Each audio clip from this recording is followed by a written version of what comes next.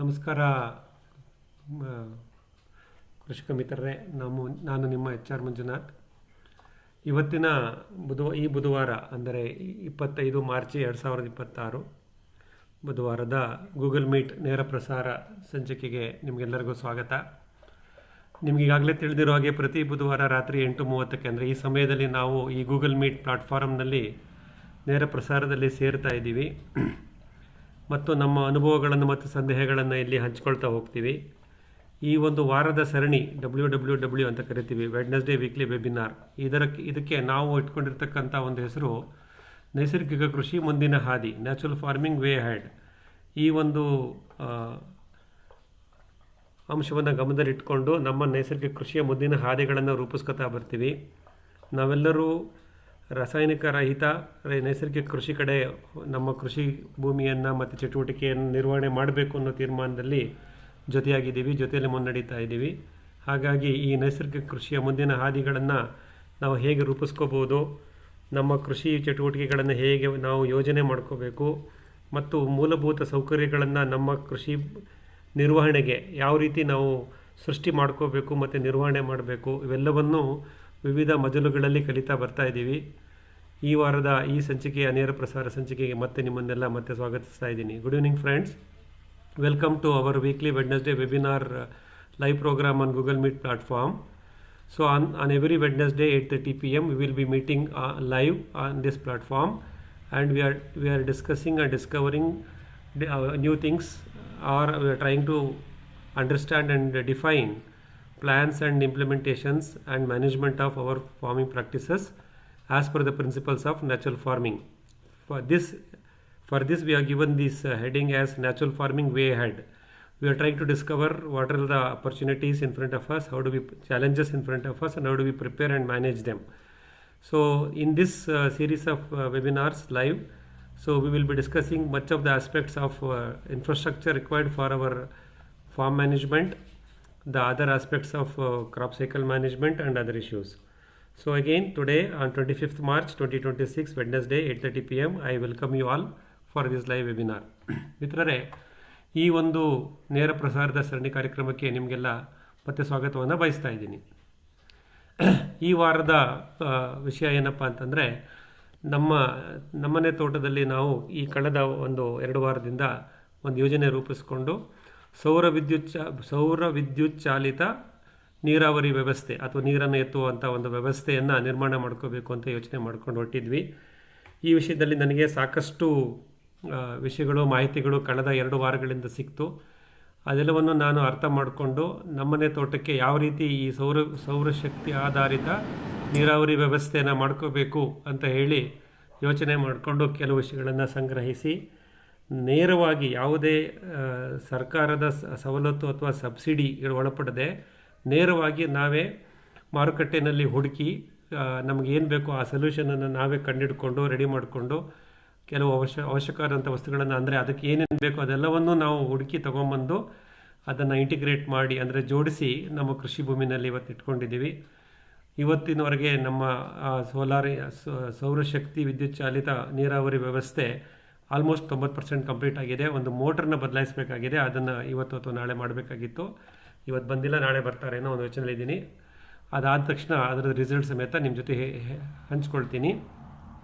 ಈ ವಿಷಯಕ್ಕೆ ಸಂಬಂಧಪಟ್ಟಂಗೆ, ಅಂದರೆ ನಮ್ಮನೆ ತೋಟದಲ್ಲಿ ಹಾಸನ ಜಿಲ್ಲೆ ಆಲೂರು ತಾಲೂಕು ಪಾಳ್ಯ ಹೋಬಳಿ ಕಿತ್ತಗಾನಮನೆ ಗ್ರಾಮದಲ್ಲಿರ್ತಕ್ಕಂಥ ನಮ್ಮನೆ ತೋಟದಲ್ಲಿ ಈ ಸೌರ ವ್ಯವಸ್ಥೆಯನ್ನು ಹೇಗೆ ಜೋಡಿಸಿದ್ದೀವಿ ಅನ್ನೋದನ್ನು ಒಂದು 5-6 ವಿಡಿಯೋಗಳನ್ನು ಮಾಡಿ ನಮ್ಮ ಯೂಟ್ಯೂಬ್ ಚಾನಲಲ್ಲಿ ಅಪ್ಲೋಡ್ ಮಾಡಿದ್ದೀನಿ. ತಾವು ಅದರಲ್ಲಿ ಗಮನಿಸಿರ್ಬೋದು, ಅಥವಾ ಈ ಪ್ರೆಸೆಂಟೇಷನಿನ ಕೊನೆಯಲ್ಲಿ ಆ ಲಿಂಕ್ ಸಮೇತ ನಿಮಗೆ ಶೇರ್ ಮಾಡ್ತೀನಿ. ನೀವು ಆ ಸಂಪೂರ್ಣವಾದ ವಿವರಗಳನ್ನು ನೀವು ಅಲ್ಲಿ ಗಮನಿಸ್ಬೋದು. ಇವತ್ತು ಒಂದು ಚಿಕ್ಕದಾಗಿ 3 ಸ್ಲೈಡ್ದು ಪ್ರೆಸೆಂಟೇಷನ್ ಮಾಡಿ ಆ ವಿಷಯವನ್ನು ನಿಮ್ಮ ಗಮನಕ್ಕೆ ತಂದು, ನಿಮಗೆ ಯಾವುದಾದ್ರೂ ಸಂದೇಹಗಳಿದ್ದರೆ ಅದನ್ನು ಪರಿಹರಿಸಿ ಮುಂದೆ ಹೋಗೋಣ ಅನ್ನೋ ಉದ್ದೇಶದಿಂದ ಇವತ್ತು ಈ ವಿಷಯವನ್ನು ಆಯ್ಕೆ ಮಾಡ್ಕೊಂಡಿದ್ದೀನಿ. Friends, today we will be discussing about solar powered water pumping solution that we are implemented in Nammane Tota, Alur Taluk, Hassan district, Palle Hobli. So we have set up a 3 kilowatt solar power captive power system which is completely free from any government subsidy. So we have integrated our own solution. We have identified the appropriate products and we purchased them from different sources. We integrated them and it is getting installed. It is being installed. We are just waiting for the last mile. Our motors has to be swapped. Once that is done, I think I should be able to record the water irrigation system also and upload in our YouTube channel. So on the last couple of days, we have done various stages of implementation, the structure mounting, panel mounting, and the controller connectivity, controller mounting all has been done. So everything is recorded in our YouTube channel and shared. So the playlist link of that our YouTube channel playlist link with about 5 to 6 videos uploaded already is also available, and it is shared. The link is shared in this presentation. End of this presentation, you can always watch. So let us try to understand how we have integrated or installed our solar powered water pumping system at ನಮ್ಮನೆ ತೋಟ. ಮಿತ್ರರೇ, ನಮ್ಮನೆ ತೋಟದಲ್ಲಿ ಕಳೆದ 10 ವರ್ಷದಿಂದ ನಮ್ಮ ನೀರಾವರಿ ವ್ಯವಸ್ಥೆ ಈ ರೀತಿ ಇದೆ. ನಾನು ಆಲ್ರೆಡಿ ಒಂದು ವೆಬಿನಾರ್ನಲ್ಲಿ ಇದನ್ನು ವಿವರವಾಗಿ ತಿಳಿಸಿದ್ದೀನಿ. ಸೊ ನಮಗೆ ಇಲ್ಲಿ 2 ಥರದ ಒಂದು ಶಕ್ತಿಯ ಮೂಲ ಪವರ್ ಸೋರ್ಸು ಇಲ್ಲಿ ಇತ್ತು. ಮೊದಲನೇದು ನಮ್ಮ KEB, ಇದು ಎಲೆಕ್ಟ್ರಿಸಿಟಿ ಬೋರ್ಡ್ ಅಂತ ಹೇಳ್ತೀವಿ. ಇಲ್ಲಿ ನಮ್ಮದು ಮೈಸೂರು ಎಲೆಕ್ಟ್ರಿಸಿಟಿ ಬೋರ್ಡ್ ಅಂತ ಬರುತ್ತೆ. ಅಲ್ಲಿಂದ ಬರ್ತಕ್ಕಂಥ 3 ಫೇಸ್ ಸಪ್ಲೈ. ಇದು ನನಗೆ ಪ್ರಥಮ ದಿನದಿಂದನೂ ಅಂದರೆ 2015ರಿಂದ ಕಳೆದ 10 ವರ್ಷದಿಂದನೂ ಇದು ಸಮಸ್ಯೆ ಇದ್ದೇ ಇದೆ. ಅದರಲ್ಲೂ ಈ ಬೇಸಿಗೆ ದಿನಗಳಲ್ಲಿ ನಮಗೆ ವಿದ್ಯುತ್ ಶಕ್ತಿ ಅವಶ್ಯಕತೆ ತುಂಬ ಇರುತ್ತೆ ನೀರಾವರಿ ವ್ಯವಸ್ಥೆಗೆ. ಬಟ್ ಆ ಸಮಯದಲ್ಲೇ ನಮಗೆ ಇಲ್ಲಿ ಕರೆಂಟ್ ಮತ್ತು ವೋಲ್ಟೇಜ್ ತುಂಬ ಸಮಸ್ಯೆ ಇರುತ್ತೆ. ಇದನ್ನು ನಾನು ಮೊದಲದಿಂದನೂ ಅನುಭವಿಸ್ತಾ ಇದ್ದೀನಿ. ಇದಕ್ಕೆ ಸಾಕಷ್ಟು ಪರ್ಯಾಯ ಉಪಾಯಗಳನ್ನು ಹುಡುಕಿದೆ, ಬಟ್ ಯಾವುದೂ ಆಗಲಿಲ್ಲ. 10 ವರ್ಷದಿಂದ ಇವತ್ತು ಸಹ ನಮಗೆ ಈ ಎಲೆಕ್ಟ್ರಿಸಿಟಿ ಬೋರ್ಡ್ ಸಪ್ಲೈ ಪವರ್ ಏನು ಬರ್ತಾ ಇದೆ ಅದರಲ್ಲಿ ಸಾಕಷ್ಟು ಸಮಸ್ಯೆಗಳಿದೆ. ನಾನು ಯೂಸೇ ಮಾಡೋಕ್ಕಾಗಲ್ಲ. ನಮ್ಮ ಮೋಟ್ರ್ ಕರೆಂಟ್ ಬರುತ್ತೆ, but motor ಆನಾಗಲ್ಲ.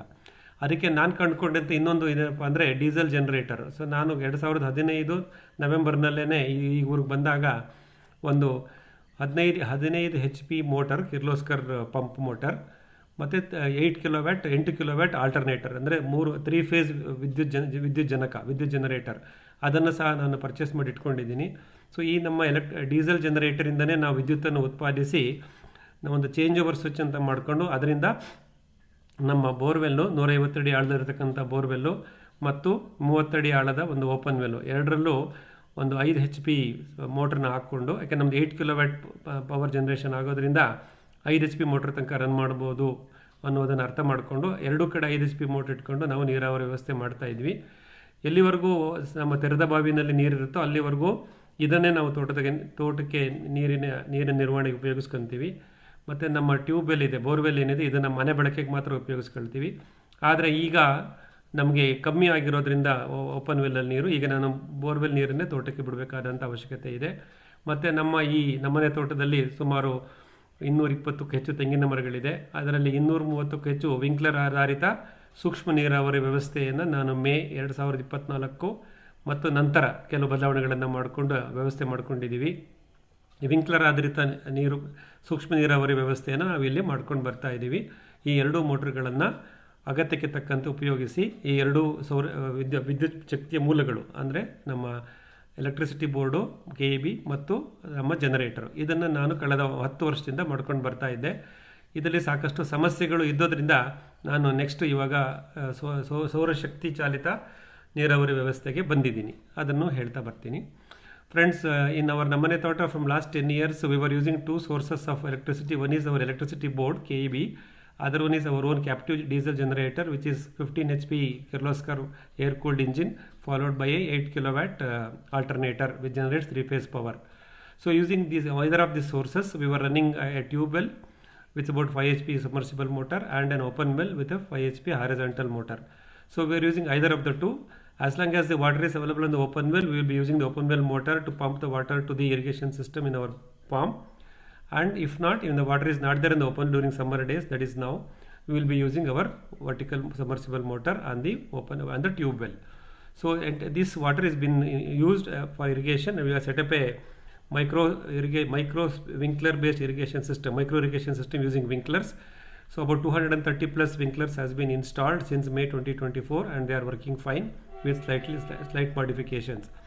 All these things has been already detailed explained in the webinar and also covered and recorded in our YouTube channel. You can always watch them, or whenever next opportunity you can visit our Namane Tota and understand in detail.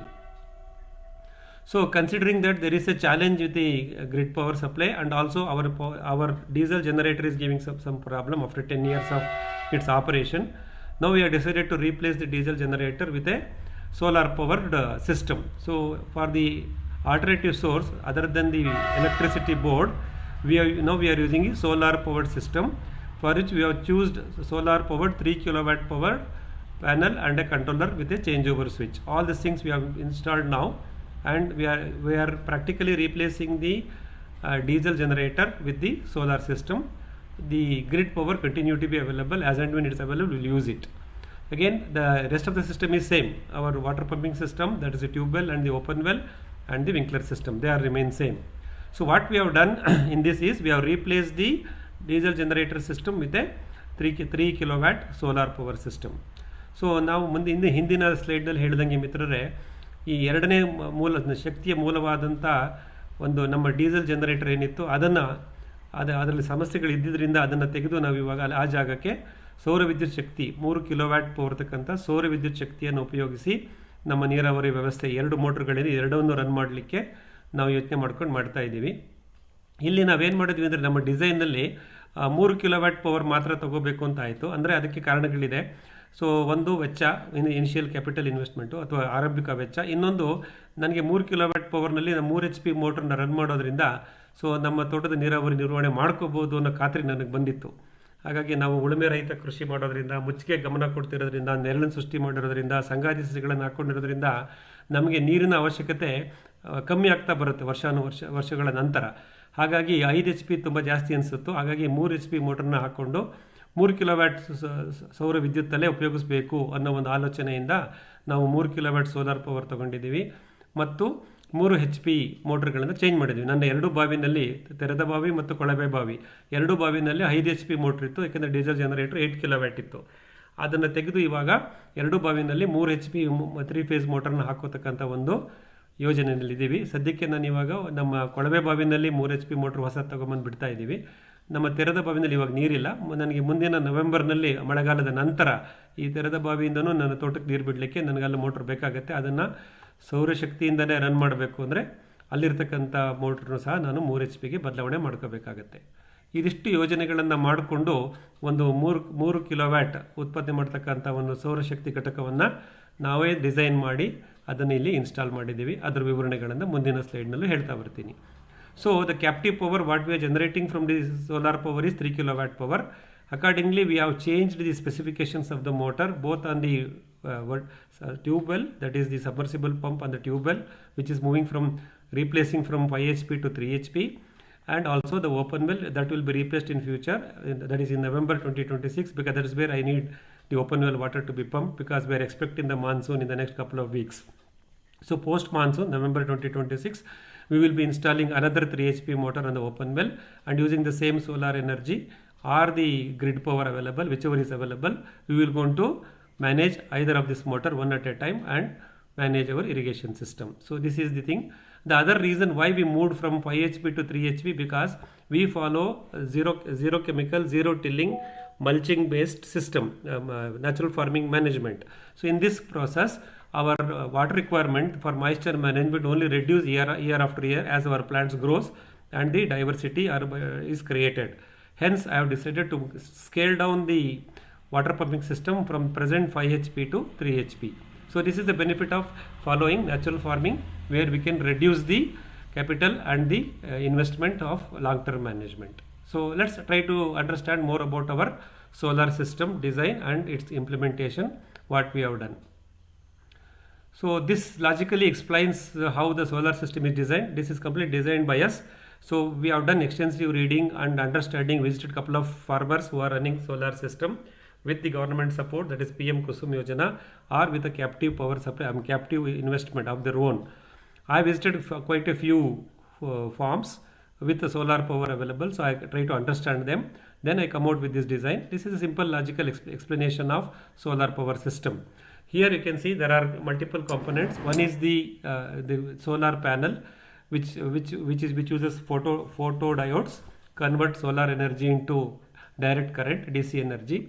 So these are all the solar panels. This is the first part of the solar system, solar powered irrigation system what we have.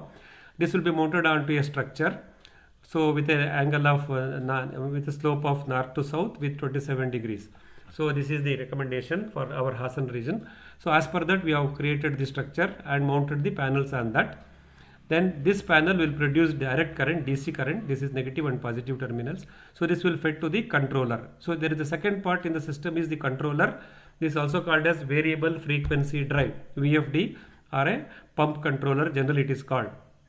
So we have chosen one such controller, solar pump controller with hybrid support. What is hybrid? This can take AC as input and also DC as input. DC as input from the solar panel, AC as input from our generator or a grid power, and that will be converted into three-phase with a three-phase output and with a changeover switch. It has got a changeover switch also. Thereby I can continue to select either of my load. I can use the tube well or open well, as the case may be, one at a time. This is similar to what I was using with the generator and the electricity board power. Now I will be replacing the generator with the solar power. So this is the logical diagram. So this is how we have done. So the structure to host solar panels, the controller which receives the DC power and also the AC power from the grid, and that will be converted and driven. It will drive either of the motor one at a time with a changeover switch available. So this is the logical view of our solution. So ಮಿತ್ರರೇ, ನಮ್ಮ ಈ ಸೌರಶಕ್ತಿ ಚಾಲಿತ ನೀರಾವರಿ ವ್ಯವಸ್ಥೆಯಲ್ಲಿ ನೀವು ಮುಖ್ಯವಾಗಿ ಇದನ್ನೆಲ್ಲ ಗಮನಿಸ್ಬೋದು. ಇದನ್ನು ನಾವೇ ಡಿಸೈನ್ ಮಾಡ್ಕೊಂಡಿದ್ದೀವಿ. ಸಾಕಷ್ಟು ತೋಟಗಳನ್ನು ಭೇಟಿ ಮಾಡಿ ಇದನ್ನೆಲ್ಲ ಅರ್ಥ ಮಾಡಿಕೊಂಡು ಓದಿ ಎಲ್ಲ ಮಾಡ್ತಾ ಇದ್ವಿ. ಇದು ನಾವು PM ಕುಸುಮನ ಸಬ್ಸಿಡಿ ಯೋಜನೆಯಿಂದ ಮಾಡ್ಕೊಂಡಿಲ್ಲ. ಸೊ ಇದನ್ನು ನೇರವಾಗಿ ನಮ್ಮ ಬಂಡವಾಳದಲ್ಲೇ ಮಾಡಿರೋದು. ಇದರಲ್ಲಿ ನೀವು ಗಮನಿಸ್ಬೋದು, ಮೊದಲನೇದು ಇದರಲ್ಲಿ ಸೌರ ಫಲಕಗಳು ಅಂತೀವಿ, ಸೋಲಾರ್ ಪ್ಯಾನಲ್ ಅಂತ ಹೇಳ್ತೀವಿ. ಈ ಸೌರ ಫಲಕಗಳನ್ನು ಇಲ್ಲಿ ಜೋಡಿಸ್ಕೊಂಡಿದ್ದೀವಿ. ಈ ಸೌರ ಫಲಕಗಳನ್ನು ಜೋಡಿಸ್ಲಿಕ್ಕೆ ನಮ್ಮದೇ ಆದಂಥ ಒಂದು ಮೌಂಟಿಂಗ್ ಸ್ಟ್ರಕ್ಚರ್ ಅಂತೀವಿ, ಒಂದು ರೂಫ್ ಟಾಪ್ ಥರ ಮಾಡ್ಕೊಂಡಿದ್ದೀವಿ. ಈ ಒಂದು ಮೌಂಟಿಂಗ್ ಸ್ಟ್ರಕ್ಚರ್ ಮೇಲೆ ಈ ಸೌರ ಫಲಕಗಳನ್ನು ಜೋಡಿಸಿದ್ದೀವಿ. ಈ ಸೌರ ಫಲಕಗಳಿಂದ ಸೂರ್ಯನ ಶಕ್ತಿಯಿಂದ ವಿದ್ಯುತ್ ಶಕ್ತಿ ಪರಿವರ್ತನೆ ಆಗುತ್ತೆ. ಆ ವಿದ್ಯುತ್ ಶಕ್ತಿ ಏನು ಉತ್ಪಾದನೆ ಆಗುತ್ತೆ ಅದನ್ನು ನೋಡಿ, ಇಲ್ಲಿ ನೆಗೆಟಿವ್ ಟರ್ಮಿನಲ್, ಪಾಸಿಟಿವ್ ಋಣಾತ್ಮಕ ಮತ್ತು ಧನಾತ್ಮಕ ಸಿಗ್ನಲ್ ಅಂತ ಹೇಳ್ತೀವಿ ಟರ್ಮಿನಲ್ಸು. ಇದರಿಂದ ನಾವು DC ಕರೆಂಟನ್ನು, ನೇರ ಕರೆಂಟ್ DC ಕರೆಂಟ್ನ ತೊಗೊಂಬಂದು ನಮ್ಮ ಕಂಟ್ರೋಲರಿಗೆ ಕೊಡ್ತೀವಿ. ಸೊ ಇಲ್ಲಿ ಎರಡನೇ ಸಿಸ್ಟಮ್ ಒಂದು ಕಂಟ್ರೋಲರು. ಇದನ್ನು ಇಂಗ್ಲೀಷ್ನಲ್ಲಿ ವೇರಿಯಬಲ್ ಫ್ರೀಕ್ವೆನ್ಸಿ ಡ್ರೈವ್, VFD ಅಂತ ಕರೀತಾರೆ, ಅಥವಾ ಪಂಪ್ ಕಂಟ್ರೋಲರ್ ಸಿಸ್ಟಮ್ ಅಂತಲೂ ಹೇಳ್ತಾರೆ. ಈ ಒಂದು ಕಂಟ್ರೋಲರ್ ಸಿಸ್ಟಮಲ್ಲಿ ಇಟ್ಕೊಂಡಿದ್ದೀವಿ. ಈ ಕಂಟ್ರೋಲರ್ ಸಿಸ್ಟಮ್ನ ಇದನ್ನು ಹೈಬ್ರಿಡ್ ಸಿಸ್ಟಮ್ ಅಂತ ಹೇಳ್ತೀವಿ. ಯಾಕೆಂದರೆ ಇದು DC ಪವರ್ನು ತಗೊಳುತ್ತೆ ನಮ್ಮ ಸೋಲಾರ್ ಪ್ಯಾನಲಿಂದ, ಮತ್ತು AC ಪವರ್ನು ತಗೊಳುತ್ತೆ ನಮ್ಮ ಎಲೆಕ್ಟ್ರಿಸಿಟಿ ಬೋರ್ಡ್ ಆಗ್ಬೋದು, ಜನರೇಟರಿಂದ ಆಗ್ಬೋದು, ಬೇರೆ ಸೋರ್ಸಿಂದ. ಇದು AC ಪವರು ತಗೊಳುತ್ತೆ, DC ಪವರು ತಗೊಳುತ್ತೆ, ಹೈಬ್ರಿಡ್ ಪವರು. ಮತ್ತು ಇದು ಹೊರಗಡೆಗೆ DC ಔಟ್ಪುಟ್ಟು ಕೊಡುತ್ತೆ, AC ಔಟ್ಪುಟ್ಟು ಕೊಡುತ್ತೆ. ನಾವು AC ಔಟ್ಪುಟ್ ಇರೋ ಮೋಟರ್ಗಳನ್ನು ಯೂಸ್ ಮಾಡ್ತಾ ಇದ್ದೀವಿ, ಹಾಗಾಗಿ ಇದು AC ಔಟ್ಪುಟ್ ಕೊಡ್ತಾ ಇದೆ. ಈಗ ಇದನ್ನು ಹೈಬ್ರಿಡ್ ಅಂತೀವಿ. ಇದರಲ್ಲಿ ಚೇಂಜ್ ಓವರ್ ಮೆಕ್ಯಾನಿಸಮ್ ಸಮೇತ ಇದೆ. ಅಂದರೆ ನಾವು ಮುಂಚಿನ ವಿಡಿಯೋದ ಚಿತ್ರದಲ್ಲಿ ತೋರಿಸಿದಾಗೆ ನಾವು ಹೇಗೆ ಮೋಟರ್ ಬಿನ ಸೆಲೆಕ್ಟ್ ಮಾಡ್ತಿದ್ವೋ ಜನರೇಟರ್ ಮತ್ತು ಎಲೆಕ್ಟ್ರಿಸಿಟಿ ಮಧ್ಯೆ, ಅದೇ ಥರ ಇಲ್ಲೂ ಮಾಡ್ತಾ ಇದ್ದೀವಿ. ಅದಕ್ಕೊಂದು ಚೇಂಜ್ ಓವರ್ ಸ್ವಿಚ್ ಸಹ ಈ ಕಂಟ್ರೋಲಲ್ಲಿ ಎಂಬೆಡ್ ಆಗಿದೆ. ಇದರಿಂದ ನಾನು ನಮ್ಮ ಬೋರ್ವೆಲ್ ಪಂಪ ಅಥವಾ ತೆರೆದ ಬಾವಿಯ ಪಂಪು ಯಾವುದನ್ನೋದನ್ನು ನಾವು ನಿರ್ಧಾರ ಮಾಡ್ಬೋದು, ಒನ್ ಅಟ್ ಎ ಟೈಮ್, ಒಂದು ಮಾತ್ರ. ಮತ್ತು ನಮ್ಮ ನೀರಾವರಿ ವ್ಯವಸ್ಥೆ ಹಾಗೇ ಇದೆ. ಇದೆಲ್ಲ ಸಿಸ್ಟಮ್ ಹಾಗೇ ಇದೆ ಮಿತ್ರರೇ. ಏನು ಬದಲಾವಣೆ ನಾವೇನು ಮಾಡಿದ್ದೀವಿ ಅಂದರೆ, ನಮ್ಮ ಬೋರ್ವೆಲ್ನಲ್ಲಿ ಇವಾಗ 5 HP ಮೋಟ್ರ್ ಇತ್ತು, ಜನರೇಟರ್ 8 kW ಇದ್ದಿದ್ದರಿಂದ ಅದನ್ನು ಚೇಂಜ್ ಮಾಡಿ 3 HP ಹಾಕ್ಕೊಂಡಿದ್ದೀವಿ, 3-phase ಮೋಟರು. ಇದು ಹೊಸ ಮೋಟ್ರ್ ತೊಗೊಬಂದಿದ್ದೀವಿ. ಮತ್ತು ನಮ್ಮ ಓಪನ್ ವೆಲಲ್ಲಿ ಸದ್ಯಕ್ಕೆ ಎಲೆಕ್ಟ್ರಿಸಿಟಿ ಮೋಟ್ರ್ ಇದೆ 5 HP. ಈಗ ಅದನ್ನು ನವೆಂಬರ್ 2026 ನಂತರ, ಅಂದರೆ ಈ ಸಲ ಮುಂಗಾರು ಮುಗಿದ ನಂತರ ನಾವು ಈ ತೆರೆದ ಬಾವಿಯಿಂದ ನೀರಾವರಿ ವ್ಯವಸ್ಥೆ ಮಾಡ್ಕೋಬೇಕು ನಮ್ಮ ತೋಟಕ್ಕೆ.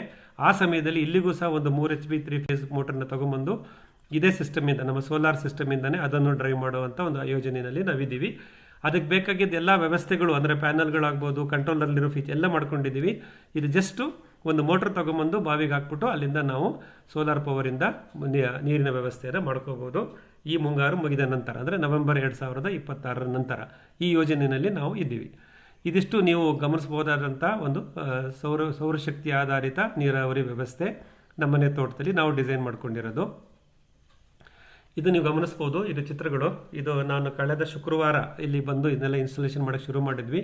ಫಸ್ಟು ನಾವು ಇದು ಸ್ಟ್ರಕ್ಚರ್ನ ಮೌಂಟ್ ಮಾಡಿದ್ವಿ. ಇಲ್ಲಿ ಕೆಳಗಡೆ ಇದೆ MS ಟ್ಯೂಬಲ್ಲಿ ಸ್ಟ್ರಕ್ಚರ್ ಮಾಡಿದ್ವಿ. ಈ ಸ್ಟ್ರಕ್ಚರ್ನ ಮೌಂಟ್ ಮಾಡಿದ್ವಿ. ಈ ಸ್ಟ್ರಕ್ಚರ್ನ ನಮ್ಮ ಮಿತ್ರ ಆನಂದ್ ಅವರು ಬೆಂಗಳೂರಿನಲ್ಲೇ ಡಿಸೈನ್ ಮಾಡಿ ಫ್ಯಾಬ್ರಿಕೇಷನ್ ಮಾಡಿ ಕೊಟ್ಟರು. ಆ ಸ್ಟ್ರಕ್ಚರ್ ಅಲ್ಲಿಂದ ತೊಗೊಂಬಂದ್ವಿ. ಆ ಸ್ಟ್ರಕ್ಚರ್ ಹೇಗೆ ಮಾಡಿದ್ವಿ ನಾವು ಅಂದರೆ, 2 ರೋಗಳಿದೆ. ಒಂದೊಂದು ರೋನಲ್ಲಿ 5 ಪ್ಯಾನಲ್ಗಳನ್ನು ಹಾಕ್ಬೋದು. ಅಂದರೆ ಮೇಲ್ಗಡೆ ರೋನಲ್ಲಿ 5, ಉತ್ತರ ಭಾಗದಲ್ಲಿ, ದಕ್ಷಿಣ ಭಾಗದಲ್ಲಿ 5, 10 ಪ್ಯಾನಲ್ಗಳನ್ನು ಹಾಕ್ಲಿಕ್ಕಂತ ಒಂದು ಡಿಸೈನನ್ನು ನಾವು ಮಾಡ್ಕೊಂಡ್ವಿ.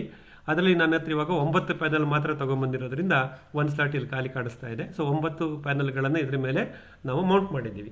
ಸೊ ಈ ರೀತಿ ಒಂದು ಸ್ಟ್ರಕ್ಚರನ್ನು ಮಾಡಿಕೊಂಡು ನಮ್ಮ ಸಾಮಾನ್ಯವಾಗಿ ನಮ್ಮ ಮನೆಯ ಒಂದು ಚಾವಣಿ ಮೇಲ್ಚಾವಣಿ ಹೇಗೆ ಮಾಡ್ಕೊತೀವೋ ಅದೇ ಡಿಸೈನಲ್ಲಿ ಹಿಂಭಾಗದಲ್ಲಿ 3 ಕಾಲುಗಳು, ಮುಂಭಾಗದಲ್ಲಿ 3 ಕಾಲುಗಳು, ಅದರ ಮೇಲೆ ಚಾವಣಿಯ ನಿರ್ಮಾಣ, ಆ ಚಾವಣಿಯ ಫರ್ಲಿನ್ ಅಂತೀವಿ, ಅದರ ಮೇಲೆ ನಮ್ಮ ಪ್ಯಾನಲ್ಗಳನ್ನು.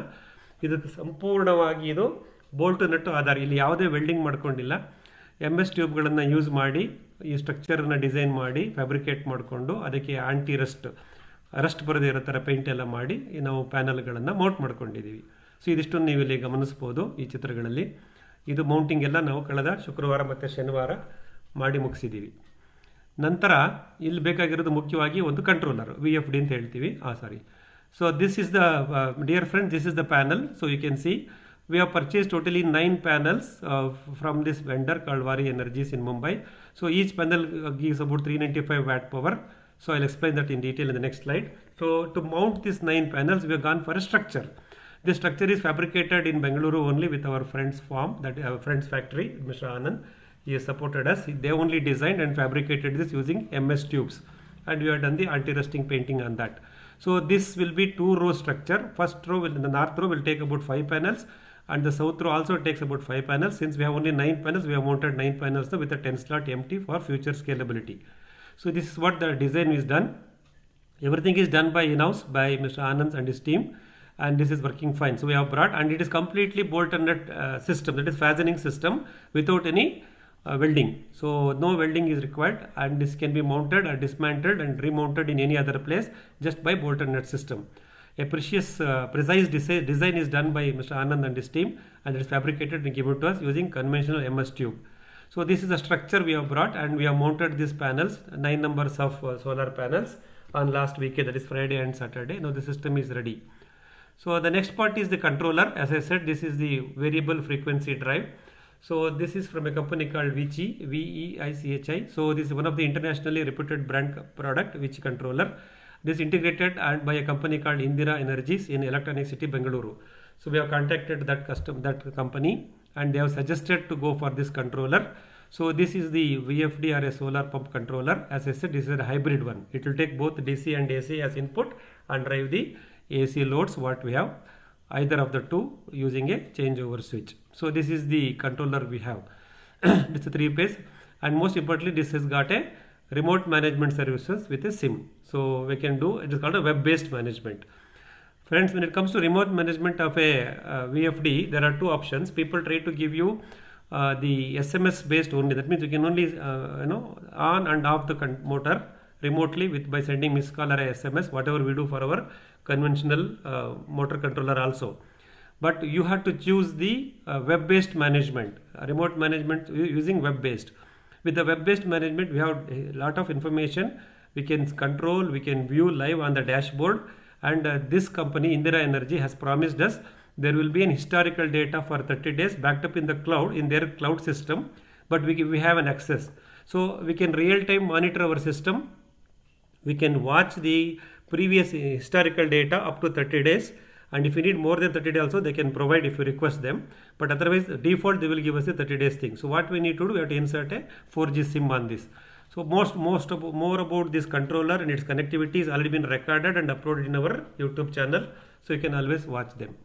So apart from this, we have also got this lightning arrestor and also earthing kit. So the earthing kit is to the fabrication unit, the mounting structure. And we also have a lightning arrestor. All the things we brought on Amazon. It's straight away available, friends. There is no rocket science. You can order it Amazon, it will come to our house. And this has been also with the earthing kit dedicated for the lightning arrestor, another earthing kit for our controller. So everything is done on the last weekend, Friday, Saturday, and the system is ready. We are just waiting for the motor to be swapped to go live. Once that is gone live, I will go to record that and share it on the YouTube channel. ಮಿತ್ರರ, ಇದು ನಮ್ಮದು controller ಇದೆ. ಇದಕ್ಕೆ VFD ಅಂತ ಹೇಳ್ತೀವಿ. ಇದು hybrid controller, AC ಮತ್ತು DC ಎರಡನ್ನೂ handle ಮಾಡುತ್ತೆ. ಮುಖ್ಯವಾಗಿ ಈ ಕಂಟ್ರೋಲರ್ದು ಮುಖ್ಯ ವಿಶೇಷ ಏನಪ್ಪ ಅಂದರೆ, ಇದು ನನ್ನ 2 ಲೋಡನ್ನು ಸ್ವಿಚ್ ಓವರ್ ಮಾಡುತ್ತೆ. ಅಂದರೆ ನನ್ನ ಬೋರ್ವೆಲ್ಲು ಮತ್ತು ತೆರೆದ ಬಾವಿ ಎರಡನ್ನೂ ನಾನು one at a time switch over ಮಾಡ್ಕೋಬೋದು. ಮತ್ತು ಇದರಲ್ಲಿ ರಿಮೋಟ್ ಮ್ಯಾನೇಜ್ಮೆಂಟ್ ಸರ್ವಿಸಸ್ ಅಂತ ಇದೆ.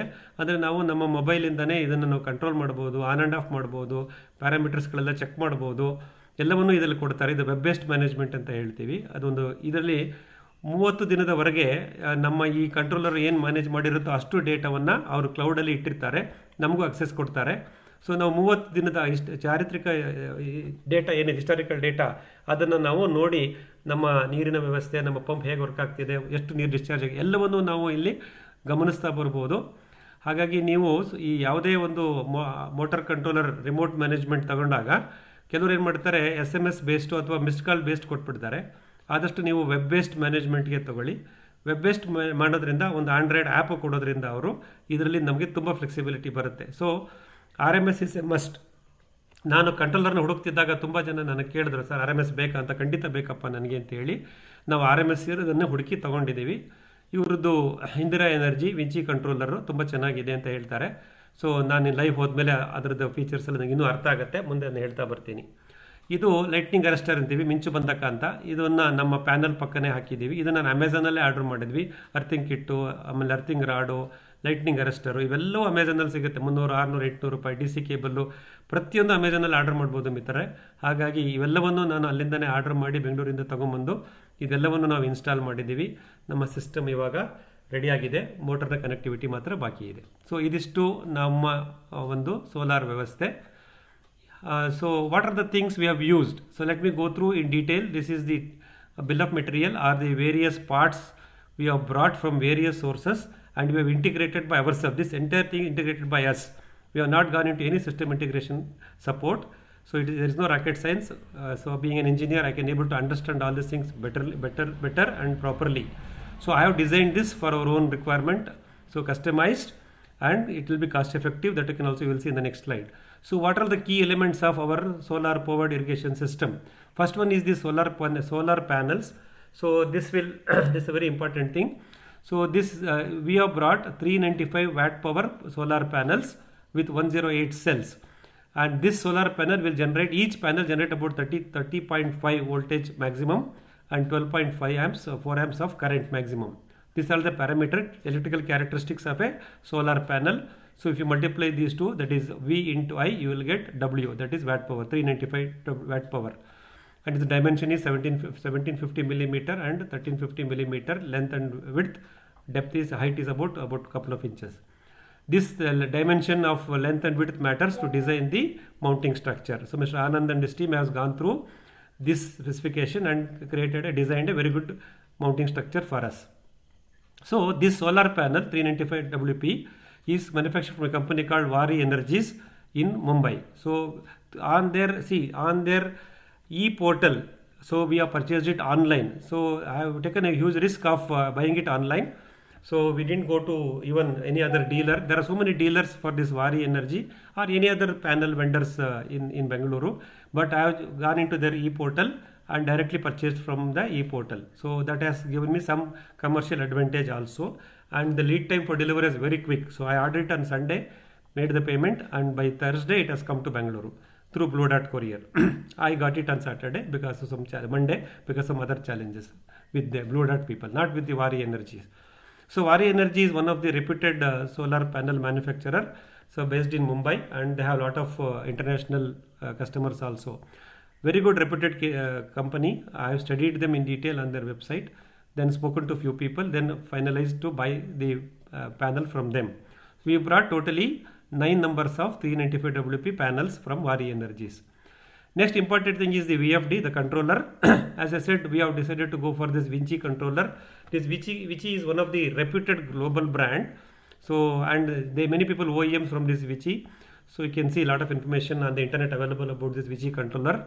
Like we say Intel inside in our computer laptop, we should say Vinci inside in our VFD. Such a reliability and the features are available from this Vinci controller. This company, Indira Energies in Electronic City, Bengaluru, is a startup company about 3+ years old. So they have used this Vinci controller and developed their own management interface on top of that. That's the RMS, Remote Management Services.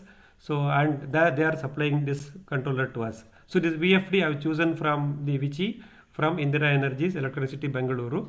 And this VFD generally is proportional to what is the power we get. So we got 3 kilowatt of power for a 3 HP motor. So the VFD should be at least 3 HP or more than that.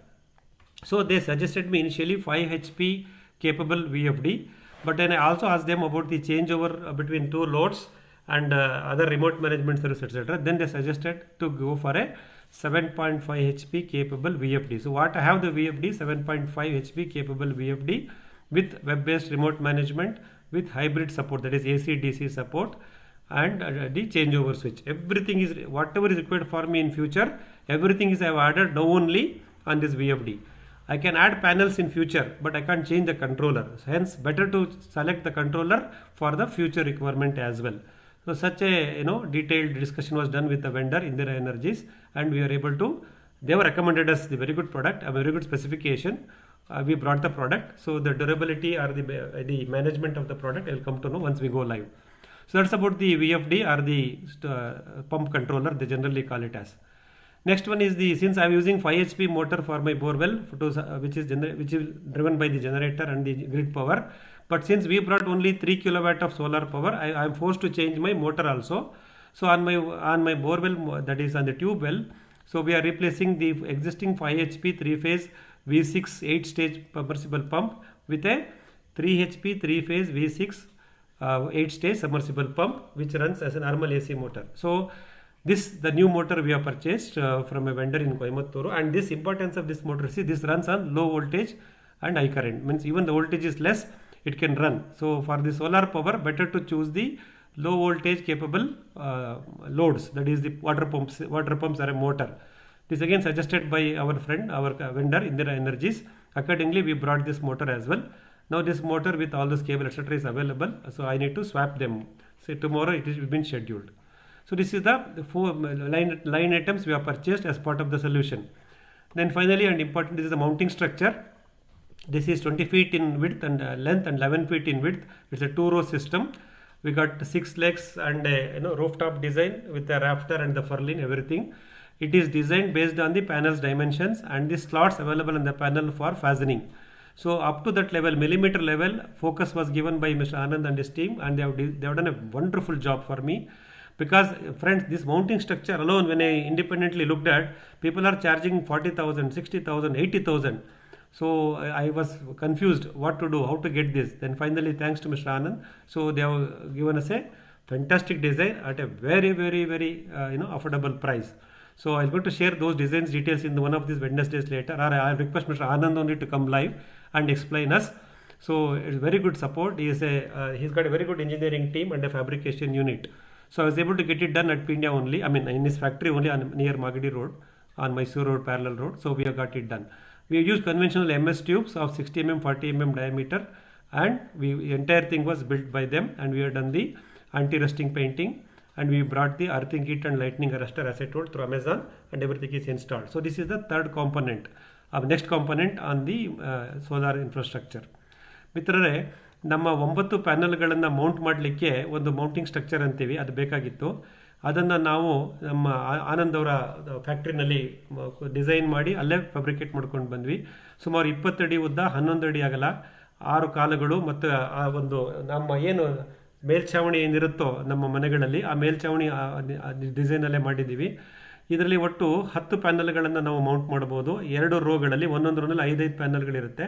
ನಮ್ಮ ಹತ್ರ 9 panel ಮಾತ್ರ, ಈಗ ನನಗೆ 3 kilowatt ಸಾಕಾಗಿದ್ದರಿಂದ 9 panel ತೊಗೊಂಡಿದ್ದೀವಿ. 9 panel already ನಾವು Mount ಮಾಡಿದ್ದೀವಿ. ಇದಕ್ಕೆ normal MS tube ಏನು ಸಿಗುತ್ತೆ ಮಾರ್ಕೆಟ್, ಅದನ್ನೇ ತೊಗೊಂಡು ಮಾಡಿಸಿ ಅದಕ್ಕೆ ಆಂಟಿ ರಸ್ಟಿಂಗ್ ಪೇಂಟ್ಗಳನ್ನು ಮಾಡಿಕೊಂಡು ಮತ್ತು ಲೈಟ್ನಿಂಗ್ ಅರೆಸ್ಟು, ಅರ್ಥಿಂಗ್ ಕಿಟ್ ಎಲ್ಲ ತೊಗೊಂಬಂದು ಅಮೆಝಾನಲ್ಲಿ ಇದೆಲ್ಲವನ್ನು ನಾವು ಇನ್ಸ್ಟಾಲ್ ಮಾಡ್ಕೊಂಡಿದ್ದೀವಿ. ಇದೆಲ್ಲವನ್ನು ಬೆಂಗಳೂರಿನಲ್ಲೇ ಮಾಡಿ ಇದನ್ನು ಬೋಲ್ಟ್ ನಟ್ ಸಿಸ್ಟಮ್ ಅಂತ ಹೇಳ್ತೀವಿ. ಯಾವುದೇ ವೆಲ್ಡಿಂಗ್ ಕಾಂಪೊನೆಂಟ್ ಇಲ್ಲ ಇಲ್ಲಿ. ಅಂದರೆ ನಾವು ಇದನ್ನು ಮಡಿಸ್ಬಿಟ್ಟು ಎಲ್ಲವನ್ನು ಒಂದು ಟ್ರಾನ್ಸ್ಪೋರ್ಟ್ ವೆಹಿಕಲಲ್ಲಿ ನಮ್ಮನೆ ತೋಟಕ್ಕೆ ತೊಗೊಂಬಂದು ಇಲ್ಲಿ ನಾವು ಬೋಲ್ಟ್ ನಟ್ಟಲ್ಲಿ, ಇನ್ಫ್ಯಾಕ್ಟ್ ನಮ್ಮ ತೋಟದ ಕೆಲಸ ಮಾಡ್ತಾರಲ್ಲ, ಬ್ರಷ್ ಕಟರ್ ಮಾಡೋರು ಮತ್ತು ನಮ್ಗೆ ಹಿಂಡಿ ದ್ರಾವಣ ಹಾಕೋರು, ಆ ಟೀಮ್ ಕೆಲೆ ನಾನು ಅಷ್ಟನ್ನು ಮೌಂಟ್ ಮಾಡಿಸ್ದೆ. ಅಷ್ಟು ಚೆನ್ನಾಗಿ ಆನಂದ್ ಅವರು ಅದನ್ನು ಡಿಸೈನ್ ಮಾಡಿ ನನಗೆ ಎಕ್ಸ್ಪ್ಲೈನ್ ಮಾಡಿದರು. Without any expertise, our own farm people work on our farm, they were able to install this. So they were also very happy, such that they got an opportunity to erect a mounting structure with bolt and nuts only. So ಇದನ್ನು ನಾವು ಮಾಡ್ಕೊಂಡಿದ್ದೀವಿ. ಮತ್ತು ಕೆಲವು connecting accessories, DC cable, connectors, earthing rods, ಇವೆಲ್ಲವನ್ನು ನಾನು chemicals, earthing ರಾಡ್ಗೆ ಇವೆಲ್ಲವನ್ನು ನಾನು ಅಮೆಝಾನ್ನಲ್ಲೇ order ಮಾಡಿ ತೊಗೊಂಡಿದ್ದೀನಿ ಮಿತ್ರರೆ. ಸೊ ಎಲ್ಲವೂ ಸಾಧ್ಯವಾಯಿತು. ಸೊ ಹಾಗಾಗಿ ಈ ರೀತಿ ನಾವೇ ಎಲ್ಲೇನು ತೊಗೋಬೋದು ಅಂತ ನೋಡಿ ತಗೊಂಡಾಗ ನಮಗೆ ಬಂಡವಾಳ ಭಾಳ ಕಡಿಮೆ ಆಗುತ್ತೆ ಅನ್ನೋ ಅನುಭವಕ್ಕೆ ಬಂತು. ನೋಡಿ ಮತ್ತೊಮ್ಮೆ ಹೇಳ್ತೀನಿ, ವಾರಿ ಎನರ್ಜಿ ಮುಂಬೈ ಅವರಿಂದ solar panel 9, Indira energies electronic city Bengaluru ಅವರಿಂದ ನಮ್ಮ VFD ಅಥವಾ ಸ್ಟೋರೇಜ್ ಕಂಟ್ರೋಲರು, ಒಂದು ಕೊಯಮತ್ತೂರು ಬೇಸ್ಡ್ ಕಂಪನಿಯಿಂದ ಲೋ ಪವರ್ ವೋಲ್ಟೇಜ್ನಲ್ಲಿ ರನ್ ಆಗ್ತಕ್ಕಂಥ ಒಂದು ಹೊಸ ಸಬ್ಮರ್ಸಿಬಲ್ ಪಂಪು, ಮತ್ತು ನಮ್ಮ ಮೌಂಟಿಂಗ್ ಸ್ಟ್ರಕ್ಚರ್ನ ನಮ್ಮ ಮಿತ್ರ ಆನಂದ್ ಅವರ ಫ್ಯಾಕ್ಟ್ರಿನಲ್ಲಿ ನಾವೇ ಮಾಡ್ಕೊಂಡಿದ್ದು, ಕನ್ವೆನ್ಷನ್ MS-TB ಯೂಸ್ ಮಾಡಿ ಇದೆಲ್ಲ ಮಾಡ್ಕೊಂಡ್ವಿ. ಮತ್ತು ಉಳಿದಿದ್ದೆಲ್ಲನೂ ಅಮೆಝಾನಲ್ಲೇ ಪರ್ಚೇಸ್ ಮಾಡಿದ್ದೀನಿ ಆನ್ಲೈನಲ್ಲಿ. ಇದಿಷ್ಟನ್ನು ನಾವು ತೊಗೊಂಬಂದು ನಮ್ಮ ಸ್ಟ್ರಕ್ಚರನ್ನು, ನಮ್ಮ ಸೋಲಾರ್ ಸಿಸ್ಟಮ್ನ ಇನ್ಸ್ಟಾಲ್ ಮಾಡ್ಕೊಂಡಿದ್ದೀವಿ. ಮತ್ತು ಈಗ ನಾನು ನಮ್ಮ ಬಂಡವಾಳದ ಬಗ್ಗೆ ಹೇಳ್ತಾ ಹೋಗ್ತೀನಿ. This is the investment overview of our solar system. So first one is the solar panel, 395 watt power, quantity 9 numbers from Waaree Energy. So this we brought from their online portal, that is the e-portal of Waaree Energy. This costed us 47,500 rupees for 9 panels, including delivery through Blue Dart up to Malleshwaram, Bengaluru. So we got it ordered from them. It is the first part is solar panel from Waaree at 47,500 rupees. Next one is the VFD controller from Indira Energies, which is based on powered by Vinci. It's a hybrid with RMS support, 7.5 HP supported with changeover. Everything is there, future proof at 24,000 rupees. And then water pump we wanted 3-phase 3 HP from a Coimbatore vendor for 23,000 rupees. The mounting structure, that is all the MS tube, accessories, bolt nuts, everything. So is about 12,000 rupees. Again, thanks to Mr. Anand. He has not charged me for the design part or the fabrication part. Then the transportation, because everything is consulted in Bangalore and brought to Namane Tota, Palya, Alur Taluk, Hassan district. So transportation charges, some accessories, Amazon, whatever I purchased, about 10,000 rupees. The installation, that is erection of the mounting structure, mounting the panels, installing the controller. Now tomorrow swapping the motor from 5 HP to 3 HP. That is pegged at around 10,000 rupees in installation charges. This is on site at our farm. So put together, for a 3 kilowatt solar power with everything, the total cost is 1,26,500. This translates to approximately 35 rupees 64 paisa per watt. The total system, if you consider panel alone, so I paid about 47,500 rupees for a 3 kilowatt, that is 395 watt power into 9. That's about 13 rupees 35 paisa per watt. Friends, when I brought this farm in 10 years back, I was thinking of going for a solar. Believe me friends, in 2015 the average cost per watt per watt is about 55 to 60 rupees. Today, after 10 years, the cost of this panel has dropped so significantly. Today we are able to get around 13 rupees 35 paise per watt. So that is the price reduction what I have seen in the last 10 years. And particularly solar implementation in our country is happening in a massive way. So these costs have already hit the bottom line and they will continue to drop. Even the controller, friends, so when I was trying to look this controller from some of the Pune companies in 2017-18, they were charging 84,000, 85,000, 49,000 with RMS module 6,000. They were quoting like that, because before I buy the generator, I did all this homework in 2015-16 only. So but today what was costing 83,000, 85,000, today I got it for 23,000. So there is a significant price drop on these solar power solution products in the last 5-6 years. Mounting structure alone, people quoted me 80,000, 75,000, and they say no service at Hassan, you can take it and install yourself. But we are able to get it at 12,000 rupees, only cost of the material and the bolt and nuts, because Mr. Anand has not charged us for the services. Obviously, sir, at actual prices. So essentially, somebody wants to implement a solar powered system without getting into the government schemes, subsidies, etc., at around 35 rupees 60 paise per watt, that is around 36 rupees per watt, you can set up your solar panel system. So I have chosen a 3 kilowatt 3 HP. So you may be needing 5 kilowatt 5 HP, or a 7 kilowatt 7.5 HP, or a 10 kilowatt 10.5 HP 10 HP motors. Depends on your requirement and the depth of your tube well, etc. But it will be in the range of 35 rupees to 40 rupees per watt. So this is the bottom line, you can calculate, and still we can fine tune it. With my experience of interacting with all these vendors, I know as on March 2026 I got the best deal from all these people. But otherwise, if you can do some more homework, you can still reduce the cost further. As I said, the cost will only come down. So with this, the indication is, anybody wants to go for solar, so it is the right time, because the cost per panel is around 14 rupees per watt, and the cost per total solution is about 36 rupees per watt. So this is the number I have achieved in sourcing it from various vendors and designed and integrated by ourselves. There is no rocket science which can be done by ourselves. ಮಿತ್ರರೇ, ನಮ್ಮ ಈ ಒಂದು ಸೌರಶಕ್ತಿ ಚಾಲಿತ ನೀರಾವರಿ motor ವ್ಯವಸ್ಥೆ ಏನು ನಾವು ಮಾಡ್ಕೊಂಡಿದ್ದೀವಿ ನಮ್ಮನೆ ತೋಟದಲ್ಲಿ, ಇದ್ರದ್ದು ವೆಚ್ಚಗಳು ಈ ರೀತಿ ಇದೆ. ಸೌರ ಫಲಕಗಳು ವಾರಿ ಎನರ್ಜಿಯಿಂದ 9 ಫಲಕ 3.5 ಕಿಲೋವ್ಯಾಟ್ಗೆ 47,500 ರೂಪಾಯಿ. VFD ಕಂಟ್ರೋಲರ್ ಅಥವಾ ಪವರ್ ಕಂಟ್ರೋಲರ್ ಅಂತ ಹೇಳ್ತೀವಿ, ಪಂಪ್ ಕಂಟ್ರೋಲರು, ಎಲ್ಲ ಫೀಚರ್ ಎಲ್ಲ ಇದೆ, ಫ್ಯೂಚರ್ ಪ್ರೂಫ್ ಇದೆ. ಇದು 7.5 HP remote management, dual motor support, AC/DC support ಎಲ್ಲ ಇದೆ. ಇದಕ್ಕೆ 24,000 ರೂಪಾಯಿ. ಮತ್ತು ನಾನು 5 HP ಮೋಟ್ರನ್ನ ರನ್ ಮಾಡೋಕ್ಕಾಗಲ್ಲ ಅಂದ್ಬಿಟ್ಟು 3 HP ಮೋಟ್ರ್ ತೊಗೊಂಬಂದಿದ್ದೀನಿ ನಮ್ಮ ಬೋರ್ವೆಲ್ಗೆ, ಅದಕ್ಕೆ 23,000 ರೂಪಾಯಿ. ಇದು ಕಡಿಮೆ ವಿದ್ಯುತ್ತಲ್ಲೂ ರನ್ ಆಗುತ್ತೆ, ಲೋ ವೋಲ್ಟೇಜ್ ಸ್ಪೆಸಿಫಿಕೇಶನ್. ಮತ್ತು ನಮ್ಮದು ಮೌಂಟಿಂಗ್ ಸ್ಟ್ರಕ್ಚರ್ 10 ಪ್ಯಾನಲ್ನ ಮೌಂಟ್ ಮಾಡಲಿಕ್ಕೆ ಆನಂದ್ ಅವ್ರ ಸಹಾಯದಿಂದ ಡಿಸೈನ್ ಮಾಡ್ಕೊಂಡ ಮೌಂಟಿಂಗ್ ಸ್ಟ್ರಕ್ಚರು. ಇದು ಮೆಟೀರಿಯಲ್ ಕಾಸ್ಟ್ ಮಾತ್ರ 12,000. ಆನಂದ್ ಸರ್ ನನಗೆ ಯಾವುದನ್ನು ಸರ್ವಿಸ್ ಚಾರ್ಜ್ ಮಾಡಲಿಲ್ಲ. ಮತ್ತು ಇದೆಲ್ಲ ಟ್ರಾನ್ಸ್ಪೋರ್ಟೇಷನ್, ಇನ್ಸ್ಟಲೇಷನ್ ಚಾರ್ಜಸ್ ಎಟ್ಸೆಟ್ರಾ ಇವೆಲ್ಲ ಮಾಡ್ಕೊಂಡಿದ್ದೀವಿ. ನಂದು ಟೋಟಲ್ ಕಾಸ್ಟ್ ಬಂದು 1,26,500 ರೂಪಾಯಿ ನೆನ್ನೆ ತನಕ ಆಗಿದೆ. ನಾಳೆ ಸಿಸ್ಟಮ್ ಲೈವ್ ಹೋಗ್ತಾ ಇದೆ. ಇದನ್ನು ನೀವು ಅವರೇಜ್ ತೊಗೊಂಡ್ರೆ 35 ರೂಪಾಯಿ 64 ಪೈಸೆ 1 ವ್ಯಾಟ್ಗೆ ನಾನು ಟೋಟಲ್ ಸೊಲ್ಯೂಷನ್ ಇಂಪ್ಲಿಮೆಂಟ್ ಆಗಿದೆ. ಇದರ ಅರ್ಥ ಏನಂದರೆ, ನಿಮ್ಮ ಕೃಷಿ ಭೂಮಿಯಲ್ಲಿ ನೀವು ಸೌರಶಕ್ತಿ ಚಾಲಿತ ನೀರಾವರಿ ವ್ಯವಸ್ಥೆ ಮಾಡ್ಕೋಬೇಕಾದ್ರೆ ನೀವು 3 ಕಿಲೋವ್ಯಾಟು 3 HP ತೊಗೋಬೋದು, 5 ಕಿಲೋವ್ಯಾಟು 5 HP ತೊಗೋಬೋದು, 7.5 ಕಿಲೋವ್ಯಾಟು 7.5 HP ಮೋಟ್ರ್ ತೊಗೋಬೋದು, 10 ಕಿಲೋವ್ಯಾಟು 10 HP ತೊಗೋಬೋದು. ನಿಮಗೆ ಬಾಟಮ್ ಲೈನ್ ಏನು ಹೇಳುತ್ತೆ ಅಂದರೆ ಒಂದು 35ರಿಂದ 36 ರೂಪಾಯಿ. ಅಥವಾ ನೀವು ಬೋರ್ವೆಲ್ ಡೆಪ್ತ್ ಜಾಸ್ತಿ ಇದ್ದರೆ, ಸ್ವಲ್ಪ ಪೈಪು ಕೇಬಲ್ ಜಾಸ್ತಿ ಬಂದರೆ ಒಂದು 40 ರೂಪಾಯಿ ಪರ್ ವ್ಯಾಟ್ ಥರ ನೀವು ಕ್ಯಾಲ್ಕುಲೇಷನ್ ಮಾಡಿಕೊಂಡು ನೀವು ಬಜೆಟ್ ಮಾಡ್ಕೋಬೋದು. ಇದಕ್ಕಿಂತಲೂ ಕಡಿಮೆ ವೆಚ್ಚದಲ್ಲೂ ನಾವು ಮಾಡ್ಬೋದು, ಯಾಕೆಂದರೆ ಪ್ರತಿನಿತ್ಯ ಇದರ ಪ್ರೈಸ್ ಕಮ್ಮಿ ಆಗ್ತಾನೆ ಬರ್ತಾ ಇದೆ. ಕರೆಕ್ಟಾಗಿ ಹೋಮ್ವರ್ಕ್ ಮಾಡಿಕೊಂಡ್ರೆ ನಾವು ಇನ್ನೂ ಇದರಲ್ಲಿ ನಮ್ಮ ಮೂಲ ಬಂಡವಾಳವನ್ನು ಕಮ್ಮಿ ಮಾಡ್ಕೋಬೋದು ಅನ್ನೋ ವಿಶ್ವಾಸ ನನಗೆ ಇವಾಗ ಬಂದಿದೆ. ಸೊ ಹಾಗಾಗಿ ಯಾರು ಇದನ್ನು ಯೋಜನೆ ಮಾಡ್ಕೋತಿರೋ ಸೌರ ವಿದ್ಯುತ್ತನ್ನು ಅಳವಡಿಸ್ಕೊಳ್ಳೋಕ್ಕೆ, ಇದು ಸಕಾಲ, ಕಡಿಮೆ, ಎಲ್ಲವೂ ಕಡಿಮೆ ಆಗ್ತಾ ಇದೆ.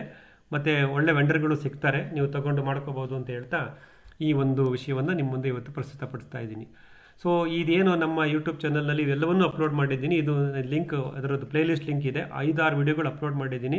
ನಾಳೆ ಮೋಟ್ರ್ ಆನ್ ಮಾಡಿದ್ಮೇಲೆ ಅದನ್ನು ನಿಮಗೆ ಅಪ್ಲೋಡ್ ಮಾಡಿ, ಎಷ್ಟು ವಿಂಕರ್ಗಳು ಹಾರುತ್ತೆ, ಎಷ್ಟು ವೋಲ್ಟೇಜು ಕರೆಂಟಲ್ಲಿ ನಮ್ಮ ಕಂಟ್ರೋಲ್ ವರ್ಕ್ ಆಗುತ್ತೆ, ಎಲ್ಲ ವೆಬ್ ಬೇಸ್ಡ್ ಮ್ಯಾನೇಜ್ಮೆಂಟ್ ಇದೆ ವಿತ್ ಸ್ಕ್ರೀನ್ ಶಾಟ್ಸು. ನಾನು ನಿಮಗೆಲ್ಲ ಶೇರ್ ಮಾಡಬಲ್ಲೆ. ಅದನ್ನು ನಾನು ಯೂಟ್ಯೂಬ್ ಚಾನಲ್ ರೆಗ್ಯುಲರಾಗಿ ಹಾಕ್ತಾ ಬರ್ತೀನಿ, ನೀವಲ್ಲಿ ಗಮನಿಸ್ತಾ ಬರ್ಬೋದು.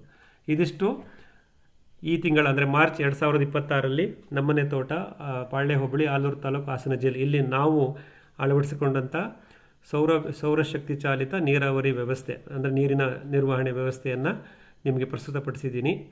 ಇದರ ಬಗ್ಗೆ ನಿಮಗೆ ಹೆಚ್ಚಿನ ಮಾಹಿತಿಗಳು ಬೇಕಾದರೆ, ಏನಾದರೂ ಸಂದೇಹಗಳಿದ್ದರೆ ದಯವಿಟ್ಟು ಇವಾಗ ಕೇಳ್ಬೋದು. This is the details about our solar powered system, what we have integrated at Namane Tota, Palde Hobli, Alur Taluk, Hassan district.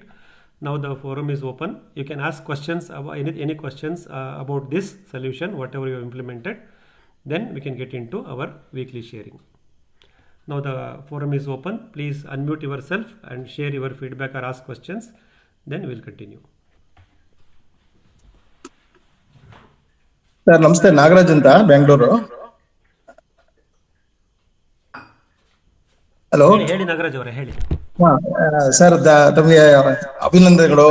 ಯಾಕೆಂದ್ರೆ ಎಲ್ಲ ನೀವೇ ಡಿಸೈನ್ ಮಾಡಿ, ಎಲ್ಲ ಕಾಂಟ್ಯಾಕ್ಟ್ ಮಾಡಿ, you have taken lot of strain and you have completed the solar system. ತುಂಬಾ ಸಂತೋಷ ಆಯ್ತು. ನಿಮ್ಮ ಎಷ್ಟು ಡಿಟೈಲ್ ಆಗಿ ನೀವು ಕೊಟ್ರಿಂದ್ರೆ ಒಂಥರ ಸ್ಫೂರ್ತಿ ಆಗುತ್ತೆ, ನಾಳೆ ನಾವು ಹಾಕ್ಸ್ಬೋದು ಅನ್ನೋ ತರ. ನನ್ಗೆ 2 ಕ್ವಶನ್ ಸರ್ ನಂದು. ಒಂದು, ಈಗ ತಮ್ದು ಹಳೇದು ತೋಟ ಅಂದ್ರೆ ಈಗ ತೆಂಗಿನ ಮರ ಎಲ್ಲ ದೊಡ್ಡದಿದೆ, ಬಟ್ ನಿಮ್ಗೆ ಎಲ್ಲೂ ಶೇಡ್ ಅದೇನು ಎಫೆಕ್ಟ್ ಆಗಿಲ್ವಾ? ಹೌ ಯು ಮ್ಯಾನೇಜ್ ಶೇಡ್ ಅಂತ. ಆಮೇಲೆ 3 HP ತುಂಬಾ ಕಡಿಮೆ ಆಗುತ್ತಲ್ವಾ? You could have gone for higher capacity ಅಲ್ವಾ ಅಂತ. ಅಫ್ಕೋರ್ಸ್ ತಮ್ದು ಬೋರ್ವೆಲ್ 150 ಫೀಟ್ ಏನೋ ಹೇಳಿದ್ರಿ ಡೆಪ್ತ್, ಬಟ್ 3 HP ನಲ್ಲಿ ನೀವು ವಿಂಕ್ಲರ್ಗೆಲ್ಲ ವರ್ಕ್ ಆಗುತ್ತಾ? ನಾಗರಾಜ್ ಅವರೇ, ಸಂತೋಷ. ನೋಡಿ, ಈ ಥರ ನೀವು ಮೋಟಿವೇಟ್ ಮಾಡೋ ನಮಗಿನ್ನೂ ಖುಷಿ ಆಗುತ್ತೆ. ಸೊ ಇನ್ನೂ ಸಾಕಷ್ಟು ಈ ಥರ ಸೋಲಾರ್ ಸೊಲ್ಯೂಷನ್ಸ್ ಮಾಡ್ಕೋಬೋದು. ಅಂದರೆ ನಮ್ಮ ಕೈಯಲ್ಲೇ ಇದೆ. ನಾವು ಸಿಸ್ಟಮ್ ಇಂಟಿಗ್ರೇಟರ್ ಹತ್ರ ಹೋಗಬಾರ್ದು ಸರ್. 3 ಲಕ್ಷದ ತನಕ ನನಗೆ ಕೊಟೇಶನ್ ಕೊಟ್ಟರು, ನಾನು ಬೇಕು ಅಂತ ಕೇಳಿದಾಗ. ಅವರು ಇಲ್ಲ, ನಾವು ಅಷ್ಟೇ ಕೊಡೋದು, ಹಂಗೆ ಹಿಂಗೆ ಅಂತೇಳಿ ಬರೀ ಆ ಫ್ಯಾಬ್ರಿಕೇಷನ್, ಆ ಮೌಂಟಿಂಗ್ ಸ್ಟ್ರಕ್ಚರ್ಗೆ 85,000 ರೂಪಾಯಿ ಕೊಟೇಶನ್ ಕೊಟ್ಟರು. ನನಗೆ 12,000 ರೂಪಾಯಿ ಆಯಿತು. ಹಾಗಾಗಿ ನಾವು ಅದನ್ನು ಬ್ರೇಕ್ ಡೌನ್ ಮಾಡಬೇಕು, ಹುಡ್ಕೊಂಡು ಹೋಗಬೇಕು, ಸೋರ್ಸ್ಗಳನ್ನ ಹುಡುಕಬೇಕು, ನಾವೇ ಇಂಡಿಪೆಂಡೆಂಟ್ ಪರ್ಚೇಸ್ ಮಾಡಿ ಇಂಟಿಗ್ರೇಟ್ ಮಾಡಬೇಕು. ಅದೊಂದು ಮುಖ್ಯವಾಗಿ ನನಗೆ ಆದಂಥ ಅನುಭವಗಳು. ನಿಮ್ಮ ಪ್ರಶ್ನೆಗೆ ಉತ್ತರ ನಾನು ಆಲ್ರೆಡಿ ಹೇಳಿದಾಗೆ, ನಾನು 3 HP ಏನಕ್ಕೆ ತಗೊಂಡೆ ಅಂದರೆ 2 ಕಾರಣ ಸರ್. ಒಂದು, ನಂದು ನೈಸರ್ಗಿಕ ಕೃಷಿ, ನಾವು ಉಳುಮೆ ಮಾಡಲ್ಲ, ಮತ್ತು ಸಾಕಷ್ಟು ಮುಚ್ಚಿಗೆ ಮಾಡ್ತೀವಿ, ನೆರಳನ್ನು ಸೃಷ್ಟಿ ಮಾಡ್ತಾ ಇರ್ತೀವಿ. ಸೊ ನಮ್ಮ ತೋಟದಲ್ಲಿ ತೇವಾಂಶ ನಿರ್ವಹಣೆ, ಮಾಯಿಶ್ಚರ್ ಮ್ಯಾನೇಜ್ಮೆಂಟ್ಗೆ ನೀರಿನ ಅವಶ್ಯಕತೆ ಕಮ್ಮಿ ಆಗ್ತಾ ಬರುತ್ತೆ ವರ್ಷಗಳ ನಂತರ. ನಾವು ಬಹುಮಡಿ ಪದ್ಧತಿ ಮಾಡಿರೋದ್ರಿಂದ, ಮಲ್ಟಿಲೇಯರ್ ಮಲ್ಟಿ ಕ್ರಾಪಿಂಗು ಮತ್ತು ಮಲ್ಚಿಂಗ್ ಇರೋದ್ರಿಂದ, ಝೀರೋ ಟಿಲ್ಲಿಂಗಲ್ಲಿ ಇರೋದ್ರಿಂದ ನನಗೆ ಕಡಿಮೆ ನೀರಿನಲ್ಲಿ ನಾವು ತೋಟವನ್ನು ನಿರ್ವಹಣೆ ಮಾಡ್ತಾ ಬರ್ತೀವಿ. ಹಾಗಾಗಿ ಈ 3 HP ತೊಗೊಂಡ್ರೆ ಸಾಕು ಅನ್ನೋದು ಒಂದು ನಿರ್ಧಾರ ಆಗಿತ್ತು. ಎರಡನೇ ನಿರ್ಧಾರ, ನೀವು ಆಲ್ರೆಡಿ ಗಮನಿಸ್ದಂಗೆ ನನ್ನ ಬೋರ್ವೆಲ್ಲು 150 ಅಡಿ ಆಳದಲ್ಲಿದೆ, ಮತ್ತು ನನ್ನ ತೆರೆದ ಬಾವಿ ಓಪನ್ ವೆಲ್ಲು ಅದು ಬರೀ 25 ಅಡಿ ಆಳದಲ್ಲಿದೆ. ಸೊ ನನಗೆ ವರ್ಷದಲ್ಲಿ 10 ರಿಂದ 11 ತಿಂಗಳು ನನಗೆ ಓಪನ್ ವೆಲ್ಲಿಂದನೇ ನೀರು ಸಿಗುತ್ತೆ. ಸೊ 25 ಅಡಿ ಆಳದಿಂದ ನಾನು ಎತ್ತಿ ಗಿಡಗಳಿಗೆ ವಿಂಕ್ಲರ್ ಸಿಸ್ಟಮಿಗೆ ಕೊಡೋದ್ರಿಂದ ಏನೂ ಸಮಸ್ಯೆ ಆಗಲ್ಲ. ಬಟ್ ನಾನು ಏನು ಮಾಡಿದೆ ಅಂದರೆ, ನನ್ನ ಓಪನ್ ವೆಲ್ ಟ್ಯೂಬ್ ವೆಲ್ ಮೋಟ್ರನ್ನು ತಗೋಬೇಕಾದ್ರೆ 3 HP 8 ಸ್ಟೇಜ್ ತೊಗೊಂಡಿದ್ದೀನಿ. 8 ಸ್ಟೇಜ್ ಅಂದರೆ, ಒಂದು ಸ್ಟೇಜ್ = ಹೆಡ್ ಹೈಟ್ ಅಂತ ಹೇಳ್ತೀವಿ, 1 ಸ್ಟೇಜ್ = 30 ಫೀಟ್. ಸೊ 8 ಸ್ಟೇಜ್ ತೊಗೊಂಡಿದ್ದೀನಿ ಅಂದರೆ 8 3 24 240 ಅಡಿ ಅದು ನೀರನ್ನು ಎತ್ತಿ ಕೊಡುತ್ತೆ. ನನ್ನ 3 HP ಮೋಟ್ರು ಸೋಲಾರ್ ಪವರಿಂದ ಆಗ್ಬೋದು, ಅಥವಾ ನಾನು ಗ್ರಿಡ್ಡಿಂದನೂ ಡೈರೆಕ್ಟಾಗಿ ಆಪ್ರೇಟ್ ಮಾಡ್ಬೋದು. ಅದನ್ನು ಸೋಲಾರ್ ಕಂಟ್ರೋಲರ್ ಅದನ್ನು ಸಪೋರ್ಟ್ ಮಾಡುತ್ತೆ ಹೇಳಿದ್ದೀನಿ. ಸೊ ನಾನು 3 HP 5 ಸ್ಟೇಜ್ ಪಂಪು ತೊಗೋಬೋದಾಗಿತ್ತು. 3 HP 8 ಸ್ಟೇಜ್ ಪಂಪ್ ತೊಗೊಂಡಿದ್ದೀನಿ. ಯಾಕೆಂದರೆ ನಮ್ಮದು ಸ್ವಲ್ಪ ದಕ್ಷಿಣದಿಂದ ಉತ್ತರಕ್ಕೆ ಇಳಿಜಾರಿದೆ. So highest place of the land, ನಮ್ಮ ನೈಋತ್ಯ ಮೂಲೆಗೆ ನಾನು ನೀರು ತಳ್ಳಬೇಕಾದ್ರೆ ಆ ಮೋಟ್ರಿಗೆ ಆ ಶಕ್ತಿ ಇರಲಿ ಅಂತ ಹೇಳಿ ಈಗಿರೋದು ನಂದು 5 HP 8 ಸ್ಟೇಜು. ನಾನು ಇವಾಗ ತೊಗೊಂಡಿರೋದು 3 HP 8 ಸ್ಟೇಜು ಮೋಟ್ರ್ ಸ್ಪೆಸಿಫಿಕೇಷನ್ನು. ಆಮೇಲೆ ಇನ್ನೊಂದು ಪ್ರಶ್ನೆ, ನಾನು 3 HP ಯಾಕೆ ಹೋದೆ ಅಂತಂದರೆ, 3 HP ನಾನು ಹೋದಾಗ ನನಗೆ 3 ಕಿಲೋವ್ಯಾಟ್ ಅಷ್ಟು ಪ್ಯಾನಲ್ ತೊಗೊಂಡ್ರೆ ಸಾಕು. 5 HP ಹೋಗಬೇಕಾದ್ರೆ ಮತ್ತೆ 5 ಕಿಲೋವ್ಯಾಟ್ ಪ್ಯಾನಲ್ಸ್ ತೊಗೋಬೇಕು. ನಾನು ಆಲ್ರೆಡಿ ಹೇಳ್ದಂಗೆ ನನಗೆ ಅಷ್ಟು ₹13.50 ಅಥವಾ ₹14 ಒಂದು ವ್ಯಾಟಿಗೆ ಬಂದಿದೆ. ಅಂದರೆ 1 ಕಿಲೋವ್ಯಾಟ್ಗೆ ₹14,000 ಪ್ಲಸ್ ಮೌಂಟಿಂಗ್ ಸ್ಟ್ರಕ್ಚರು ಜಾಸ್ತಿ ಅಗಲ ಆಗ್ತಾ ಬರುತ್ತೆ. ಅಪ್ರಾಕ್ಸಿಮೇಟ್ಲಿ ಇವತ್ತು 1 ಕಿಲೋವ್ಯಾಟು ಸೋಲಾರ್ ಪವರ್ನ ತಗೋಬೇಕಂದ್ರೆ 20,000 ರಿಂದ 25,000 ತನಕ ಖರ್ಚಾಗುತ್ತೆ. ನಾನು 3 HP ಇಂದ 5 HP ಹೋಗಿದ್ರೆ 25 + 25 ಇನ್ನು 2 HP ಜಾಸ್ತಿ ಮಾಡಲಿಕ್ಕೆ ₹50,000 ಮೂಲ ಬಂಡವಾಳ ಜಾಸ್ತಿ ಆಗ್ತಾ ಇತ್ತು. ಏನಕ್ಕೆ? ಪ್ಯಾನಲ್ಗೆ ಮತ್ತು ಸ್ಟ್ರಕ್ಚರ್ಗೆ, ಮೌಂಟಿಂಗ್ ಸ್ಟ್ರಕ್ಚರ್ಗೆ. ಅದು ನನಗೆ ಅವಶ್ಯಕತೆ ಇಲ್ಲ. ಯಾಕೆಂದರೆ ನಾನು ನೀರು ಎತ್ತೋದು 150 ಅಡಿ ಆಳದಿಂದ ಓಪನ್ ಕೊಳವೆ ಬಾವಿ, 30 ಅಡಿ ಆಳದಿಂದ ತೆರೆದ ಬಾವಿ. ಹಾಗಾಗಿ ಈ ಎಲ್ಲ ಅನುಕೂಲಗಳು ಇದ್ದಿದ್ದರಿಂದ ನಾನು 3 ಕಿಲೋವ್ಯಾಟ್ ಪ್ಯಾನಲ್ಲು, 3 HP ಮೋಟರು ಇದನ್ನೇ ಸೆಲೆಕ್ಟ್ ಮಾಡಿ ಎಲ್ಲವನ್ನು ನಾನು ಆ ₹1,26,000 ಬಜೆಟ್ನಲ್ಲಿ ಮಾಡ್ಕೊಳ್ಳೋಕ್ಕೆ ಸಾಧ್ಯವಾಗಿದೆ. ಆಮೇಲೆ ಶೇಡ್ ಸರ್, ಶೇಡ್ ಏನಿಲ್ಲ ಸರ್. ನನಗೆ ನಮ್ಮ ತೋಟದ ಪೂರ್ವದಲ್ಲಿ ಪೂರ್ತಿ 60 ಅಡಿ PWD ರಸ್ತೆ ಇದೆ. ರಸ್ತೆ ಪಕ್ಕದಲ್ಲಿ ನಮ್ಮ ಗೇಟು, ಅಲ್ಲೇ ಬೋರ್ವೆಲ್ ಇದೆ. ಸೊ ಬೋರ್ವೆಲ್ ಪಕ್ಕದಲ್ಲಿ ನನ್ನ ತೆಂಗಿನ ಮರ ಇರಲಿಲ್ಲ, 2 ಸತ್ತೋಗಿತ್ತು. ಒಂದು ಮರ ಆ ಜಾಗದಲ್ಲಿ ನಾನು ಹಾಕಕ್ಕೆ ಹೋಗಿರಲಿಲ್ಲ. ಸೊ ನಾನೇನು ಪ್ಯಾನಲ್ ಮೌಂಟ್ ಮಾಡಿದ್ದೀನಿ ಅದರಲ್ಲಿ ಅದನ್ನು ಸೌತ್ ಈಸ್ಟ್ 27 ಡಿಗ್ರಿ ಅಂತೀವಿ, ಅಲ್ಲಿ ಆ ಒಂದು ಆ್ಯಂಗಲಲ್ಲಿ ಮೌಂಟ್ ಮಾಡಿದ್ದೀವಿ. ಇಲ್ಲಿ ಮಾಡಿರೋದ್ರಿಂದ ನನಗೆ ಬೆಳಗ್ಗೆ 7:30 8 ಗಂಟೆಯಿಂದನೇ ಬಿಸಿಲು ಶುರುವಾಗುತ್ತೆ. ಮಧ್ಯಾಹ್ನ 1:30 2 ಗಂಟೆ ತನಕನೂ ಬಿಸಿಲು ಇರುತ್ತೆ. ಹಾಗಾಗಿ ಸಾಕಷ್ಟು ಬಿಸಿಲು ಬೀಳುವಂಥ ಪ್ರದೇಶವನ್ನು ಹುಡುಕಿ, ಆಮೇಲೆ ತೆಂಗಿನ ಮರದ ಎಡೆಮಟ್ಟೆ ಗರಿ ಬಿದ್ದರೂ ಪ್ಯಾನಲ್ಗಳು ಹಾಳಾಗಬಾರ್ದು. ಆ ಸೇಫೆಸ್ಟ್ ಡಿಸ್ಟೆನ್ಸ್, ನಿಯರೆಸ್ಟ್ ತೆಂಗಿನ ಮರದಿಂದ ಎಷ್ಟು ಡಿಸ್ಟೆನ್ಸ್ ಬೇಕೋ ಆ ಡಿಸ್ಟೆನ್ಸ್ ಇಟ್ಕೊಂಡು ಇದನ್ನು ಸ್ಟ್ರಕ್ಚರ್ ಮಾಡಿದ್ದೀನಿ. ಮುಂದಕ್ಕೆ ನಾನು ಈ ಪೂರ್ತಿ ಪ್ಯಾನಲ್ಗಳೇನಿದೆ 9 ಪ್ಯಾನಲ್, ಅಂದರೆ ಆನಂದ್ ಸರ್ ಮಾಡಿಕೊಟ್ಟಿರೋದು 20 ಅಡಿ × 11 ಅಡಿ, ಇದಕ್ಕೆ ಮತ್ತೆ ಕಂಬಗಳನ್ನು ಹಾಕಿ ಮೇಲೆ ಈ ಚಿಕನ್ ಮೆಶ್ ಅಂತ ಬರುತ್ತೆ ಸರ್. ನನ್ನ ಹತ್ರ ಇದೆ ಚಿಕನ್ ಮೆಶ್, ಯಾವುದೋ ಕಾರಣಕ್ಕೆ ತರಿಸಿದ್ದು. ಅದರ ಮೇಲೆ ಮೆಶ್ ಹಾಕಿಸ್ಬಿಡ್ತೀನಿ. ಅಕಸ್ಮಾತ್ ವಿಪರೀತ ಗಾಳಿ ಬೀಸಿದಾಗ ತೆಂಗಿನ ಮರದ್ದು ಎಡೆಮಟ್ಟೆ ಗರಿ ಎತ್ತಿ ಎಸೆಯುತ್ತೆ, ಎಷ್ಟು ದೂರ ಬೇಕಾದ್ರೂ ಬರ್ಬೋದು, ನಾನು ಹೇಳೋಕ್ಕಾಗಲ್ಲ. ಅದಕ್ಕೆ ಒಂದು ಮೆಶ್ ಹಾಕಿಸ್ಬಿಟ್ರೆ ಮೇಲ್ಗಡೆ ನನಗೆ ನನ್ನ ಪ್ಯಾನಲ್ಸ್ಗೆ ಫಿಸಿಕಲ್ ಪ್ರೊಟೆಕ್ಷನ್ ಸಿಗುತ್ತೆ. ಆಮೇಲೆ ಯಾರಾದರೂ ಕುಚೇಷ್ಟೆಗೋಸ್ಕರನೂ ರಸ್ತೆಯಲ್ಲಿ ನಿಂತ್ಕೊಂಡು ಕಲ್ಲೊಡಿಯೋ ಚಾನ್ಸಸ್ ಇರುತ್ತೆ ಪ್ಯಾನಲ್ ಮೇಲೆ, ಅವೆಲ್ಲವನ್ನು ಅವಾಯ್ಡ್ ಮಾಡ್ಬೋದು. ಹಾಗಾಗಿ ಮುಂದೆ ನನಗೆ ಕಾರ್ಮಿಕರ ಲಭ್ಯತೆ ಇದ್ದಾಗ ಅದಕ್ಕೊಂದು ಚಿಕನ್ ಮೆಶ್ ನನ್ನ ಹತ್ರನೇ ಇದೆ, ಅದನ್ನು ಹಾಕಿಸ್ಬಿಡ್ತೀನಿ 4 ಭಾಗದಲ್ಲಿ, ಮೇಲ್ಭಾಗದಲ್ಲಿ ಎಕ್ಸ್ಟ್ರಾ ಪ್ರೊಟೆಕ್ಷನ್ ಪ್ಯಾನಲ್ಲಿ ಕೊಡೋಣ ಅಂತ. ಸದ್ಯಕ್ಕೆ ಬೆಳಕು ಸಾಕಷ್ಟು ಬರ್ತಾ ಇದೆ, ನಾನು ಗಮನಿಸಿದ್ದೀನಿ. ಬಟ್ ನಾನೇನು ಲೈವ್ ಹೋಗಿಲ್ಲ. ಬಟ್ ಬೆಳಗ್ಗೆ 8 ಗಂಟೆಯಿಂದ ಮಧ್ಯಾಹ್ನ 2 ಗಂಟೆ 3 ಗಂಟೆ ತನಕನೂ ನಮ್ಮ ಪ್ಯಾನಲ್ಗಳ ಮೇಲೆ ಬಿಸಿಲು ಬೀಳೋದನ್ನು ನಾನು ಗಮನಿಸಿದ್ದೀನಿ. ಆ ಜಾಗನೇ ಸೆಲೆಕ್ಟ್ ಮಾಡ್ಕೊಂಡಿದ್ದೀನಿ. Okay okay sir. ಆಮೇಲೆ ಈಗ 0.745 ಒಂದು HP 1 HP = 0.743 kilowatt. So up to 4 HP ವರೆಗೂ ಮಾಡ್ಕೋಬಹುದಲ್ಲ ಸರ್? 4 HP ಯೂಸ್ ಮಾಡ್ಬೋದಿತ್ತು. ಅವ್ರು ಸೋಲಾರ್ ಡಿಸೈನಲ್ಲಿ ಏನು ಹೇಳ್ತಾರೆ ಅಂದರೆ, ತಮ್ಮ ರೂಲ್ ಅಂದರೆ ನಮ್ಮ ರೈತರಿಗೆ ಅರ್ಥ ಆಗುತ್ತಾರೆ. ಅವ್ರು ಹೇಳೋದು 1 HP = 1 ಕಿಲೋವ್ಯಾಟ್ ತಗೊಳ್ಳಿ ಅಂತ ಹೇಳ್ತಾರೆ. ಯಾಕೆಂದರೆ ಅಲ್ಲಿ ಏನಾಗುತ್ತೆ, ಈಗ ಉದಾಹರಣೆಗೆ ನಮ್ಮನಿದೆ ನೋಡಿ, ನನಗೆ 9 ಪ್ಯಾನಲ್ ತೊಗೊಂಡಿದ್ದೀನಿ, 395 WP ಅಲ್ವಾ? ಹಾ ಸೊ ಅದ್ರಾಗ ಅದು ಹಾ ಅಂದರೆ 3.5 ಕಿಲೋವ್ಯಾಟ್ 3.5 ಕಿಲೋವ್ಯಾಟ್ ತನಕ ಇದೆ. ನಿಮ್ಮ ಪ್ರಕಾರ 4 HP ರನ್ ಮಾಡ್ಬೋದು. ಬಟ್ ಅದು ಮಾಡ್ಬೋದು. ಮುಖ್ಯ ಆಗಲ್ಲ. ಹ್ಮ್ ಕಂಟ್ರೋಲರ್ನಿಂದ ಎಷ್ಟು ವೋಲ್ಟೇಜ್ ಬರುತ್ತೆ ಅದು ಮುಖ್ಯ ಆಗುತ್ತೆ. ನಂದು ಫಾರ್ ಎಕ್ಸಾಂಪಲ್ ಒಂದೊಂದು ಪ್ಯಾನಲ್ನಲ್ಲಿ 30 ವೋಲ್ಟ್ ನಾನು ಹೇಳಿದ್ದೀನಿ, 30 ವೋಲ್ಟ್ಸ್ ಆ್ಯಂಡ್ 12.5 amps. ನೀವು ಯಾವುದೇ ಸೋಲಾರ್ ಪ್ಯಾನಲ್ಲಿ ನೀವು ಯಾವ್ದಾದ್ರು ತೋಟಕ್ಕೆ ಹೋದಾಗ ಸೋಲಾರ್ ಇನ್ಸ್ಟಾಲ್ ಮಾಡಿರ್ತಾರಲ್ಲ, ಆ ಪ್ಯಾನಲ್ನ ಹಿಂಭಾಗದಲ್ಲಿ ನೋಡಿ ಎಲೆಕ್ಟ್ರಿಕಲ್ ಕ್ಯಾರೆಕ್ಟರಿಸ್ಟಿಕ್ಸ್ ಅಂತ ಒಂದು ಸ್ಟಿಕ್ಕರ್ ಹಾಕಿರ್ತಾರೆ. ನಮ್ಮನೆದ್ರಲ್ಲೂ ಇದೆ, ಆ ಸ್ಟಿಕ್ಕರ್ ಫೋಟೋ ಬಂದಿದ್ದೀನಿ. ಸೊ ಆ ಡೇಟಾ ಶೀಟು ರೆಫರ್ ಮಾಡಿದ್ದೆ ನಾನು ವಾರಿ ಎನರ್ಜಿ ವೆಬ್ಸೈಟಲ್ಲಿ ಡೌನ್ಲೋಡ್ ಮಾಡಿ. ಸೊ ಹಾಗಾಗಿ ನನಗೆ ಒಂದು ಪ್ಯಾನಲ್ನಲ್ಲಿ 30 ವೋಲ್ಟ್ ಬರ್ತಾ ಇದೆ, 9 ಪ್ಯಾನಲ್ನಲ್ಲಿ 270 ವೋಲ್ಟ್ ನನಗೆ ಅಗ್ರಿಗೇಟ್ ಆಗುತ್ತೆ. V1 + V2 + V9. ಹ್ಮ್ ಹಾಗಾಗಿ ನನಗೆ 270 ವೋಲ್ಟ್ ಬರುತ್ತೆ. ನಮ್ಮ VFD ಕಂಟ್ರೋಲರ್ ಏನು ಮಾಡುತ್ತೆ, ಆ 270 ವೋಲ್ಟ್ ಟರ್ಮಿನಲ್ ವೋಲ್ಟೇಜ್ ಅಂತೀವಿ, ಆ 220 ವೋಲ್ಟನ್ನು ತಗೊಂಡು 450 ತನಕನೂ ಅದನ್ನು 3 phase 220 volts on each phase, ಅದಕ್ಕೆ MPPT ಕಂಟ್ರೋಲರ್ ಅಂತೀವಿ. ಅದನ್ನು ಆ ಟೆಕ್ನಾಲಜಿ ಯೂಸ್ ಮಾಡಿಕೊಂಡು ಅದು ನಮ್ಮ VFD ಕಂಟ್ರೋಲರು ಏನು 270 ಟರ್ಮಿನಲ್ ವೋಲ್ಟೇಜ್ ಬರುತ್ತೆ DC ವೋಲ್ಟೇಜು, ಅದನ್ನು MPPT ಕಂಟ್ರೋಲರ್ ಮುಖಾಂತರ 220 ವೋಲ್ಟ್ AC 3 ಫೇಸ್ಗೆ ಕನ್ವರ್ಟ್ ಮಾಡಿ ಈಚ್ ಫೇಸಲ್ಲಿ 220 ಬರೋ ಥರ ಮಾಡಿಕೊಡುತ್ತೆ. ಹಾಗಾಗಿ ಅದೆಲ್ಲ ಇರೋದ್ರಿಂದ ಸೊ ನನಗೆ ಸೇಫರ್ ಸೈಡು 3 ಕಿಲೋವ್ಯಾಟ್ ಪ್ಯಾನಲ್ಗಳು ತೊಗೊಂಡಾಗ 3 HP ಮೋಟ್ರ್ ಹಾಕೊಳ್ಳಿ ಅಂತ ಅವರು ಸೋಲಾರ್ ವೆಂಡರ್ಗಳು ಸಜೆಸ್ಟ್ ಮಾಡ್ತಾರೆ. Wonderful sir, wonderful. ತುಂಬಾ ಬೇಸ್ ವರ್ಕ್ ಬೇಸಿಕ್ ಇದ್ರ ಮಾಡಿದೀರಾ, ತುಂಬಾ ಮಾಡಿದಿರಾ ಸರ್. ರಿಯಲಿ ಇಷ್ಟು ಪೇಷನ್ಸ್, ಇಷ್ಟೊಂದು ಇದಕ್ಕೆ ಹ್ಯಾಟ್ಸ್ ಆಫ್ ಸರ್. ಬಿಕಾಸ್ ಎಲ್ಲ ನೀವೇ ಮಾಡಿದ್ರೆ. ನಾಗರಾಜ್ ಸರ್, ಕಳೆದ 10 ವರ್ಷದಿಂದ ನಾನು ಕೃಷಿಲಿದ್ದೀನಿ. ಆದರೆ ನಾನು ಓದಿದ್ದು ಎಲೆಕ್ಟ್ರಾನಿಕ್ಸ್ ಆ್ಯಂಡ್ ಕಮ್ಯುನಿಕೇಷನ್ ಇಂಜಿನಿಯರಿಂಗ್ 93ನೇ ಇಸ್ವಿನಲ್ಲಿ ಚಿಕ್ಕಮಗಳೂರಿನಲ್ಲಿ.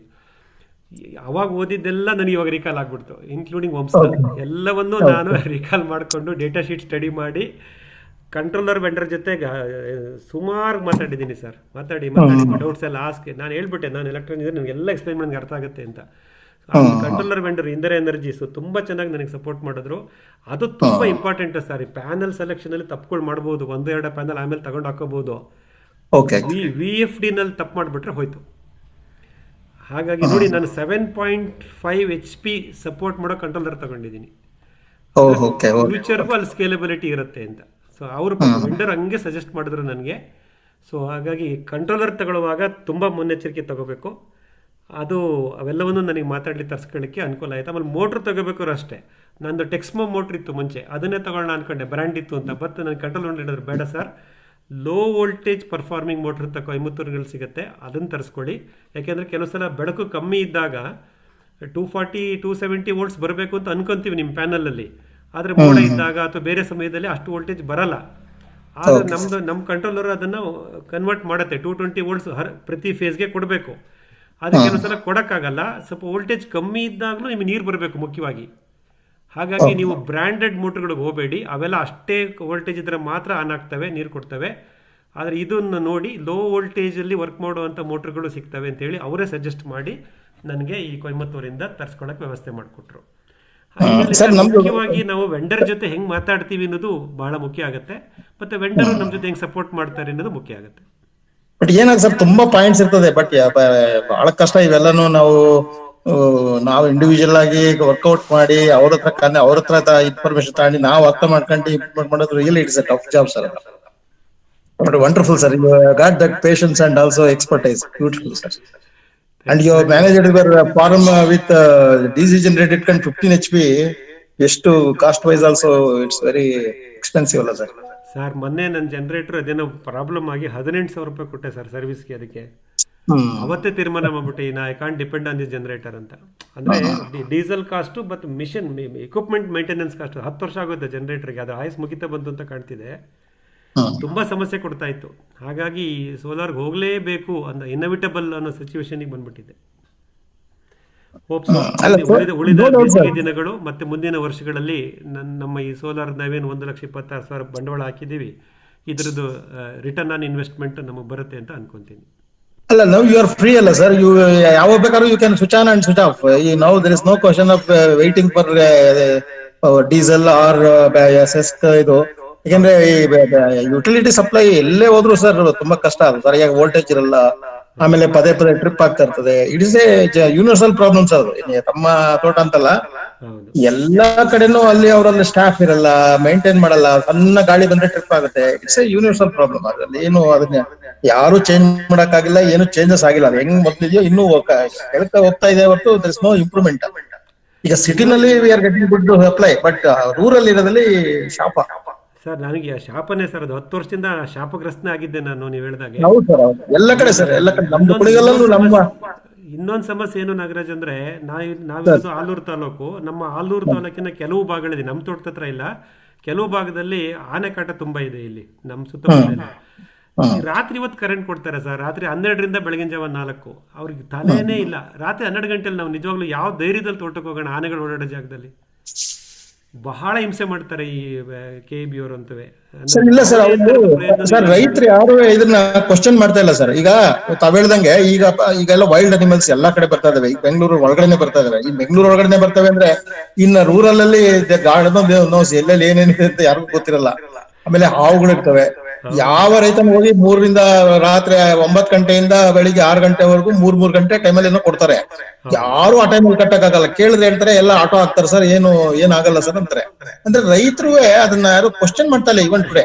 ನಮ್ಗೆ ಯಾಕೆ ಕೊಡ್ತೀವಿ, ನಮ್ಗೆ ಬೇಡ ನಿಮ್ದು 3ರಿಂದ ಬಿಟ್ವೀನ್ 9 PM to 6 PM ಏನು ರೊಟೇಷನ್ ಮೇಲೆ ಕೊಡ್ತಾರೆ 3 hours. ರೈತರೇ ಬೇಡ ಅನ್ಬೇಕು. ಬಟ್ ಅನ್ಫಾರ್ಟ್ಲಿ ಯಾರು ಕೇಳಲ್ಲ. ಕೆಲವು ಸರಿ ಏನಾಗುತ್ತೆ, ನಮ್ ಕಡೆ ನೋಡ್ತೀನಿ ಸರ್, ನಾವು ಯಾರೋ ಆನ್ ಮಾಡಿರ್ತಾರೆ, ಅದ್ ಎಲ್ಲೋ ದಾರಿಲೆಲ್ಲ ಹೋಗಿರ್ತದೆ ನೀರು ಅರ್ಧ ಕಿಲೋಮೀಟರ್, ಬಿಕಾಸ್ ಅವ್ರಿಗೆ ಇರಲ್ಲ ಯಾರುವೆ. So that is in fact wastage of power as well as water also because of that night supply. ಖಂಡಿತ ಖಂಡಿತ. ಬಟ್ ಏನ್ ಮಾಡಕ್ಕಲ್ಲ ಸರ್, ಸಿಸ್ಟಮೇ ಹಂಗಿದೆ. ಈ ಸಮಸ್ಯೆಗಳಿಗೆ ನಾವೇ ಪರಿಹಾರಗಳನ್ನು ರೂಪಿಸ್ಕೊತಾ ಹೋಗ್ಬೇಕಷ್ಟೇ. ಇಲ್ಲ, ತುಂಬಾ ಸಂತೋಷ ಸರ್. ತಾವ್ ಎಷ್ಟು ಡೀಟೇಲ್ ಆಗಿ ಕೊಟ್ರಿ ಅಂದ್ರೆ ತುಂಬಾ ಹೆಲ್ಪ್ಫುಲ್ ಸರ್. ತುಂಬಾ ಧನ್ಯವಾದಗಳು ತಮ್ಗೆ. Thank you Nagaraj. ಕೇಳಿಯಪ್ಪ, ಹೇಳಿ, ಫೀಡ್ಬ್ಯಾಕ್ ಕೊಡಿ.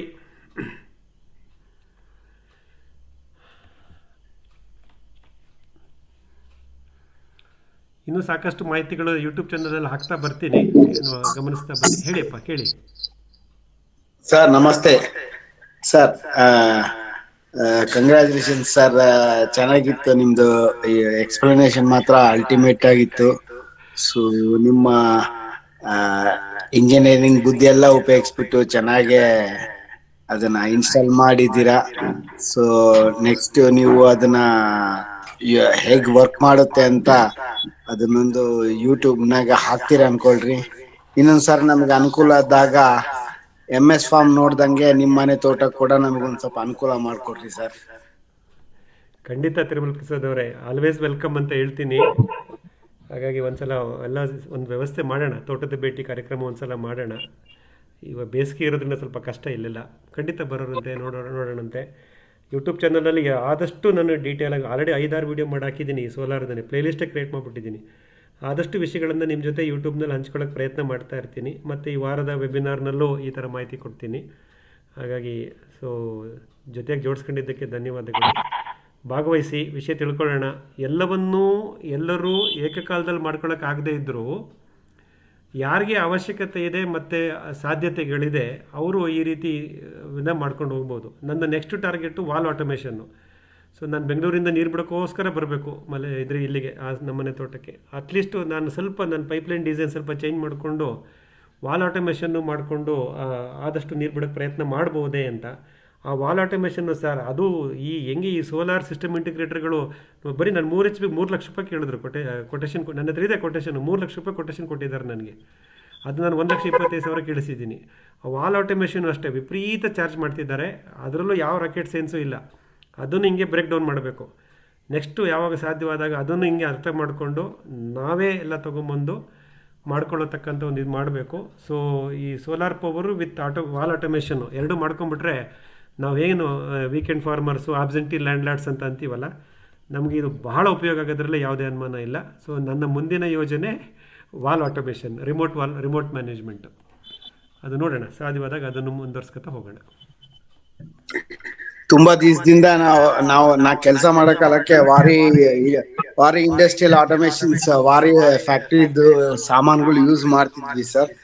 ಈಗ ಒಂದು 15 ವರ್ಷ ವ್ಯವಸಾಯಕ್ಕೆ ಬಂದ್ಮೇಲೆ ಅದ್ರ ಬಗ್ಗೆ ಮರ್ತೋಗ್ಬಿಟ್ಟಿದ್ದೆ. ಇವಾಗೆಲ್ಲ ನೀವು ಮತ್ತೆ ನೆನ್ಸ್ದಂಗ ಆಯ್ತು ನನಗೆ ವಾರಿ ಬಗ್ಗೆ. ಸರ್, ಅದು ತುಂಬ ಸ್ಟಡಿ ಮಾಡಿದೆ ಸರ್. ಅವ್ರದ್ದು ಪ್ರೊಫೈಲ್ ಎಲ್ಲ ವೆಲ್ ರೆಪ್ಯೂಟೆಡ್ ಮ್ಯಾನುಫ್ಯಾಕ್ಚರ್ ಅವರು, ವಾರಿ ಎನರ್ಜೀಸ್.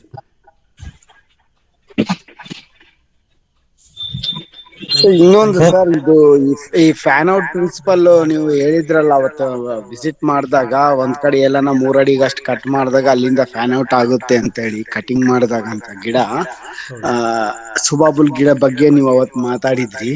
ಅದು is it only for that subabul ಗಿಡನ, ಅಥವಾ ಎಲ್ಲದು ಜನರಲ್ ಆಗಿ ಅದೇ ಟೆಂಡೆನ್ಸಿ ಇರುತ್ತೆ ಸರ್? ಯಾವ ಗಿಡನು ಕಟ್ ಮಾಡಿದ್ರೆ ಅಲ್ಲಿಂದ ಫ್ಯಾನ್ ಔಟ್ ಆಗೋ ಚಾನ್ಸಸ್ ಇರ್ತಾವ sir? Most of the plant sir, ನಾವು ನುಗ್ಗೆ ಗಿಡದಲ್ಲಿ ನೋಡಿದ್ದೀವಿ, ಗ್ಲಿರಿಸಿಡಿದಲ್ಲಿ ನೋಡಿದ್ದೀವಿ, ಸುಬಬಲ್ಲಿ ನೋಡಿದ್ದೀವಿ, ಸಪೋಟ ಗಿಡದಲ್ಲಿ ನೋಡಿದ್ದೀವಿ, ಪ್ರತಿಯೊಂದರಲ್ಲೂ ಆಗುತ್ತೆ, ಕೋಕೋದಲ್ಲೂ ಆಗುತ್ತೆ. ಸೊ ಆಲ್ಮೋಸ್ಟ್ ಅನಿಸುತ್ತೆ ಸರ್, ಇದೇನು ಎಲ್ಲ ಥರದ ದ್ವಿದಳ, ಅಟ್ಲೀಸ್ಟ್ ದ್ವಿದಳ ಧಾನ್ಯ ಸಸ್ಯಗಳು ಅಂತ ಹೇಳ್ತೀವಲ್ಲ ಅದರಲ್ಲಂತೂ ಇದೆ. ಏಕದಳದಲ್ಲಿ ಗೊತ್ತಿಲ್ಲ, ಭತ್ತ ರಾಗಿ ಮಿಲೆಟ್ಸ್ ಅಲ್ಲಿ ಹೆಂಗಾಗುತ್ತೋ, ಬಟ್ ದ್ವಿದಳ ಸಸ್ಯಗಳಲ್ಲಿ, ದ್ವಿದಳ ಮರಗಳ, ದ್ವಿದಳ ಕಾಂಡಗಳಲ್ಲಿ ಈ ರೆಂಬೆ ಕೊಂಬೆಗಳು ಸೃಷ್ಟಿಯಾಗೋದು ನಾವು ಹಲಸಿನ ಮರ, ಮಾವಿನ ಮರ ಪ್ರತಿಯೊಂದರಲ್ಲೂ ಗಮನಿಸ್ತೀವಿ. Okay okay okay okay okay sir. Okay sir ನಮಸ್ತೆ, ಅನಂತ್ ಅಂತ ಹೇಳಿ. ಸರ್ ಇದು PM ಕುಸುಮ್ ಯೋಜನೆಗೆ ಕೊಡ್ತಕ್ಕಂಥ ಸೋಲಾರ್ಗೂ ನೀವು ಇಷ್ಟೆಲ್ಲ ಸರ್ಚ್ ಮಾಡಿರೋ ತುಂಬಾ ಕಾಸ್ಟ್ ಇದಲ್ಲಿ ಎಫೆಕ್ಟಿವ್ ರೇಟ್ ಅಲ್ಲಿ ಇದು ಮಾಡಿದ್ದಾರೆ. ತುಂಬಾ ಧನ್ಯವಾದಗಳು ಸರ್. ತುಂಬಾ ಇನ್ಫಾರ್ಮೇಶನ್ ತಗೊಂಡಿದ್ದೀರಾ. ಕೆಲವರು ಯಾರೋ ಹೊಸ ದುಡ್ಡು ಕೊಟ್ಟು ಹಾಸ್ಕೊಳ್ಳೋಂತ ರೈತರಿಗೆ ತುಂಬಾ ಹೆಲ್ಪ್ ಆಗುತ್ತೆ. ಖಂಡಿತ ಖಂಡಿತ ಸರ್. ಆ PM ಕುಸುಮ್ ಬಗ್ಗೆನೂ ಸೋಷಿಯಲ್ ಮೀಡಿಯಾದಲ್ಲಿ ತುಂಬ ಬರ್ತಾ ಇದೆ. ಅಂದರೆ ಅದು ಎಷ್ಟು ಸತ್ಯ, ಅಥವಾ ಎಷ್ಟು ನಮ್ಮ ರೈತರ ಪರವಾಗಿದೆಯಾ, ಅಥವಾ ಸಬ್ಸಿಡಿಗೋಸ್ಕರ ಈ ವೆಂಡರ್ಗಳ ಪರವಾಗಿದೆಯಾ ಅಂತ. ಆನಂದವ್ರು, ನಿಮಗೆ ಗೊತ್ತಿದೆ, ನಮ್ಮ ಸರ್ಕಾರಗಳು ಎಷ್ಟೇ ಯೋಜನೆಗಳನ್ನು ಮಾಡಿದ್ರೂ ನಮಗೆ ರೈತರಿಗೆ ತಲುಪೋದು ಕಡಿಮೆನೆ ಬೆನಿಫಿಟ್. ಅದೆಲ್ಲವೂ ಈ ಮಧ್ಯದ ವ್ಯವಸ್ಥೆಗಳೇ ದೋಚ್ಕೊಳ್ತಾರೆ ಅಥವಾ ಬಾಚ್ಕೊಳ್ತಾರೆ, ಯಾವ ಶಬ್ದ ಬೇಕಾದ್ರೂ ಹೇಳ್ಬೋದು ನಾವು. ಈ PM ಕುಸುಮ್ ಅನ್ನೋದು ಒಂದು ರೀತಿ ಹಗಲು ದರೋಡೆ.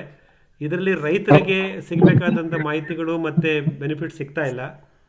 ನಾನು ಅದ್ರ ಬಗ್ಗೆ ನಾನು ಸಾಕಷ್ಟು ಮಾಹಿತಿ ಕಲೆ ಹಾಕಿದ್ದೀನಿ. ಇವತ್ತು ಇಲ್ಲೇ ನಮ್ಮ ಪಾಳ್ಯ ಹೋಬಳಿನಲ್ಲಿ ಒಂದು ತೋಟಕ್ಕೆ ನೋಡ್ಕೊಂಬಂದೆ. ಒಂದೇ ತೋಟದಲ್ಲಿ 2 PM ಕುಸುಮ್ ಇನ್ಸ್ಟಲೇಷನ್ಸ್ ಇದೆ. ಅದು ವಿಶಾಲವಾದ ಭೂಮಿ. ಎರಡನ್ನೂ ಸ್ಟಡಿ ಮಾಡಿ ಫೋಟೋ ತಗೊಂಡ್ಬಂದಿದ್ದೀನಿ. ಅವರ ರೈತರ ಹತ್ರ ಅವ್ರ ಅನುಭವವನ್ನು ಕೇಳ್ಕೊಂಡಿದ್ದೀನಿ. ಅದು ಹೊಸದಾಗಿ ಇನ್ಸ್ಟಲೇಷನ್ ಆಗಿದೆ ಸರ್. ತುಂಬ ಚಾಲೆಂಜಸ್ ಇದೆ. ರೈತರು ಕತ್ಲೆಯಲ್ಲಿ ಇಡ್ತಿದ್ದಾರೆ. ನಮಗೆ ಬೇಕಾಗಿದ್ದು ಏನೂ ಸಿಗ್ತಾ ಇಲ್ಲ ಸರ್. ಸುಮಾರು 6 ಲಕ್ಷ ಚಾರ್ಜ್ ಮಾಡಿದ್ರು ಸರ್ ಲಾಸ್ಟ್ ಇಯರ್.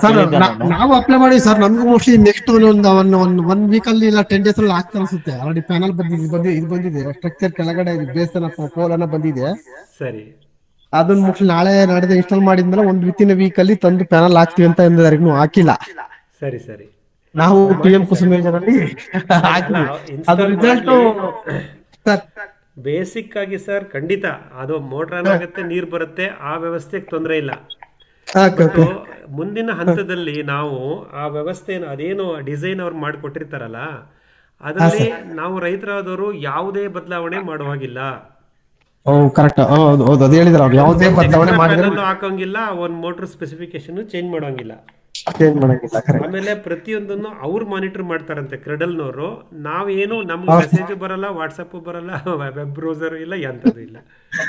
ಅದ್ರ ಮೇಲೆ ರೋಲಿಂಗ್ ಡಿಸ್ಪ್ಲೇ ಬರ್ತಾ ಇರುತ್ತೆ. ಇಷ್ಟು ಟೈಮ್ 11 ಗಂಟೆ, ವೋಲ್ಟೇಜ್ ಬಂದಿದೆ, ವಾಟರ್ ಇಷ್ಟು ಹೋಗ್ತಾ ಇದೆ ಅಂತ ರೋಲಿಂಗ್ ಡಿಸ್ಪ್ಲೇ ತಿರುಗ್ತಾ. ಇವತ್ತು ರೆಕಾರ್ಡ್ ಮಾಡ್ಕೊಂಡ್ ಬಂದೆ ನಮ್ಮ ಸ್ನೇಹಿತರ ತೋಟಕ್ಕೆ ಹೋದಾಗ. ಸೊ ಅದನ್ನ ನೋಡ್ಕೊಂಡು, ಆ ಡಿಸ್ಪ್ಲೇ ನೋಡ್ಕೊಂಡು ಸಮಾಧಾನ ಪಟ್ಕೋಬೇಕು. ವಾರಂಟಿ ಅಂತ ಕೊಡ್ತಾರಲ್ಲ ಸರ್ ಅವರು. ಹಂಗಾಗ್ಬಿಟ್ಟು ನಾವು ಏನು ಸ್ವಲ್ಪ ಚೇಂಜಸ್ ಮಾಡ್ರೆ ವಾರಂಟಿ ಬರೋದೇ ಇಲ್ಲ ಅಂತ ನಾವು ಅದೇನು ಹೇಳ್ತಾ ಇದ್ರೆ ಅದನ್ನೇನು ಸರ್. ಅವರು ವೆಂಡರ್ಗಳು ಅವರ ಅನುಕೂಲಕ್ಕೋಸ್ಕರ ಇದನ್ನೆಲ್ಲ ಹೇಳ್ತಾರೆ. ಅದು 4 ಲಕ್ಷ ರೂಪಾಯಿ ಅಸೆಟ್ ಗೌರ್ಮೆಂಟ್ ನಮಗೆ ಸಬ್ಸಿಡಿ ಕೊಟ್ಟಿರ್ಬೋದು, ಬಟ್ ಅದು ರೈತರ ತಲೆ ಮೇಲೆ ಇರುತ್ತೆ. 4 ಲಕ್ಷ ರೂಪಾಯಿ ಅಸೆಟ್ ನಾವು ತಗೊಂಡ್ಬಂದು ಅವ್ರು ಯಾಕೆ ಸರ್ವಿಸ್ ಕೊಡಲ್ಲ? ಕೊಡ್ಲೇಬೇಕು. ಆಮೇಲೆ ಯಾಕೆ ಮಾಡಿ ಪ್ರತಿಯೊಂದಕ್ಕೂ ಚಾರ್ಜಸ್ ಮಾಡ್ತಾರೆ. ಏನ್ ದುಡ್ಡು ತೆಗೆಯಕ್ಕೂ ನಾವೇ ಕೊಡ್ಬೇಕಂತ ಸಿಮೆಂಟ್ ಹಾಕಕ್ಕೆ ಎಲ್ಲದನ್ನು ನಾವು ಮೆಟೀರಿಯಲ್ ಇದು ಮಾಡ್ಬೇಕಲ್ಲ, ಮಾಡದೇ ಇಲ್ಲ. ಆ ತರ ಆಗ್ಬಿಟ್ಟಿದೆ ಈಗ. ಅವರ ಫುಲ್ ಮಾಡ್ಬೇಕಾಗ್ತದೆ ಎಲ್ಲಾದ್ರೂ. ಈಗ ಈ ಬುಧವಾರ ನಾನು PM ಕುಸುಮ್ ಬಗ್ಗೆ ಮಾತಾಡಕ್ಕೆ ಇಷ್ಟಪಡಲ್ಲ, ಯಾಕಂದ್ರೆ ನಾನು ಇನ್ನೂ ಮಾಹಿತಿ ಕಲೆ ಹಾಕ್ತಾ ಇದ್ದೀನಿ. ಸಾಕಷ್ಟು ಮಾಹಿತಿ ಕಲೆ ಹಾಕಿ ಒಂದು ಬುಧವಾರ ಅದ್ರ ಬಗ್ಗೆನೆ ಮಾತಾಡೋಣ. ಅಲ್ಲ, ಯಾರಿಗೆ ಬರುತ್ತೋ ಬರ್ಲಿ, ಕೆಲವ್ರಿಗೆ ಅದು ಅನುಕೂಲ ಆಗುತ್ತೆ ಸರ್. ನನಗೇನು ಸರ್, ಮೋಟರ್ ಆಗ್ಬೇಕು, ನೀರು ಬರಬೇಕು, ಅಲ್ಲಿಂದ ಮುಂದೆ ನಾನು ಯೋಚನೆ ಮಾಡಲ್ಲ ಅನ್ನೋ ರೈತರಿಗೆ ಖಂಡಿತ ಅದು ಅನುಕೂಲ ಆಗುತ್ತೆ. ಆದ್ರೆ ಅದನ್ನ ನಾವು ಒಂದು ಉತ್ತಮವಾಗಿ ಉಪಯೋಗಿಸ್ಕೋಬೇಕು ಫ್ಯೂಚರ್ಗೆ. ಅದನ್ನ ಇನ್ವೆಸ್ಟ್ಮೆಂಟ್ನ ನಾವು ಎಲ್ಲ ಥರದ್ದು, ಈಗ ನೋಡಿ ನಮ್ಮನೆ 9 ಪ್ಯಾನಲ್ ಅಲ್ಲಿ ಒಂದು ಸಾಕೆಟ್ ಹಾಕೊಂಡ್ಬಿಟ್ರೆ, ನಾನು ನಮ್ಮ VFD ಕಂಟ್ರೋಲರ್ಗೆ ಅಥವಾ ಒಂದು MPPT ಕಂಟ್ರೋಲರ್ ಅಂತ ಬರುತ್ತೆ 2,500 ರೂಪಾಯಿಗೆ, ಆ ಪ್ಯಾನಲ್ ಕನೆಕ್ಟ್ ಮಾಡ್ಕೊಂಡ್ರೆ ನಾನು ಎಲ್ಲವನ್ನು ಮಾಡ್ಬೋದು ಸರ್. 2 ವೀಲರ್ ಚಾರ್ಜ್ ಮಾಡ್ಕೋಬಹುದು, ಎಂಥದ್ದು ನನ್ನ brush cutter, electronic battery operated sprayer, brush cutter, ಏನ್ ಬೇಕಾದ್ರೂ ಚಾರ್ಜ್, ಎಲೆಕ್ಟ್ರಿಕಲ್ ವೆಹಿಕಲ್ಲು ಎಲ್ಲ ಚಾರ್ಜ್ ಮಾಡ್ಕೋಬಹುದಲ್ಲ ಸರ್. ಸೂಪರ್. ಇದೆಲ್ಲವನ್ನು ನಾನು ಕುಸುಮ್ ಯೋಜನೆಯಲ್ಲಿ ಹೆಂಗ್ ಮಾಡಕ್ ಸಾಧ್ಯ? ಮುಟ್ಟಕ್ಕೆ ಬಿಡಲ್ವಲ್ಲ ಅವರನ್ನ. ಗುರುಗಳೇ ನಮಸ್ಕಾರ, ದಿನೇಶ್ ಅಂತ ಮಾತಾಡೋದು. ಹೇಳಿದ್ದೀನಿ ಆಸ್ ಪರ್ ಮೈ ನಾಲೆಜ್ ನೀವು ವೆಂಡರ್ಸ್ ಹತ್ರ ಮಾತಾಡ್ಕೊಂಡು you can get all the extensions done and ಅಲ್ಲ ವಾಟ್ ಕಾಸ್ಟ್ ಅಂದ್ರೆ ಅದಕ್ಕೂ ಒಂದು ಸ್ಪೆಸಿಫಿಕೇಶನ್ಸ್ ಕೊಡ್ತಾರೆ. ಅದರ್ವೈಸ್ ಅವ್ರು ಕೊಟ್ಟಿದ್ನ ನೀವು ಇಟ್ಕೊಂಡು ನಿಮ್ದೇನ್ ಇದಿರುತ್ತೋ ಅದನ್ನ ಡೆಪ್ತೆ ಆಗಿರ್ಲಿ, ಟ್ಯೂಬ್ ಆಗಿರ್ಲಿ, ಕೇಬಲ್ ಆಗಿರ್ಲಿ, ಏನ್ ಬೇಕಾದ್ರೂ ನೀವು ಹಾಕೋಬಹುದು ಅದನ್ನ ಸಪ್ರೇಟ್ ಆಗಿ ಇಟ್ಕೊಂಡು. ಬಟ್ ನೀವ್ ಹೇಳೋ ರೀತಿಯಲ್ಲಿ ಒಳ್ಳೇದೇ, ನಾವು ಯಾವ್ದು ಬೇಕೋ ಇನ್ಸ್ಟ್ರೂಮೆಂಟ್ಸ್ಗಳು ಯಾವ ಕಂಪನಿ ಬೇಕೋ ಅದನ್ನ ಹಾಕೋಬಹುದು. ಬಟ್ ನಿಮ್ಗೆ ಸ್ಟ್ರಕ್ಚರ್ಸು, ಪ್ಯಾನೆಲ್ಸು ಇವೆಲ್ಲ ನಿಮ್ಗೆ ಅಷ್ಟೇ ಕಾಸ್ಟ್ ಬೀಳುತ್ತೆ. ಫಾರ್ ಎಕ್ಸಾಂಪಲ್ ಈಗ ಎಷ್ಟು ಅದು 5 HP ಏನ್ ಕೊಡ್ತಾರಲ್ಲ ಅದು, ಬಟ್ 300 feet ಅಷ್ಟೇ ಕೊಡೋದು ಅವ್ರಿಗೆ. ಕೇಬಲ್ಲೇ ಆಗ್ಲಿ ವಿತ್ ಪೈಪ್, SDP ಪೈಪ್ ಕೊಡೋದು ಅವರು. ಸೊ ಅದು ಬಿಟ್ರೆ ಅದರ್ ದೆನ್ ದಟ್ ನಿಮ್ಗೆ ಕಾಸ್ಟ್ ಅಲ್ಲಿಂದ ಅಲ್ಲಿಗೆ ಬರುತ್ತೆ ಅಂತ ನನ್ನ ಅನಿಸಿಕೆ. ಆಮೇಲೆ ಅವರು ಹೆಡ್ ಸೈಜ್ ಕೊಡ್ತಾರಲ್ಲ, ನಿಮ್ಮ ಇದರಲ್ಲಿ ಪಂಪ್ಗೆ ಎಷ್ಟು ಹೆಡ್ ಸೈಜ್ ಇದೆ ಗುರುಗಳೇ? ಹೇಳಿದ್ನಲ್ಲ, 8 ಸ್ಟೇಜು, 8 ಸ್ಟೇಜ್. 3 HP 8 ಸ್ಟೇಜು, 240 ಅಡಿ ತನಕ ತಳ್ಳುತ್ತೆ. ಅದನ್ನು ನೀವು stages also you can increase in there ಇದು, provided you have to pay more. ಅದೇ ವೆಂಡರ್ ಲಾಕಿಂಗ್ ಸರ್, ಅದೆಲ್ಲ ವೆಂಡರ್ ಲಾಕಿಂಗ್ ಅಂತೀವಿ. ಅಲ್ಲ ಇರ್ಲಿ, ಬಟ್ ನಿಮ್ಗೆ ಪ್ಯಾನಲ್ಸ್ ಇವು ಎಲ್ಲ ನೀವು ಹೊರಗಡೆ ತಗೊಂಡ್ರು ಅಷ್ಟೇ ಬೀಳ್ತದೆ. ಸ್ಟ್ರಕ್ಚರ್ ಇದನ್ನೆಲ್ಲ ನೋಡಕ್ ಅವ್ರದ್ದೆಲ್ಲ ಸ್ಟ್ರಕ್ಚರ್ ಇದು ಎಲ್ಲ ಕೊಡ್ತಾರೆ. ಕನ್ವರ್ಟರ್ಸು ಇದೆಲ್ಲ ನೀವು ಬೇಕಾದ್ರೆ ನಿಮ್ಗೆ ಯಾವ್ದು ಬೇಕೋ ಅದನ್ನ ಚೇಂಜ್ ಮಾಡ್ಕೋಬಹುದು. ನಾನು ಎನ್ಕ್ವೈರಿ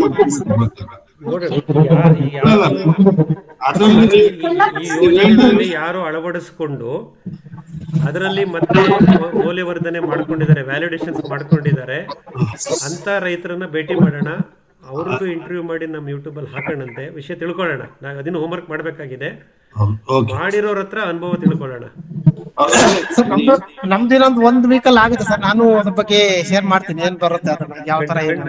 ಖಂಡಿತ ಅನಂತವ್ರೆ. ಅನಂತವ್ರೆ, ನೀವು ಎಷ್ಟು HP ಗೆ ಅಪ್ಲೈ ಮಾಡಿದ್ದೀರಿ ಹೇಳಿ? ಸರ್ 7.5 HP ಅಪ್ಲೈ ಮಾಡಿದ್ದೀನಿ ನೋಡಿ. ಎಷ್ಟು ಫೀಟ್ ಇದೆ ನಿಮ್ದು? ನಮ್ದು ಆಕ್ಚುಲಿ 200 feet ನೀರ್ ಬಂದಿದೆ. ಓಕೆ. ನಾವು ಡ್ರಿಲ್ ಮಾಡಿರೋದು 540 ವರೆಗೂ ಡ್ರಿಲ್ ಮಾಡಿದೀವಿ. ಪರವಾಗಿಲ್ಲ, ನಿಮ್ಗೆ ಆಗತ್ತೆ. ಎಕ್ಸ್ಟೆನ್ಷನ್ ಕೊಡ್ತಾರೆ, ಬಟ್ ನೀವು ಎಕ್ಸ್ಟ್ರಾ ಬೇಕಾದ್ರೆ 500 ಅಡಿವರೆಗೂ ಹೋಗ್ಬೋದು. ಟ್ಯೂಬ್ ಪ್ರೈಸು ಅಂಡ್ ಇದು ಕೊಡ್ಬೇಕಾಗುತ್ತೆ. ಇಲ್ಲ, ನಮಗೆ ಬೇಕಾಗಿಲ್ಲ ಅಷ್ಟಕ್ಕೆ. ಯಾಕೆ 300 ಅಡಿ ಬಿಟ್ಟಿದ್ದೀನಿ ನೋಡಿ ಈಗ ಇವಾಗ ಇರೋದು ಆಕ್ಚುಲಿ ಪ್ರೆಸೆಂಟ್. ಸೊ ಅಲ್ಲ, ನಿಮ್ಗೆ ಅಂದ್ರೆ ವರ್ಕೌಟ್ ಆಗುತ್ತೆ ಬಿಡಿ, ಅದೇ ಅಂತ ಅಷ್ಟಕ್ಕೆ ಸಾಕು ಅಂತ ಹೇಳಿ ಅಷ್ಟಕ್ಕೆ ಇದು ಮಾಡಿದೀನಿ ನಾನು. That is okay. ನಮ್ದೆಲ್ಲ 1000 ಅಡಿ.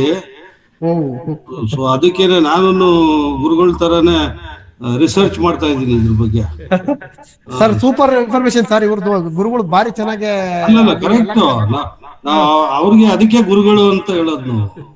Sir main cost cutting sir. Last time ನಾನು ಕೂಡ ಕೇಳಿದ್ದೆ, ಕಳೆದ ಬೇಸಿಗೆಯಲ್ಲಿ 6 ಲಕ್ಷ ಚಿಲ್ಲರೆ ಹೇಳಿದ್ರು ಅವರು last year. Hubli Dharwad surrounding ನಾ ಹೇಳ್ತಾ ಇರೋದು. ಬಟ್ ಸರ್ ಎಲ್ಲ ಏನ್ ರಿಸರ್ಚ್ ಮಾಡಿದಾರೆ, R&D ತುಂಬಾ ಮಾಡಿದ್ದಾರೆ. ಆಮೇಲೆ ಸೋರ್ಸಸ್ ಎಲ್ಲ ಚೆನ್ನಾಗಿ ಕಂಡು ಹಿಡಿದಿದ್ದಾರೆ ಅವರು, ತುಂಬಾ ವರ್ಕ್ ಮಾಡಿದ್ದಾರೆ. ಆಮೇಲೆ ಯಾರು PM ಹೋಗಿಲ್ಲ, ಇದು ಬೆಸ್ಟ್ ಆಪ್ಷನ್ ಇದು. ಸೂಪರ್. ಅಲ್ಲ, ಈ ತರಾನು ಕೂಡ ಇದೆ ಅಂತ ಇದು ನಮ್ಗೆ ಲೈವ್ ಎಕ್ಸಾಂಪಲ್ ಸರ್ ಇದು. ಇಲ್ಲ, ಅವರು ಚಕ್ರವರ್ತಿ ಅವರು ಇದ್ರು ನೋಡಿ, ಅವ್ರನ್ನ ಹೇಳಿದ್ರು ನೋಡಿ, ತುಮಕೂರಿನವರು. ನನ್ನ ಇದ್ ಮಾಡಿ ನಾನು ಕಮ್ಮಿ ಇದ್ರಲ್ಲಿ ಮಾಡಿಸ್ಕೊಡ್ತೀನಿ ಅಂತ. ನನಗೂ ಇನಿಷಿಯೇಟಿವ್ ಚಕ್ರವರ್ತಿ ಅವರೇ ಇನಿಷಿಯೇಟಿವ್ ತಗೊಂಡು ಈ ತರ ಮಾಡೋಣ ಸರ್ ಅಂದ್ರು. ಆಮೇಲೆ ಅವರು ನನ್ಗೊಂದ್ 2 ಬೆಂಗಳೂರು ವೆಂಡರ್ದು ಕಂಟ್ರೋಲರ್ VFD ಅಂತೀವಲ್ಲ, ಅದ್ರದ್ದು ಕಾಂಟ್ಯಾಕ್ಟ್ ಒಬ್ರು ಕೊಟ್ರು, ಪ್ರದೀಪ್ ಅಂತ. ಅವರ ಕಂಪನಿ ಓನರ್, ಸ್ಟಾರ್ಟ್ಅಪ್ ಕಂಪನಿ.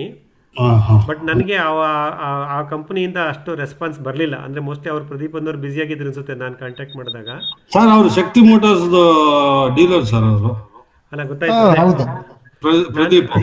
ಆಮೇಲೆ ಕೆಲವು ಇನ್ನು ಕೆಲವು ವೆಂಡರ್ ಹತ್ರ ನಾನು ಪ್ರಶ್ನೆ ಕೇಳ್ಬೇಕಾದ್ರೆ ನಾನು ಕೇಳ್ತಾ ಇದ್ದೆ, ನಿಮ್ಮ ಪ್ಯಾನಲ್ನಲ್ಲಿ ಮ್ಯಾಕ್ಸಿಮಮ್ ಕರೆಂಟ್ ಎಷ್ಟು ಬರುತ್ತೆ, ಮ್ಯಾಕ್ಸಿಮಮ್ ವೋಲ್ಟೇಜ್ ಎಷ್ಟು ಬರುತ್ತೆ ಅಂತ ಕೇಳ್ತಿದ್ದಾಗ ಅವ್ರು ನನ್ನನ್ನು ಅಪಹಾಸ್ಯ ಮಾಡಿದ್ರು. ಸರ್, ನಿಮಗೆ ನೀರು ಬರಬೇಕಾ ಬೋರ್ವೆಲ್ಲಿಂದ ಅಥವಾ ಕರೆಂಟ್ ಬರಬೇಕಾ ಪ್ಯಾನಲಿಂದ, which is important to you ಅಂತ ಕೇಳಿದ್ರು. For me both are important, I am an electronics engineer ಅಂತ ಹೇಳ್ತಿದ್ದೆ. ಅಂದ್ರೆ ನನ್ನನ್ನು ಅಪಹಾಸ್ಯ ಮಾಡಿದ್ದಾರೆ ನಾನು ಪ್ರಶ್ನೆಗಳನ್ನು ಕೇಳ್ತಿದ್ದಾಗ. ಅವ್ರ ಹೆಸರುಗಳನ್ನ ಇವತ್ತು ಹೇಳಕ್ ಹೋಗಲ್ಲ, ಬಟ್ ಆದ್ರೂ ನನ್ನ ತಾಳ್ಮೆಯಿಂದ ಅವ್ರನ್ನೆಲ್ಲ ಫಿಲ್ಟರ್ ಮಾಡಿ ಮಾಡಿ ಯಾರು ನನ್ನ ಜೊತೆ ಮಾತಾಡ್ತಾರೋ, ನನ್ನ ಫ್ರೀಕ್ವೆನ್ಸಿಗೆ ಬರ್ತಾರೋ ಅವ್ರ ಹತ್ರ ಸೆಲೆಕ್ಟ್ ಮಾಡ್ಕೊಂಡೆ. ಗುರುಗಳೇ, ಅವರು ಅನ್ಕೊಂಡಿದ್ದೆ ಎಲ್ಲಾರು ನಿಮ್ ತರ ಎಜುಕೇಟೆಡ್ ಇರಲ್ಲ ಅಂತ. ಅಂಡ್ ಈ ತರ ಏನಂತಾರೆ, ಟೆಕ್ನಿಕಲಿ ನೀವು ಪಾಯಿಂಟ್ಸ್ ಗಳು ಆಗ್ತಾ ಇರಪ್ಪ. ಅಲ್ಲ, ರೈತರು ಯಾರು ಎಷ್ಟೋ ಕಂಪನಿಗಳ ವೆಬ್ಸೈಟ್ಗಳಲ್ಲಿ ಇನ್ಫಾರ್ಮೇಶನ್ ಇಲ್ಲ ಸರ್. ಹೌದು, ಒಂದು ಸುಮ್ಮನೆ ಕಂಟ್ರೋಲರ್ ಹಾಕ್ಬಿಡ್ತಾರೆ ಅಷ್ಟೇ, HP EHP ಅಷ್ಟೇ. ಒಂದು ಡೇಟಾ ಶೀಟ್ ಇಲ್ಲ, ಒಂದು ಇನ್ಫಾರ್ಮೇಶನ್ ಇಲ್ಲ. ನಾನು ಅವ್ರನ್ನ ಕೇಳ್ತಿದ್ದೆ, ಏನು ಡೇಟಾ ಶೀಟೇ ಇಲ್ವಲ್ಲ, ಪ್ಯಾನಲ್ ಬಗ್ಗೆ ಡೇಟಾ ಶೀಟ್ ಇಲ್ಲ, ಕಂಟ್ರೋಲರ್ ಬಗ್ಗೆ ಡೇಟಾ ಶೀಟ್ ಇಲ್ಲ, ಪಬ್ಲಿಕ್ ಡೊಮೇನಲ್ಲಿ ಏನೂ ಇಲ್ಲ. ಸೊ ಮೇಲ್ ಕಳಿಸಿದ್ರೆ ನನಗೆ ಮೇಲ್ ಅಟ್ಯಾಚ್ಮೆಂಟ್ ಕಳಿಸ್ತೀರಾ? ಎಷ್ಟೋ ಜನಕ್ಕೆ ಇಮೇಲ್ ಹಾಕಿ ರಿಕ್ವೆಸ್ಟ್ ಮಾಡಿದೆ, ನಿಮ್ದು ಪ್ರಾಡಕ್ಟ್ ನಂಗೆ ಇಂಟ್ರೆಸ್ಟ್ ಇದೆ, ಡೇಟಾ ಶೀಟ್ ಕಳಿಸಿ, ನಾನು ಸ್ಟಡಿ ಮಾಡಬೇಕು ಅಂತ. No response, many of them no response. ಅಲ್ಲ, ಇವಾಗ ಒಂದು 25-30% ಎಜುಕೇಟೆಡ್ ಫಾರ್ಮರ್ಸ್ ಬಂದಿದ್ದಾರೆ. ಸೊ ಅವ್ರ ಹತ್ರ ಇವರು ಟ್ಯಾಕಲ್ ಮಾಡೋಕೆ ಸ್ವಲ್ಪ ಕಷ್ಟ ಬೀಳ್ತಾ ಇದ್ದಾರೆ ಅಷ್ಟೇ. ಇನ್ನು 75%ಗೆ ಕಿವಿ ಮೇಲೆ ನೀಟಾಗಿ ಫ್ಲವರ್ ಇಟ್ಕೊಂಡು ಹೋಗ್ಬೋದು. ಸರ್, ಇಷ್ಟೇ ಅಲ್ಲ ಸರ್, ನಾವು ಲಕ್ಷಗಟ್ಲೆ ಕೊಟ್ಟು ಟ್ರ್ಯಾಕ್ಟರ್ ಕೊಡ್ತೇವಲ್ಲ, ಟ್ರ್ಯಾಕ್ಟರ್ HP ಅಲ್ಲಿ ಕೂಡ ಇವ್ರು ಜಸ್ಟ್ ಸ್ಟಿಕರ್ ಮಾತ್ರ ಬದಲಾಯಿಸ್ತಾರೆ ಸರ್ ಇವರು. ಆ ತರ ಕೂಡ ನಡೆದಿದೆ. ಅಲ್ಲ, 15 HP tractor, 25 HP tractor sticker ಅಂಟಿಸ್ಬಿಟ್ಟು ಮಾರ್ತಾರೆ ಸರ್ ಇವರು. ಇನ್ ರೈತರಿಗೆ ಪಾಪ. ರೈತರ ಹತ್ರ ಅಂತ ಈಸಿಯಾಗಿ ಮೋಸ ಮಾಡಬಹುದು ಸರ್. ಅದೇ ಸರ್, ಮಂಜುನಾಥ್ ಸರ್, ನೀವು ಕೇಳ್ತಾ ಇದ್ದೀರಲ್ಲ, ನೀವು ಎಲೆಕ್ಟ್ರಿಕಲ್ ಇಂಜಿನಿಯರ್, ಎಲೆಕ್ಟ್ರಾನಿಕ್ಸ್ ಇಂಜಿನಿಯರ್ ಅಂತ ನಿಮ್ಗೆ ಡಾಟಾ ಶೀಟ್ ಗೊತ್ತು. ಬರೀ ರೈತ ತಗೊಂಡ್ರೆ ಎಷ್ಟು ಕಡಿಮೆ ಖರ್ಚಿನಲ್ಲಿ ಕೊಡ್ತೀಯಾ, ಎಷ್ಟ್ರಾಗೆ ಆಡ್ ಹಾಕೊಡ್ತೀಯಾ ಅಂತಾನೆ ಕೇಳ್ತಾರ. ಆಗ್ಲಿ ಅದ್ರೊಳಗೆ ಈ ಕತ್ತೆ ಅದ ಕುದುರೆ ಅದ ಅಂತ ಯಾರು ಕೇಳಲ್ಲ ಸರ್. ಅದೊಂದು ಇಂಪಾರ್ಟೆಂಟ್ ಈಗ. ಅವ್ರು ಕೂಡ ಅದಕ್ಕೂ ಟ್ಯೂನ್ ಆಗ್ಬಿಟ್ಟಿರ್ತಾರೆ. ಎಲ್ಲಾನು ಕತ್ತೆಗಳು ಅನ್ಕೊಂತಾರ. ಆಗ್ಲಿ ಮಧ್ಯದಾಗ ಒಂದ್ ಕುದುರೆ ಬಂತು ಅಂತ ಯಾರು ಅವ್ರು ಇದು ಗಮನಿಸಕ್ ಹೋಗಲ್ಲ ಸರ್. ಅದು ಬಂದಿರೋದು. ಖಂಡಿತ. ಧನ್ಯವಾದಗಳಪ್ಪ ಗುರುಗಳೇ. ಇದು VFD ಅಲ್ಲಿ ಆಟೋಮೇಷನ್ ಬಗ್ಗೆ ಸ್ವಲ್ಪ ಒಂದ್ ನಿಮಿಷ ದಿನೇಶಣ್ಣ ಮುಗಿಸ್ಬಿಡ್ಲಿ. ಅನಂತ, ದಿನೇಶಣ್ಣ ಕೇಳಿ. ಅಲ್ಲ, ಇದು VFD ಅಲ್ಲಿ ಈಗ ನೀವು ಸ್ಪೆಸಿಫಿಕೇಶನ್ ಕೊಟ್ಟಿರೋ ಪ್ರಕಾರ ಎಷ್ಟು ಮೋಟಾರ್ ಲಿಂಕ್ ಮಾಡ್ಬೋದು ಗುರುಗಳ? ಅಲ್ಲ, ಅಂದ್ರೆ ನಮ್ಮ ಪ್ಯಾನಲ್ ಮೇಲೆ ಡಿಪೆಂಡ್ ಆಗುತ್ತೆ. ಅಲ್ಲ, ಪವರ್ ಸಪ್ಲೈ ಕೇಳ್ತಾ ಇಲ್ಲ. ಇವಾಗ ಚೇಂಜ್ ಓವರ್ ಆಗ್ತಾ ಇರ್ತದಲ್ಲ, 1 2 3 4 ಮೋಟಾರ್ಸ್ ಅಂತ. ಎರಡು ಸರ್, ಎರಡು ಮ್ಯಾಕ್ಸಿಮಮ್ 2. ಲೋ ಇಂಪಿಡೆನ್ಸ್ ಸ್ವಿಚ್ ಅಂತ ಹೇಳ್ತಾರೆ. ಲೋ ಇಂಪಿಡೆನ್ಸ್ ಸ್ವಿಚ್ ಅಂತ ಚೇಂಜ್ ಓವರ್ ಅಂತೀವಿ. ಅದು ಮಾಮೂಲಿ ನಾವು ಫಿಸಿಕಲ್ ಆಗಿ ಮಾಡ್ಬೇಕು ಸರ್. ಅದನ್ನ ವೆಬ್ ಬೇಸ್ಡ್ ಅಲ್ಲಿ ಕೊಟ್ಟಿಲ್ವಂತೆ ಅವರು. ಅಂದ್ರೆ ಫಿಸಿಕಲ್ ಆಗಿ ನೀವು ಚೇಂಜ್ ಮಾಡ್ಬೇಕು ಸರ್. ಪ್ಯಾನಲ್ ಹತ್ರ, ಕಂಟ್ರೋಲರ್ ಹತ್ರ ಹೋಗಿ ಮೋಟಾರ್ A ಅಥವಾ ಮೋಟಾರ್ B ಸೆಲೆಕ್ಟ್ ಮಾಡ್ತೀವಲ್ಲ, ಅದನ್ನ ರಿಮೋಟ್ ಅಲ್ಲಿ ವೆಬ್ ಅಲ್ಲಿ ಮಾಡಕ್ಕಾಗಲ್ಲ. ನೀವು ಕಂಟ್ರೋಲರ್ ಹತ್ರ ಹೋಗ್ಬಿಟ್ಟು ಅದೊಂದು ಮಾಮೂಲಿ MCB ಸ್ವಿಚ್ ತರ ಇದೆ ಸರ್. ಅಲ್ಲ, ಬಟ್ ಇದು ಆಟೋಮೇಷನ್ ನಲ್ಲಿ ನೀವು ಸೆಲೆಕ್ಟ್ ಮಾಡಬಹುದು ಗುರುಗಳೇ. ನನಗೆ ಇವ್ರು ಹೇಳಿರೋದು ಅದು ಲೋ ಇಂಪಿಡೆನ್ಸ್ ಸ್ವಿಚ್ ಅಂತ ಇರುತ್ತೆ, ಮೆಕ್ಯಾನಿಕಲ್ ಕಾಂಟ್ಯಾಕ್ಟ್ ಅದು. ಸೊ ನೀವು ಅದನ್ನ ಫಿಸಿಕಲ್ ಆಗಿ ನೀವು ಮೋಟಾರ್ B ಸೆಲೆಕ್ಟ್ ಮಾಡ್ಬೇಕಾದ್ರೆ ನಾವು 1 and 2 ಅಂತ ಬರ್ದಿರ್ತೀವಿ MCB ನಲ್ಲಿ. ಆ 2 ಪೊಸಿಷನ್ಗೆ ತಳ್ಳಿಬಿಟ್ಟು ಮತ್ತೆ ಇನ್ನೊಂದ್ಸಲ ಪವರ್ ಆನ್ ಮಾಡ್ರಿ, ನಿಮ್ ಸೆಕೆಂಡ್ ಮೋಟರ್ ಆನ್ ಆಗುತ್ತೆ ಅಂತ. ಅದೇ ಈಗ ಆಟೋಮೇಷನ್ ಅದೇ ನೀವು ವಿನೋದ್ ಅವರು ಇದ್ ಕೊಟ್ಟಿದ್ರಲ್ಲ ಕಾಂಟ್ಯಾಕ್ಟ್. ಸೊ ಅಲ್ಲಿ ಹೋದಾಗ ಅವ್ರು ಇವರೇ ಸಿಕ್ಕಿದ್ರು, ಏನಂತಾರೆ ಸ್ಟೇಟ್ ರೀಜನಲ್ ಇನ್ಚಾರ್ಜ್. ಅವ್ರ ಹತ್ರ ಮಾತಾಡಿದಾಗ ಅವ್ರು ಹೇಳಿದ್ರು ಅಬೌಟ್ 6 to 8 ಮೋಟಾರ್ಸ್. ಅದು ಬೇರೆ, ಅದು ಮ್ಯಾನೇಜ್ಮೆಂಟ್ ಕನ್ಸೋಲ್ ಅಂತ ಬೇರೆ ಇರುತ್ತೆ. ಆ ಕಂಟ್ರೋಲರ್ ಬೇರೆ ಇರ್ತವೆ. ಆ ಕಂಟ್ರೋಲರ್ಗೆ ಈವನ್ ಸೋಲಾರ್ಗು ಹಾಕೊಡ್ತಾರಂತಲ್ವಾ? ಹಾಕೊಡ್ತಾರೆ. ಅದು ಸರ್, ಅದು ಎಂಟರ್ಪ್ರೈಸ್ ಮ್ಯಾನೇಜ್ಮೆಂಟ್ ಅಂತ ಹೇಳ್ತಾರೆ ಅದಕ್ಕೆ. ಆಟೋಮೇಷನ್ಗೆ valve automation, motor automation, N number of motors, M number of valves. ಅಲ್ಲ, ಅದ್ರಲ್ಲಿ ಇದೆ. ಅದೇ ತರ ಇದ್ರಲ್ಲಿ ಏನಾದ್ರು ಇದೆಯಾ ಅಂತ ನನ್ಗೆ ಸರ್. ಇಲ್ಲ, ಇದು ಎಂಟ್ರಿ ಲೆವೆಲ್ ಸರ್. ಇದು ಎಂಟ್ರಿ ಲೆವೆಲ್ ಸರ್. ಆ ವಿನೋದ್ ಗೌರಿಬಿದನೂರವ್ರು ತಗೊಂಡಿರೋದು 4.5 ಲಕ್ಷ ರೂಪಾಯಿನ ಸೊಲ್ಯೂಷನ್. ನಾವು ತಗೊಂಡಿರೋದು 23,000 ರೂಪಾಯಿನ ಕಂಟ್ರೋಲರ್. ಅಲ್ಲ, ನಾನು ಕೇಳಿದ್ದೆ ಗುರುಗಳೇ. ಇದು ಈ ಕಂಪನಿಯಲ್ಲಿ ಆ ತರದ್ ಏನಾದ್ರು ಸಿಗ್ಬೋದಾ ಅಂತ ಕೇಳಿ. ಇವ್ರು ಮಾಡ್ಕೊಂಡಿದಾರಂತೆ ಇಂದಿರಾ ಎನರ್ಜಿನ, ವಿಂಚಿ ಅನ್ನೋದ್ರಲ್ಲಿಲ್ಲ ಅಂದ್ರೆ ಇಂದಿರಾ ಎನರ್ಜಿನವರು ಸಾಫ್ಟ್ವೇರ್ ಡೆವಲಪ್ ಮಾಡಿ ಮಾಡ್ತಾ ಇದ್ದಾರೆ. ಅವ್ರ ಹತ್ರ ನಾನು ಯಾರ ಹತ್ರ ಮಾತಾಡೋದು, ಅವ್ರು ಮಿಸ್ಟರ್ ಕಾರ್ತಿಕ್ ಅಂತ, ಅವ್ರು ಹೇಳಿದ್ರು ಸರ್ ನಂದು ಭದ್ರಾವತಿ ಶಿವಮೊಗ್ಗ, ನಮ್ದು 14 ಎಕರೆ ಅಡಿಕೆ ತೋಟ ಇದೆ, ನಾನು ಇದೇ ಕಂಟ್ರೋಲರ್ಗೆ ವಾಲ್ ಆಟೋಮೇಶನ್ ಮಾಡ್ಕೊಂಡಿದ್ದೀನಿ. ಒಂದೇ ಸಾಫ್ಟ್ವೇರ್ ಅಲ್ಲಿ ಆಪ್ ಅಲ್ಲಿ ನೀವು ಮೋಟರ್ ಮ್ಯಾನೇಜ್ಮೆಂಟು ಮತ್ತೆ ವಾಲ್ ಮ್ಯಾನೇಜ್ಮೆಂಟು ಮಾಡಬಹುದು. ಒಂದ್ಸಲ ನಾವು ಭೇಟಿ ಆದಾಗ ನಿಮಗೆ ಪ್ರೆಸೆಂಟೇಶನ್ ಕೊಡ್ತೀನಿ ಸರ್ ಅಂತ ಹೇಳಿದ್ದಾರೆ. ಸೊ ಅವ್ರನ್ನ ಎಲೆಕ್ಟ್ರಿಸಿಟಿ ಅವ್ರ ಆಫೀಸ್ಗೆ ಹೋಗ್ಬಿಟ್ಟು ಭೇಟಿ ಮಾಡಿ ಫುಲ್ ಮಾಹಿತಿ ತಗೊಂಡ್ ಬರ್ತೀನಿ. ಹೋಗಿ ಗುರುಗಳೇ, ಥ್ಯಾಂಕ್ ಯು ಅನಂತಣ್ಣ ಕೇಳಿ ಇವಾಗ. ಸರ್ ಇದು ಆಟೋಮೇಶನ್ ಬಗ್ಗೆ ಹೇಳಿದ್ರೆ ಸರ್, ಪೈಪ್ ಲೈನ್ ಎಲ್ಲ ಇದ್ ಮಾಡ್ಬಿಟ್ಟು ಏನೋ ಸ್ವಲ್ಪ ಇದ್ ಮಾಡ್ಬೇಕು, ಚೇಂಜಸ್ ಮಾಡ್ಬೇಕು ಅಂತ ಹೇಳ್ತಾ ಇದ್ರಿ ಅಲ್ವಾ. ನಾನು ಒಬ್ರು ಆಟೋಮೇಶನ್ ಒಬ್ರನ್ನ ಯಾರನ್ನೋ ಒಬ್ರು ಕನ್ಸಲ್ಟ್ ಮಾಡಿದ್ದು ಒಬ್ಬರನ್ನ, ಅವ್ರು ಏನ್ ಹೇಳ್ತಾರೆ, ಈ ಸೋಲಾರ್ದು ಪ್ಯಾನಲ್ ಅವ್ರು ಕೊಡ್ತಾರಲ್ಲ ಸರ್, ಈಗ ಸ್ಟಾರ್ಟರ್ ಏನೋ ಪ್ಯಾನಲ್ VFT ಕೊಡ್ತಾರಲ್ವಾ ಅದು, ಇವರು ಆಟೋಮೇಶನ್ ಅವ್ರು ಇವ್ರದ್ದು ಸಪ್ರೇಟ್ ಕೊಡ್ತಾರಂತೆ, ಇದಕ್ಕೂ ಲಿಂಕ್ ಮಾಡಕ್ ಬರಲ್ಲ ಅಂತ ಇದ್ರು. ಅದ ಹೆಂಗ ಸತ್ಯನ ರಾಂಗ್ ಅನ್ನೋದು ಗೊತ್ತಾಗಿಲ್ಲ ನನಗೆ. ಅದು ನಾವು ಕಂಡಿಡಿಯೋಣ. ಬಟ್ ನಾನು ಇಂದಿರಾ ಎನರ್ಜಿ ಕಾರ್ತಿಕ್ ಅವ್ರ ಹತ್ರ ಮಾತಾಡಿದಾಗ ಅವ್ರು ನನಗೇನು ಹೇಳಿದಂದ್ರೆ, ಈ ಕಂಟ್ರೋಲರು ಮತ್ತೆ ವಾಲ್ ಆಟೋಮೇಶನ್ ಒಂದೇ ಸಾಫ್ಟ್ವೇರ್ ಅಲ್ಲಿ ನೀವು ಮ್ಯಾನೇಜ್ ಮಾಡಬಹುದು, ನಾವು ಮಾಡ್ತಾ ಇದ್ದೀವಿ ಅಂತ ಹೇಳಿದ್ರು. ನಾನು ಅವ್ರದ್ದು ಹೋಗಿ ಡೆಮೋ ನೋಡ್ತೀನಿ ಸರ್, ಅವ್ರ ಆಫೀಸ್ಗೆ ಹೋಗ್ಬಿಟ್ಟು ಡೆಮೋ ನೋಡಿ ಆಮೇಲೆ ಮಾಹಿತಿ ತಗೊಂಡು ಸಾಧ್ಯವಾದ್ರೆ ಅವ್ರನ್ನೇ ಒಂದ್ ದಿವಸ ಗೆಸ್ಟ್ ಆಗಿ ಕರೆದು ವೆಡ್ನೆಸ್ಡೇ ವೆಬಿನಾರ್ ಅಲ್ಲಿ ಮಾತಾಡ್ಸೋಣ. ತುಂಬಾ ಹೆಲ್ಪ್ ಆಗುತ್ತೆ. ಅವರು ಟೆಕ್ನಿಕಲ್ ಪರ್ಸನ್ ಇದ್ದಾರೆ ಸರ್, ಈಸ್ ಆಲ್ಸೋ ಇಂಜಿನಿಯರ್. ಹಾಗಾಗಿ ಟೆಕ್ನಿಕಲ್ ಪರ್ಸನ್ ಇದ್ದಾರೆ, ಅವ್ರನ್ನ ಬೇಕಾದ್ರೆ ನಾವು ಕರೆಸ್ಬೋದು. ನೋಡೋಣ, ನಾನು ಒಂದ್ಸಲ ಅವ್ರ ಆಫೀಸ್ಗೆ ಹೋಗಿ ಬಂದ್ಬಿಟ್ಟು ಆಮೇಲೆ ಡಿಸೈಡ್ ಮಾಡೋಣ ಸರ್. ಬಟ್ ಇದೆಲ್ಲ ಇದೆ ಸರ್, ನೀವು ಹೇಳೋದು ಕರೆಕ್ಟು. ಇವೆಲ್ಲ ನಮ್ಮ IT ಬಿಸ್ನೆಸ್ ಅಲ್ಲಿ ವೆಂಡರ್ ಲಾಕಿಂಗ್ ಅಂತ ಹೇಳ್ತೀವಿ. ಒಂದು ಹಾರ್ಡ್ವೇರ್ ತಗೊಂಡ್ಬಿಟ್ರೆ ಪ್ರತಿಯೊಂದು ಮತ್ತೆ ಆ ವೆಂಡರ್ ಹತ್ರನೇ ತಗೋಬೇಕು ಅಂತ ವೆಂಡರ್ ಲಾಕಿಂಗ್ ಅಂತ ಹೇಳ್ತೀವಿ. ಓಪನ್ ಸಿಸ್ಟಮ್, ವೆಂಡರ್ ಲಾಕೆಡ್ ಸಿಸ್ಟಮ್ ಅಂತ ನಾವು ಎಕ್ಸ್ಪ್ಲೈನ್ ಮಾಡ್ತಿರ್ತೀವಿ IT ನಲ್ಲಿ. ಇಲ್ಲಿ ನೀವು ಆ ಕಂಟ್ರೋಲರ್ ತಗೊಂಡಿದ್ದೀರಾ, ನಮ್ಮ ಸಾಫ್ಟ್ವೇರ್ ವರ್ಕ್ ಆಗಲ್ಲ, ಎಲ್ಲ ಸಿಕ್ಕಾಬಟ್ಟೆ ಇತ್ತು ಸರ್ ಮುಂಚೆನೂ. ಈಗೆಲ್ಲ ಇಂಟರ್ ಆಪರೇಟಬಿಲಿಟಿ ಅಂತ ಕರಿತೀವಿ, ಒಂದು ಇನ್ನೊಂದ್ರ ಜೊತೆ. 1.5 ಲಕ್ಷ ರೂಪಾಯಿ ಕೊಟೇಶನ್ ಇದ್ ಮಾಡಿ ಸರ್, ಬರೀ 4 ವಾಲ್ ಇದ್ ಮಾಡಕ್ಕೆ 1.5 ಲಕ್ಷ ರೂಪಾಯಿ ಕೇಳ್ತಾ ಇದ್ರು. ತುಂಬಾ ಯೂಸ್ ಅಮೌಂಟ್ ಆಯ್ತು ಅಂತ ನಾನು ಹಂಗೆ ಪೆಂಡಿಂಗ್ ಇಟ್ಟೆ. ಆಮೇಲೆ ಅದು ಇವರು ನಾವು PM ಕುಸುಮ್ ಯೋಜನೆಯಲ್ಲಿ ಏನೋ ಚೇಂಜಸ್ ಮಾಡಂಗಿಲ್ಲ ಅಂತ ಇವರು 5 ವರ್ಷ ವಾರಂಟಿ ಬೇರೆ ಕೊಡ್ತಾರಲ್ಲ, ಅದಕ್ಕೆ ನಾನು ಅದು ಏನೋ ಚೇಂಜಸ್ ಮಾಡ್ರೆ ಮತ್ತೆ ಪ್ರಾಬ್ಲಮ್ ಆಗುತ್ತಲ್ಲ, ಅದು ಹೆಂಗ್ ಮಾಡ್ಬೋದು ಅನ್ನೋದೇ ಗೊತ್ತಾಗಿಲ್ಲ ನನಗೆ. ಇಲ್ಲ ಬೇಡ, ನೀವು ಫುಲ್ ಎಸ್ಟಾಬ್ಲಿಷ್ ಮಾಡೋ ತನಕ ಯಾರಿಗೂ ಪೇಮೆಂಟ್ ಮಾಡಕ್ ಹೋಗ್ಬೇಡಿ. ಅವ್ರನ್ನೇ ಕೇಳೋಣ, ಯಾರನ್ನ ವಾಲ್ ಆಟೋಮೇಶನ್ ಅವ್ರನ್ನ ಕೇಳೋಣ. ಈ PM ಕುಸುಮ್ ಅಲ್ಲಿ ಸರ್ಟಿಫೈ ಆಗಿರೋ ಪ್ರಾಡಕ್ಟ್ಗೆ ನೀವು ಇಂಟಿಗ್ರೇಟ್ ಮಾಡಿದ್ದೀರಾ, ನಂಗೆ ಡೆಮೋ ಕೊಡಿ ಅಥವಾ ಕಸ್ಟಮರ್ ರೆಫರೆನ್ಸ್ ಕೊಡಿ, ಹೋಗಿ ಆ ತೋಟ ನೋಡ್ಕೊಂಡ್ಬಂದು ಆಮೇಲೆ ನಿರ್ಧಾರ ಮಾಡ್ತೀವಿ ಅಂತ ಹೇಳಿ ಸರ್. ನನಗೆ ವಾಲ್ ಆಟೋಮೇಶನ್ ಬಗ್ಗೆ ಸ್ವಲ್ಪ ಸಮಯ ಕೊಡಿ, ನಾನು ಹುಡುಕ್ತೀನಿ ಇನ್ನೊಂದು ಸ್ವಲ್ಪ. ಸರಿ sir. Thanks Anant. Thank you sir. ಒಳ್ಳೇದು. ಹೇಳಿಯಪ್ಪ, ಫೀಡ್ಬ್ಯಾಕ್ ಕೊಡಿ ಸರ್. ನಮಸ್ತೆ ಸರ್. ಈಗ ನಿಮ್ಮ ಒಂದು ಕೃಷಿಯಲ್ಲಿ ಹೇಳುವಾಗ ತುಂಬಾ ಸರಳವಾಗಿ ಹೇಳ್ತಿದ್ರಿ ಅವತ್ತು, ಆದ್ರೆ ಇವತ್ತಿನ ದಿನ ನೀವು ಈ ಒಂದು ಇದನ್ನ ಕಂಡುಹಿಡಿದಿರೋದು ನಮ್ಗೆ, ಅಂದ್ರೆ ಕಂಡುಹಿಡಿದಿರೋದು ಅಂದ್ರೆ ತುಂಬಾ ಅಂದ್ರೆ ರೆಡಿ ಫುಡ್ ಕೊಟ್ಟಿದ್ದೀರಾ ನಮ್ಗೆ. ನಾವು ಸುಮ್ಮನೆ ಊಟ ಮಾಡೋದಷ್ಟೇ, ಆ ರೀತಿ ಮಾಡ್ಕೊಟ್ಟಿದ್ದೀರಾ. ನಾವು 3 ಲಕ್ಷ ಆದ್ರೂ ಹಾಕ್ಸ್ಬೇಕು ಏನೋ ಒಂದು ಬಾಧೆ ಬಿದ್ದು ಅಂತ ಅನ್ಕೊಳ್ಳೋ ಪರಿಸ್ಥಿತಿಯಲ್ಲಿ ನೀವು ಅದನ್ನ ತುಂಬಾ ಸರಳವಾಗಿ ಇದ್ ಮಾಡಿದ್ದೀರಾ. ನಮ್ಗೆ 2 ಪ್ರಶ್ನೆ ಇದೆ ಸರ್. ಈಗ ಬೇರೆ ಬೇರೆ ಕಂಪ್ನಿಗಳದ್ದು ತಗೊಂಡು ನೀವು ಪ್ರಾಡಕ್ಟ್ಸ್ ನ ಈ ತರ ಹೊಸದಾಗಿ ಮಾಡಿರೋದು ಮೊದಲನೇ ಬಾರಿಗೆ ನೀವೇ ಅಂತ ಅನ್ಸುತ್ತೆ ನಮ್ಗೆ. ಇದನ್ನ ಗ್ಯಾರಂಟಿ ವಾರಂಟಿ ಏನಿದೆ ಅದು ಯಾವ ರೀತಿ ಅಪ್ಲೈ ಆಗುತ್ತೆ ಅನ್ನೋದು ಒಂದು ಪ್ರಶ್ನೆ ಸರ್. ಮತ್ತೆ ಇದೇ ಒಂದು ಪ್ರಾಜೆಕ್ಟ್ ನ ನೀವು ದೊಡ್ಡಬಳ್ಳಾಪುರ ತೋಟದಲ್ಲಿ ಮಾಡಿದ್ರೆ ಇದು ಎಷ್ಟು ವೆಚ್ಚ ಹೆಚ್ಚಾಗುತ್ತೆ ನಮ್ಗೆ, ಅದು ಸ್ವಲ್ಪ ಸರಳವಾಗಿ ಹೇಳಿ ಸರ್ ದಯವಿಟ್ಟು. ಅಲ್ಲ, ಒಂದು ಸರ್, ಪ್ರತಿ ವೆಂಡರ್ ಹತ್ರನೂ ಪ್ರಾಡಕ್ಟ್ ವಾರಂಟಿ ಇರುತ್ತೆ. ಅವರು ಸೋಲಾರ್ ಪ್ಯಾನಲ್ಗೆ 20 ವರ್ಷ ಪರ್ಫಾರ್ಮೆನ್ಸ್ ಗ್ಯಾರಂಟಿ ಅಂತ ಹೇಳ್ತಾರೆ. 20 ವರ್ಷ ವಾರಂಟಿ, 30 ವರ್ಷ ಪರ್ಫಾರ್ಮೆನ್ಸ್ ವಾರಂಟಿ ಅಂತ ವಾರಿ ಎನರ್ಜಿ ಅವ್ರ ವೆಬ್ಸೈಟಲ್ಲೇ ಎಲ್ಲ ಡಾಕ್ಯುಮೆಂಟ್ ಮಾಡಿ ಇಟ್ಕೊಂಡಿದ್ದಾರೆ. It's a reputed company. But ಅದು ಪ್ರೊಸೀಜರ್ ಏನಿದೆ ಗೊತ್ತಿಲ್ಲ, ಅಂದರೆ ನಾವು ಹೆಂಗೆ ಎಸ್ಕಲೇಟ್ ಮಾಡಬೇಕು, ಏನು ಮಾಡಬೇಕು ಎಲ್ಲ ಇರುತ್ತೆ. ಬಟ್ ಅವ್ರದ್ದು ಟೋಲ್ ಫ್ರೀ ನಂಬರು, ಕಾಲ್ ಸೆಂಟರು ಎಲ್ಲ ಇದೆ. So it is not A small company. Panel ಬಗ್ಗೆ, ಮತ್ತು panel is A passive component. ಅದ್ರಲ್ಲಿ ಏನೂ ಇಲ್ಲ, ಬರೀ ಫೋಟೋ ಡಯೋಡ್ ಅಂತೀವಿ, ಅಂದರೆ ಸೂರ್ಯನ ಶಕ್ತಿನ ವಿದ್ಯುತ್ ಶಕ್ತಿಗೆ ಕನ್ವರ್ಟ್ ಮಾಡ್ತಿರುತ್ತೆ.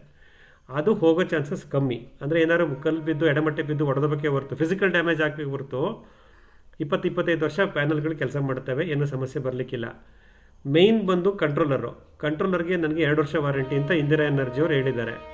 ಅವರು ಮತ್ತು ರಿಮೋಟ್ ಸಪೋರ್ಟ್ ಕೊಡ್ತಾರೆ. ಅವ್ರು ನನಗೆ ಎಲ್ಲಿ ತನಕ ಹೇಳಿದ್ದಾರೆ ಅಂದರೆ, ಆ ಸಾಫ್ಟ್ವೇರ್ನಲ್ಲಿ ವರ್ಷನ್ ಅಪ್ಗ್ರೇಡ್ ಮಾಡ್ತಾರೆ ಸರ್. ಹೊಸ ಫೀಚರ್ನ ಆ್ಯಡ್ ಮಾಡಿದಾಗ ವರ್ಷನ್ ಅಪ್ಗ್ರೇಡ್ ಮಾಡಬೇಕು. ಅವ್ರು ಹೇಳ್ತಾರೆ ಸರ್ ನೀವು ಸಿಮ್ ಕಾರ್ಡ್ ಹಾಕ್ಬಿಟ್ಟು ನಮಗೆ ಆಕ್ಸೆಸ್ ಕೊಡಿ, ಈವನ್ ವರ್ಷನ್ ಅಪ್ಗ್ರೇಡ್ ಸಮೇತ ನಾವು ಬೆಂಗಳೂರಿಂದನೇ ಮಾಡ್ತೀವಿ, ರಿಮೋಟಿಂದನೇ ಮಾಡಿಕೊಡ್ತೀವಿ ನಿಮಗೆ ಅಂತ. 2 ವರ್ಷ warranty including version upgrade support. ಈಗ ಫಾರ್ ಎಕ್ಸಾಂಪಲ್ 2.5 ವರ್ಷನ್ ಇದೆ ಅಂತ ಅಂದ್ಕೊಳ್ಳೋಣ, ನಾಳೆ ಅವರು ಇನ್ನೊಂದೇನೋ ಸಾಫ್ಟ್ವೇರ್ ಡೆವಲಪ್ ಮಾಡಿಬಿಟ್ಟು 2.6 3.0 ರಿಲೀಸ್ ಮಾಡ್ತಾರೆ. We are eligible for that also for the next 2 years. 2 years warranty with version upgrade support ಎಲ್ಲವೂ ಇದೆ. ಸೊ ಹಾಗಾಗಿ ಅದರಲ್ಲಿ ಸಮಸ್ಯೆ ಬರಲಿಕ್ಕಿಲ್ಲ. ಕಂಟ್ರೋಲರ್ ಸಮಸ್ಯೆ ಬರೋದು ಅದೇ ಮಾಮೂಲಿ, ಏನು ಲೈಟ್ನಿಂಗ್ ಆದಾಗ ನಾವು ಪ್ರೊಟೆಕ್ಷನ್ ಕೊಟ್ಟಿಲ್ಲ ಅಂದರೆ, ಅಥವಾ ಅರ್ಥಿಂಗ್ ಸರಿ ಇಲ್ಲ ಅಂದರೆ, ಅಥವಾ ಬೇರೆ ಏನಾದರೂ ವೋಲ್ಟೇಜ್ ಸರ್ಜ್ಗಳು ಬಂದರೆ. ಆಮೇಲೆ ಈಗಿನ MCBಗಳು ತುಂಬ ಚೆನ್ನಾಗಿವೆ ಸರ್, ಯಾಕೆಂದರೆ ನಾವು ಇದನ್ನು ಡೈರೆಕ್ಟಾಗಿ ಬೆಸ್ಕಾಮ್ಗೂ ಕನೆಕ್ಟ್ ಮಾಡ್ತೀವಿ, ಈ ಎಲೆಕ್ಟ್ರಿಸಿಟಿ ಬೋರ್ಡ್ಗೂ ಕನೆಕ್ಟ್ ಮಾಡ್ತೀವಿ. ಅಲ್ಲಾಗೋ ಫ್ಲಕ್ಚುಯೇಷನ್ಸು ಇದು ತಡ್ಕೋಬೇಕು. ಬಟ್ ಈ MCBಗಳು ತುಂಬ ಚೆನ್ನಾಗಿ ಯೂಸ್ ಮಾಡಿದ್ದಾರೆ. ಅಕಸ್ಮಾತ್ ಹೋದರೂ MCBಗಳು ಸುಟ್ಟೋಗ್ತವೆ ಹೊರತು ವಿಂಚಿ ಕಂಟ್ರೋಲರ್ ಹಾಳಾಗಲ್ಲ ಅಂತ ಅಂದ್ಕೊತೀನಿ. ಸೊ ಆಮೇಲೆ end of the day product cost sir, panel cost 5,300 ರೂಪಾಯಿ. ಅದರದ್ದು ರೀಪ್ಲೇಸ್ ಮಾಡಬೇಕಾದ್ರೆ 5,000 ರೂಪಾಯಿ ಅಷ್ಟೇ ಖರ್ಚು ಬರುತ್ತೆ. ನಾನೇನು 30,000 ರೂಪಾಯಿ ಪ್ಯಾನಲ್ ತಂದಿಲ್ಲ. ಕಂಟ್ರೋಲರ್ ಕಾಸ್ಟು 23,000 ರೂಪಾಯಿ. ಏನು ಅದರಲ್ಲಿರೋ ಪಾರ್ಟ್ಸ್ ಏನಾದ್ರು ಹೋಗಿದ್ರೆ ಒಂದು 6,000 ರೂಪಾಯಿ 8,000 ರೂಪಾಯಿ ರಿಪ್ಲೇಸ್ ಆಗ್ಬೋದು ಅಂತ ಅಂದ್ಕೊತೀನಿ, unless otherwise it is the main controller. ಹಾಗಾಗಿ ವಾರಂಟಿ ವಿಷಯದಲ್ಲಿ ವೆಂಡರಿಂದ ಏನು ಸಪೋರ್ಟ್ ಸಿಗುತ್ತೋ ತೊಗೊಳ್ಳೋಣ. Replacement, parts replacement at actuals ಅಂತ ಅಂದ್ರೂ, ಅಂದರೆ ಪೋಸ್ಟ್ ವಾರಂಟಿಯ ನಂತರ ಒಂದು 15-20 ವರ್ಷ ನಾವು ಇದನ್ನು ಯೂಸ್ ಮಾಡ್ತೀವಿ. ಪೋಸ್ಟ್ ವಾರಂಟಿನಲ್ಲಿ ಕೆಲವರು ವೆಂಡರ್ಗಳು AMCನೂ ತೊಗೋತಾರೆ, ಕೆಲವು ವೆಂಡರ್ಗಳು ಪಾರ್ಟ್ಸ್ ಅಟ್ ಆ್ಯಕ್ಚುಯಲ್ಸ್ ಅಂತಲೂ ಕೊಡ್ತಾರೆ. ಅದೆಲ್ಲವನ್ನು ನಾವು ಮಾತಾಡ್ತಾ ನೆಗೋಷಿಯೇಟ್ ಮಾಡಿಕೊಂಡು, ಅಂದರೆ ನಮ್ಮ ರಿಲೇಷನ್ಶಿಪ್ ನಾವು ಚೆನ್ನಾಗಿ ಇಟ್ಕೊಂಡಿದ್ರೆ, ಆ ವೆಂಡರ್ಗಳು ಬಿಸ್ನೆಸ್ಸಲ್ಲಿ ಇದ್ದರೆ, ಸಕ್ಸಸ್ ಆಗಿದ್ದರೆ ಮೋಸ್ಟ್ಲಿ ನಮಗೆ ಸಪೋರ್ಟ್ ಸಿಗುತ್ತೆ ಅಂತ ಅಂದ್ಕೊತೀವಿ. ಸೊ ನೋಡೋಣ ಸರ್, ಅದನ್ನು ಮುಂದಿನ ದಿನಗಳಲ್ಲಿ ಅವೆಲ್ಲ ನಮ್ಗೆ ಅರ್ಥ ಆಗ್ತಾ ಬರುತ್ತೆ. ಬಟ್ ಸದ್ಯಕ್ಕೆ ಯಾವುದೇ ಸಮಸ್ಯೆ ಆಗಲಾರದು ಅನ್ನೋ ಒಂದು ಭರವಸೆಯಿಂದ ಮುಂದಡಿ ಇಟ್ಟಿದ್ದೀವಿ.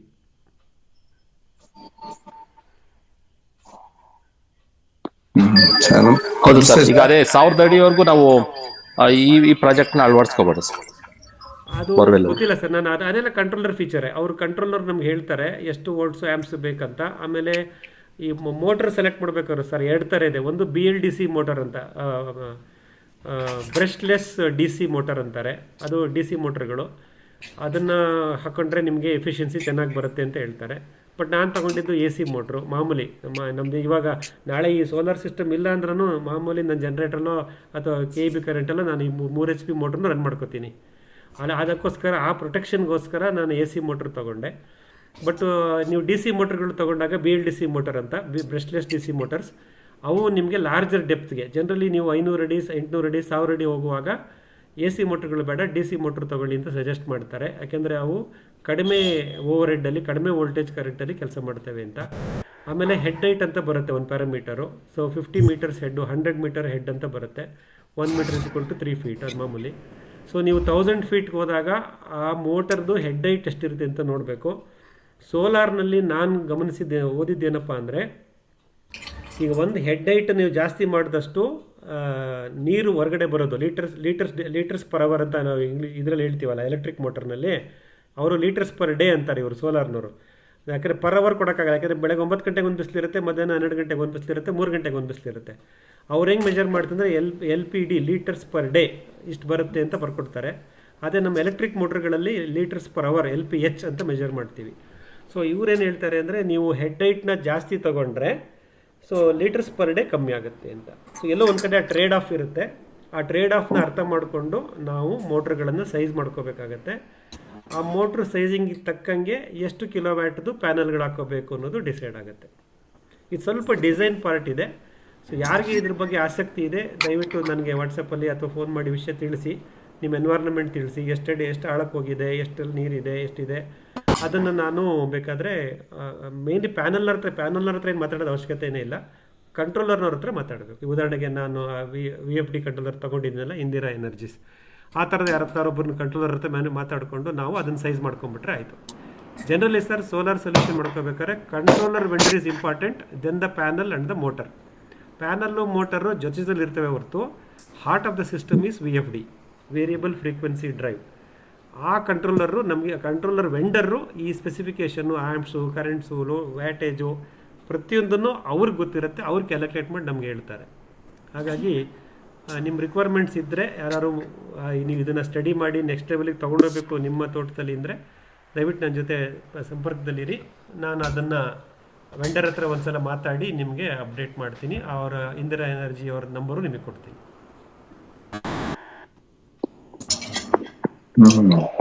ಸರ್ ನಮಸ್ತೆ ಮಾಹಿತಿ ಸರ್. ತಲುಪಿದೆ ಅನ್ಕೋತೀನಿ ಮುರಳೀಧರ್ ಅವ್ರಿಗೆ. MS ಫಾರ್ಮ್ನಲ್ಲೂ ಮಾಡಬೇಕು, ಸಬ್ಜೆಕ್ಟಿವ್. ನೋಡೋಣ ಸರ್, ಯಾವಾಗತ್ತೆ ಅವಾಗ ಮಾಡೋಣ ಅಲ್ವೇ. ಸರ್ ನಮಸ್ತೆ. ಹೇಳಿಯಪ್ಪ. ಹಾ ಸರ್, ನಾನು ಚೆನ್ನೈಗೌಡ ಸರ್, ಮಂಡ್ಯದಿಂದ. ನಮಸ್ಕಾರ ಗೌಡ್ರೆ, ಹೇಳಿ. ಸರ್, ಒಂದು ಸಂಶೋಧನಾತ್ಮಕವಾದಂತ ನಿಮ್ಮ ಶ್ರಮ ಮತ್ತೆ ಇದು ನಮ್ಮೆಲ್ಲರಿಗೂ ಅನುಕೂಲ ಆಗ್ತಾ ಇದೆ. ನಿಮ್ಮ ಇದು ನೀವ್ ಹೇಳದ್ ನೋಡಿದ್ರೆ ನಮ್ಗೆ ಏನಪ್ಪಾ ಇಷ್ಟು ನಾವು ಅಷ್ಟು ದಿನಕ್ಕೇನೆ ಬೇಜಾರ್ ಪಟ್ಕೊಂಡ್ಬಿಡ್ತೀವಿ. ಆದ್ರೆ ನೀವು ಬೇಸರ ಪಟ್ಕೊಳ್ದೆ ಎಲ್ಲ ಮಾಡಿದಿರಿ ಸರ್. ಆದ್ರೆ ನೀವ್ ಹೇಳ್ದಂಗೆ ಸೋಲಾರ್ ಬಗ್ಗೆನು ನಾವು ಕೆಲವೆಲ್ಲ ಕೊಟೇಶನ್ ಎಲ್ಲ ತರ್ಸಿದ್ರು ಕೂಡ ಸರಿಯಾಗಿ ಅವರು ಮಾಹಿತಿ ಕೊಡ್ಲಿಲ್ಲ, ಸರಿಯಾಗಿ ಮಾತಾಡ್ಲಿಲ್ಲ. ಆಮೇಲೆ ಕೊನೆಗೆ ನಾನು ಇವತ್ತು ಒಂದು ಟೆಕ್ಸ್ಮೋದು 3SP ಒಂದು 530 ಅಡಿವರೆಗೂ ಬಿಟ್ಟೆ ಸರ್. 600 ಅಡಿ ಹೊಡ್ಸಿದ್ದೆ.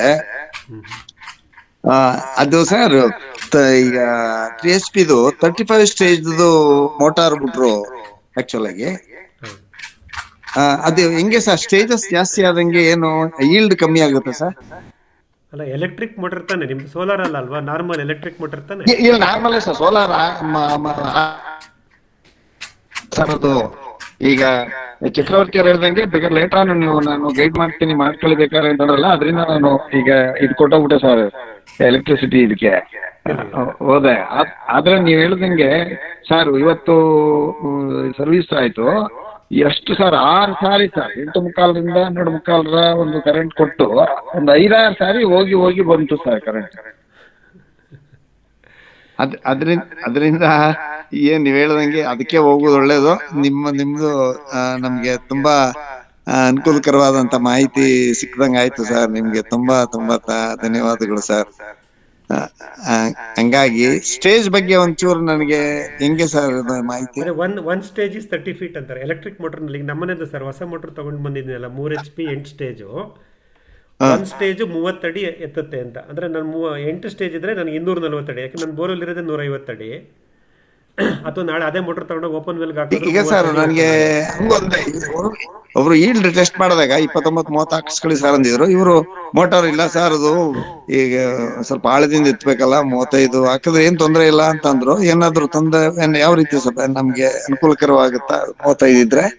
ಎಲ್ಲ ಅದೇ ಈ ಹೆಡ್ ಹೈಟ್ ಅಂತೀವಿ, ಹೆಡ್ ಹೈಟು ಅಥವಾ ನಂಬರ್ ಆಫ್ ಸ್ಟೇಜಸ್ ಅಂತೀವಿ. ಅದನ್ನ ಅವರು ಎಲೆಕ್ಟ್ರಿಕಲ್ ಮೋಟಾರ್ ವೆಂಡರು ಸ್ಪೆಸಿಫಿಕೇಶನ್ ಕೊಡ್ತಾರೆ. ನಿರ್ದಿಷ್ಟ ಆಳದಿಂದ ನಾವು ನೀರು ಎತ್ತಬೇಕು, ಮತ್ತೆ ಆ ಎತ್ತಿದ ನೀರನ್ನ ಮತ್ತೆ ಎತ್ತರ ಕಳಿಸ್ಬೇಕಲ್ಲ. ಈಗ ನಾನು ಹೇಳಿದ್ನಲ್ಲ ಸರ್, ನಂದು ನಾರ್ತ್ ಸೌತ್, ಮತ್ತೆ ಒಂದ್ ತೆಂಗಿನ ಮರದ ಅಷ್ಟು ಎತ್ತರಕ್ಕೆ ಹೋಗ್ಬೇಕು, ಮತ್ತೆ 30 ಅಡಿ ಮೇಲಕ್ಕೆ ತೆರಳಬೇಕು. ನೈಋತ್ಯ ಮೂಲೆಗೆ, ಈಶಾನ್ಯ ಮೂಲೆಯಲ್ಲಿ ನೀರಿದೆ, ನೈಋತ್ಯ ಮೂಲೆಯಲ್ಲಿ highest place of the land ಇದೆ. ಅಲ್ಲಿ ನಾನು ಇಂಡಿ ದ್ರಾವಣಕ್ಕೆ 1000 ಲೀಟರ್ ಟ್ಯಾಂಕ್ ಇಟ್ಕೊಂಡಿದ್ದೀನಿ. ಇಲ್ಲಿಂದ ನಾನು ಎತ್ತಬೇಕು ಈಶಾನ್ಯದಿಂದ ನೈಋತ್ಯಕ್ಕೆ. ಹಾಗಾಗಿ ಹೆಡ್ ಮ್ಯಾಟರ್ ಆಗುತ್ತೆ. ಸೊ ನಮ್ಮ ಭೂಮಿ ಹೇಗಿದೆ, ಉಬ್ಬು ತೊಗ್ಗುಗಳು ಹೇಗಿದೆ, ನಮ್ಮ ಬೋರ್ವೆಲ್ ಅಥವಾ ನೀರಿನ ಎಲ್ಲಿದೆ, ಎಲ್ಲವೂ ಡಿಪೆಂಡ್ ಆಗುತ್ತೆ. ಅಂದ್ರೆ ನಮ್ದು ಅಂತ ಪರವಾಗಿಲ್ಲ ಸರ್. ಆದ್ರೆ ಈ ಸ್ಟೇಜ್ ಹೆಡ್ಗಳು 35 ಹೆಡ್ ಸ್ಟೇಜ್ ಬಂತಲ್ಲ ಸರ್, ಅದು ಏನ್ ತೊಂದರೆ ಇಲ್ಲ ಅಲ್ಲ ಸರ್? ಇಲ್ಲ, ಅವರು ಟೆಕ್ಸ್ಮೋದವರು ಒಳ್ಳೆ ಬ್ರಾಂಡೆಡ್ ಕಂಪ್ನಿನೇ, ಅವೆಲ್ಲ ನೋಡಿ ಅವ್ರು ಮಾಡಿರ್ತಾರೆ. ಒಂದು ಸ್ಟೇಜ್ ಇಸ್ ಈಕ್ವಲ್ ಟು 30 ಅಡಿ ಅಂತ ಅನ್ಕೊಳ್ಳಿ ಸರ್.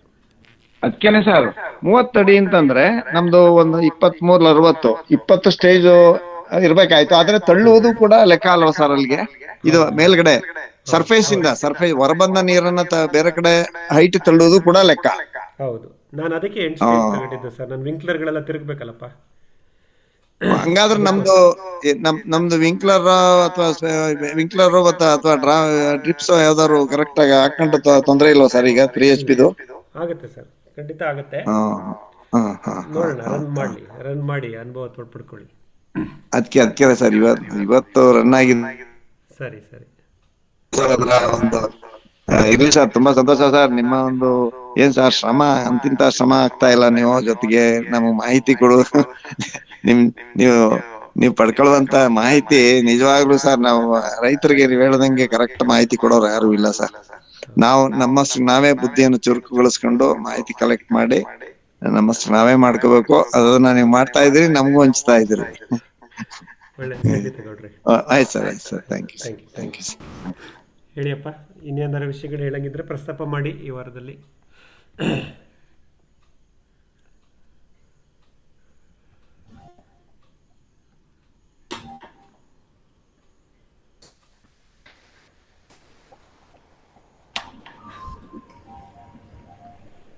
ಹೇಳಿಯಪ್ಪ, ಇನ್ನೇನಾರು ಮಾಹಿತಿಗಳಿದ್ರೆ ಹೇಳಿ. ಹೇಳಿದ ನಿಮ್ಮ ತೋಟದಲ್ಲಿ ಬೆಳೆಗಳು ಬೇಸಿಗೆಯಲ್ಲಿ ಏನಾರು ಮಾಡ್ತಾ ಇದ್ದೀರಾ, ಸಮಸ್ಯೆ ಇದೆಯಾ ಹೇಳ್ಕೊಡಿಯಪ್ಪ. ಸರ್ ನಮ್ದೊಂದು ಹಾಂ, ಒಬ್ರು. ನನ್ನ ಹೆಸರು ರುದ್ರೇಶ್ ಅಂತ ಸರ್. ನನಗೆ ಒಂದ್ ಸ್ವಲ್ಪ ನಿಮ್ಮ ಗೈಡೆನ್ಸ್ ಬೇಕು. ನಾವಿನ್ನೂ ಇವಾಗ ಶುರು ಮಾಡ್ತಾ ಇರೋದು. ಸೊ ಡ್ರಿಪ್ ಹಾಕ್ಸ್ಬೇಕು ಅಂದ್ರೆ ಫಸ್ಟ್ ನಾನು ಇದ್ರದ್ದೆಲ್ಲ ಮಾರ್ಕಿಂಗ್ ಹಾಕೊಂಡ್ಬಿಟ್ಟು ಆಮೇಲೆ ಡ್ರಿಪ್ ಹಾಕ್ಸೋದು ಬೆಟರ್ ಹೆಂಗೆ ಸರ್? ಇವಾಗ ಪೈಪ್ಗಳ ಬೆಲೆನೂ ಜಾಸ್ತಿ ಆಗೋಗಿದೆ. ಸೊ ಏನ್ ನಿಮ್ ಸಜೆಷನ್ ಅದ್ರ ಮೇಲೆ? ಅದೇ ಸರ್, ಮೊದಲು ನಾವು ನಿಮ್ಮ ಕೃಷಿ ಪದ್ಧತಿ ಸರ್, ಅಂದರೆ ಸಾವಯವ ಕೃಷಿನ ನೈಸರ್ಗಿಕ ಕೃಷಿನ ಅಂತ ಇದು ನ್ಯಾಚುರಲ್ ಸೆಲೆಕ್ಟ್ ಫಾರ್ಮಿಂಗ್ ಮಾಡ್ಕೋಬೇಕು. ನೈಸರ್ಗಿಕ ಕೃಷಿನಲ್ಲಿ ನಾವು ಬಹುಬೆಳೆ ಬಹುಮಡಿ ಪದ್ಧತಿ, ಮಲ್ಟಿ ಲೇಯರ್ಡ್ ಮಲ್ಟಿ ಕ್ರಾಪಿಂಗ್ ಮಾಡಲೇಬೇಕು. ಹೌದು. ಸೊ ಅಂದರೆ ನಮ್ಮ ಪ್ರತಿ 4 ಅಡಿ ಅಥವಾ 6 ಅಡಿಗೆ ಒಂದೊಂದು ಗಿಡಗಳಿರುತ್ತೆ. ಮುಖ್ಯ ಬೆಳೆ ಆಗ್ಬೋದು, ಸಂಗಾತಿ ಗಿಡ ಆಗ್ಬೋದು. ಹೌದು. ಆಮೇಲೆ ನಮ್ಮ ಭೂಮಿಯ ಪ್ರತಿ ಚದುರದಲ್ಲೂ ನಾವು ತೇವಾಂಶ ಕಾಪಾಡ್ತಿರ್ಬೇಕು. ಸೂಕ್ಷ್ಮ ಜೀವಿಗಳು ಚಟುವಟಿಕೆ ಇರಬೇಕು ಮಣ್ಣಲ್ಲಿ. ಅವಾಗ ಮಾತ್ರ ನಮ್ಮ ಮಣ್ಣಿನ ಸುಧಾರಣೆ ಆಗಕ್ಕೆ ಸಾಧ್ಯ. ಹಾಗಾಗಿ ಹನಿ ನೀರಾವರಿ ಡ್ರಿಪ್ ಇರಿಗೇಷನ್ನು ನಮಗೆ ಸೂಟಬಲ್ ಅಲ್ಲ. ಓಕೆ. ನೀವು ಆದಷ್ಟು ತುಂತುರು ನೀರಾವರಿ, ಸ್ಪ್ರಿಂಕ್ಲರ್ ಅಥವಾ ವಿಂಕ್ಲರ್ ಬೇಸ್ಡ್ ಇರಿಗೇಷನ್ ಸಿಸ್ಟಮೇ ಮಾಡ್ಕೋಬೇಕು. Natural farmers sprinkler sir? ವಿಂಕ್ಲರ್ ಅಂತೀವಿ. ಸ್ಪ್ರಿಂಕ್ಲರ್ಗಿಂತನೂ ಇದು ಭಾಳ ಎಫೆಕ್ಟಿವ್ ಆಗಿ ಕೆಲಸ ಮಾಡ್ತಾ ಇದೆ. WINKLER. Okay okay sir. ನಮ್ಮ ತೋಟಗಳಲ್ಲಿ ಅದೆಲ್ಲ ಇದೆ. ನಮ್ಮ ಮಿತ್ರರು ಸಾಕಷ್ಟು ಜನ ಅದನ್ನು ಅಳವಡಿಸ್ಕೊತಾ ಇದ್ದಾರೆ. ಸೊ ಇವತ್ತು ಇಲ್ಲೇ ನಮ್ಮ ಪಾಳ್ಯ ಹೋಬಳಿ ಆಲೂರು ತಾಲೂಕು ಇಲ್ಲಿ ಒಂದು 250 ವಿಂಕ್ಲರ್ದು ಡಿಸೈನ್ ಮಾಡ್ಕೊಟ್ಟು ಬಂದೆ. ಹಾಗಾಗಿ ನಾವು ಆದಷ್ಟು ಸೂಕ್ಷ್ಮ ನೀರಾವರಿ ವ್ಯವಸ್ಥೆಗೆ ಹೋಗೋಣ. ಹನಿ ನೀರಾವರಿ ವ್ಯವಸ್ಥೆ ಬೇಡ. ಹನಿ ನೀರಾವರಿ ವ್ಯವಸ್ಥೆ ಮಾನೋಕ್ರಾಪಿಂಗು, ಕೆಮಿಕಲ್ ಫಾರ್ಮಿಂಗು ಅವ್ರಿಗೆ ಮಾತ್ರ ಸೂಟ್ ಆಗುತ್ತೆ. High density monocropping with chemical inputs ಅಂತೀವಿ. ಅತಿ ಸಾಂದ್ರತೆ ಏಕ ಬೆಳೆ ಪದ್ಧತಿ ರಾಸಾಯನಿಕ ಕೃಷಿ ಅವ್ರಿಗೆ ಡ್ರಿಪ್ ಇರಿಗೇಷನ್ ಹೆಲ್ಪ್ ಆಗುತ್ತೆ. ನಾವು ನೈಸರ್ಗಿಕ ಕೃಷಿಕರಿಗೆ ಬೇಡ. ಅದು ಮೊದಲನೇ ಇದು. ನೆಕ್ಸ್ಟು ನಾವೇನು ಮಾಡ್ತೀವಿ ಸರ್, ಇದು ವಿಂಕ್ಲರ್ ಆಧಾರಿತ ತುಂತುರು ನೀರಾವರಿ ವ್ಯವಸ್ಥೆ ಮಾಡಿಕೊಂಡಾಗ ಸೊ ಸಾಲಿನಿಂದ ಸಾಲಿಗೆ ಎಷ್ಟು ಅಂತರ ಕೊಡ್ತೀವಿ ಅನ್ನೋದು ಮುಖ್ಯ ಆಗುತ್ತೆ.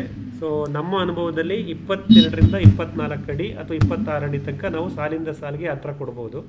ಫೀಡರ್ ಲೈನ್ ಅಂತ ಹೇಳ್ತೀವಿ. ಹಾಗಾಗಿ ನೀವು ವಿಂಕ್ಲರ್ನ ನೀವು 24ರಿಂದ 26 ಅಡಿ ಅಂತರದಲ್ಲಿ ಜೋಡಿಸ್ಕೊಂಡು ನಂತರ ನಿಮ್ಮ ಬಹುಬೆಳೆ ಬಹುಮಡಿ ಪದ್ಧತಿ ಬೇರೆ ಅದನ್ನು ಜೋಡಿಸ್ತಾ ಬರ್ಬೋದು. ಇಲ್ಲ ಮೊದಲೇ ನಿಮ್ಮ ಬಹುಬೆಳೆ ಬಹುಮಡಿ ಪದ್ಧತಿನ ರೂಪುರೇಷೆ ಮಾಡಿಕೊಂಡು ವಿನ್ಯಾಸವನ್ನು ಮಾಡಿಕೊಂಡು ಅದಕ್ಕೆ ಅಡ್ಜಸ್ಟ್ ಆಗೋ ಥರ, ಅಂದರೆ ನಮ್ಮ ಗ್ರಿಡ್ ಪ್ಲಾಂಟ್ಸ್ಗಳಿಗೆ ತೊಂದರೆ ಆಗದೇ ಇರೋ ಥರ ವಿಂಕ್ಲರ್ ಲೈನ್ಗಳನ್ನು ಅಳವಡಿಸ್ಕೋಬೇಕಾಗತ್ತೆ. ಆವಾಗ ಸ್ವಲ್ಪ ಡಿಸ್ಟೆನ್ಸ್ಗಳು ಆ ಕಡೆ ಈ ಕಡೆ ಆಗುತ್ತೆ. ಹಾಗಾಗಿ ಮೊದಲು ನೀವು ಪ್ಲಾಂಟಿಂಗ್ ಮ್ಯಾಟ್ರಿಕ್ಸ್ ಡಿಸೈಡ್ ಮಾಡ್ಕೊಳ್ಳಿ, ಯಾವ ರೀತಿ ನೀವು ಬಹುಬೆಳೆ ಪದ್ಧತಿ ಮಾಡ್ತೀವಿ ಅಂತ.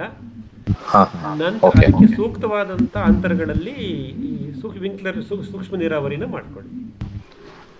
Okay sir, thank you sir.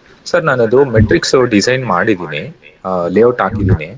So ನಾನು ಅದು ನಿಮ್ಮ ಹತ್ರ ಶೇರ್ ಮಾಡ್ತೀನಿ. ಒಂದ್ ಸ್ವಲ್ಪ ಗೈಡೆನ್ಸ್ ಕೊಡಿ ಸರ್ ನನಗೆ, ಅದು ಕರೆಕ್ಟ್ ಇಲ್ವಾ ಅಂತ. ವಾಟ್ಸಪ್ ಖಂಡಿತ ಕಳಿಸ್ಕೊಡಿ, ನೋಡೋಣ. ಸಾಧ್ಯವಾದ ನಮ್ಮ ತೋಟಗಳಿಗೂ ಭೇಟಿ ಮಾಡಿ. ನಮ್ಮ ತೋಟಕ್ಕೆ ಬಂದರೂ ನೀವು ಸಾಕಷ್ಟು ವಿನ್ಯಾಸಗಳು ನಿಮಗೆ ಗೊತ್ತಾಗ್ತಾ ಹೋಗುತ್ತೆ. ಹೌದು ಸರ್. ನಮ್ಮ 2 ತೋಟದಲ್ಲಿ ಸಾಕಷ್ಟು ವಿನ್ಯಾಸಗಳನ್ನು ಮಾಡಿದ್ದೀವಿ. ಸೊ ಅದನ್ನು ನೀವು ಒಂದ್ಸಲ ಭೇಟಿ ಕೊಟ್ಟಾಗ ಗಮನಿಸ್ಬೋದು. ಬಟ್ ನೀವೇನು ಮ್ಯಾಟ್ರಿಕ್ಸ್ ಮಾಡಿದ್ದೀರಾ ಅದನ್ನು ಕಳಿಸ್ಕೊಡಿ.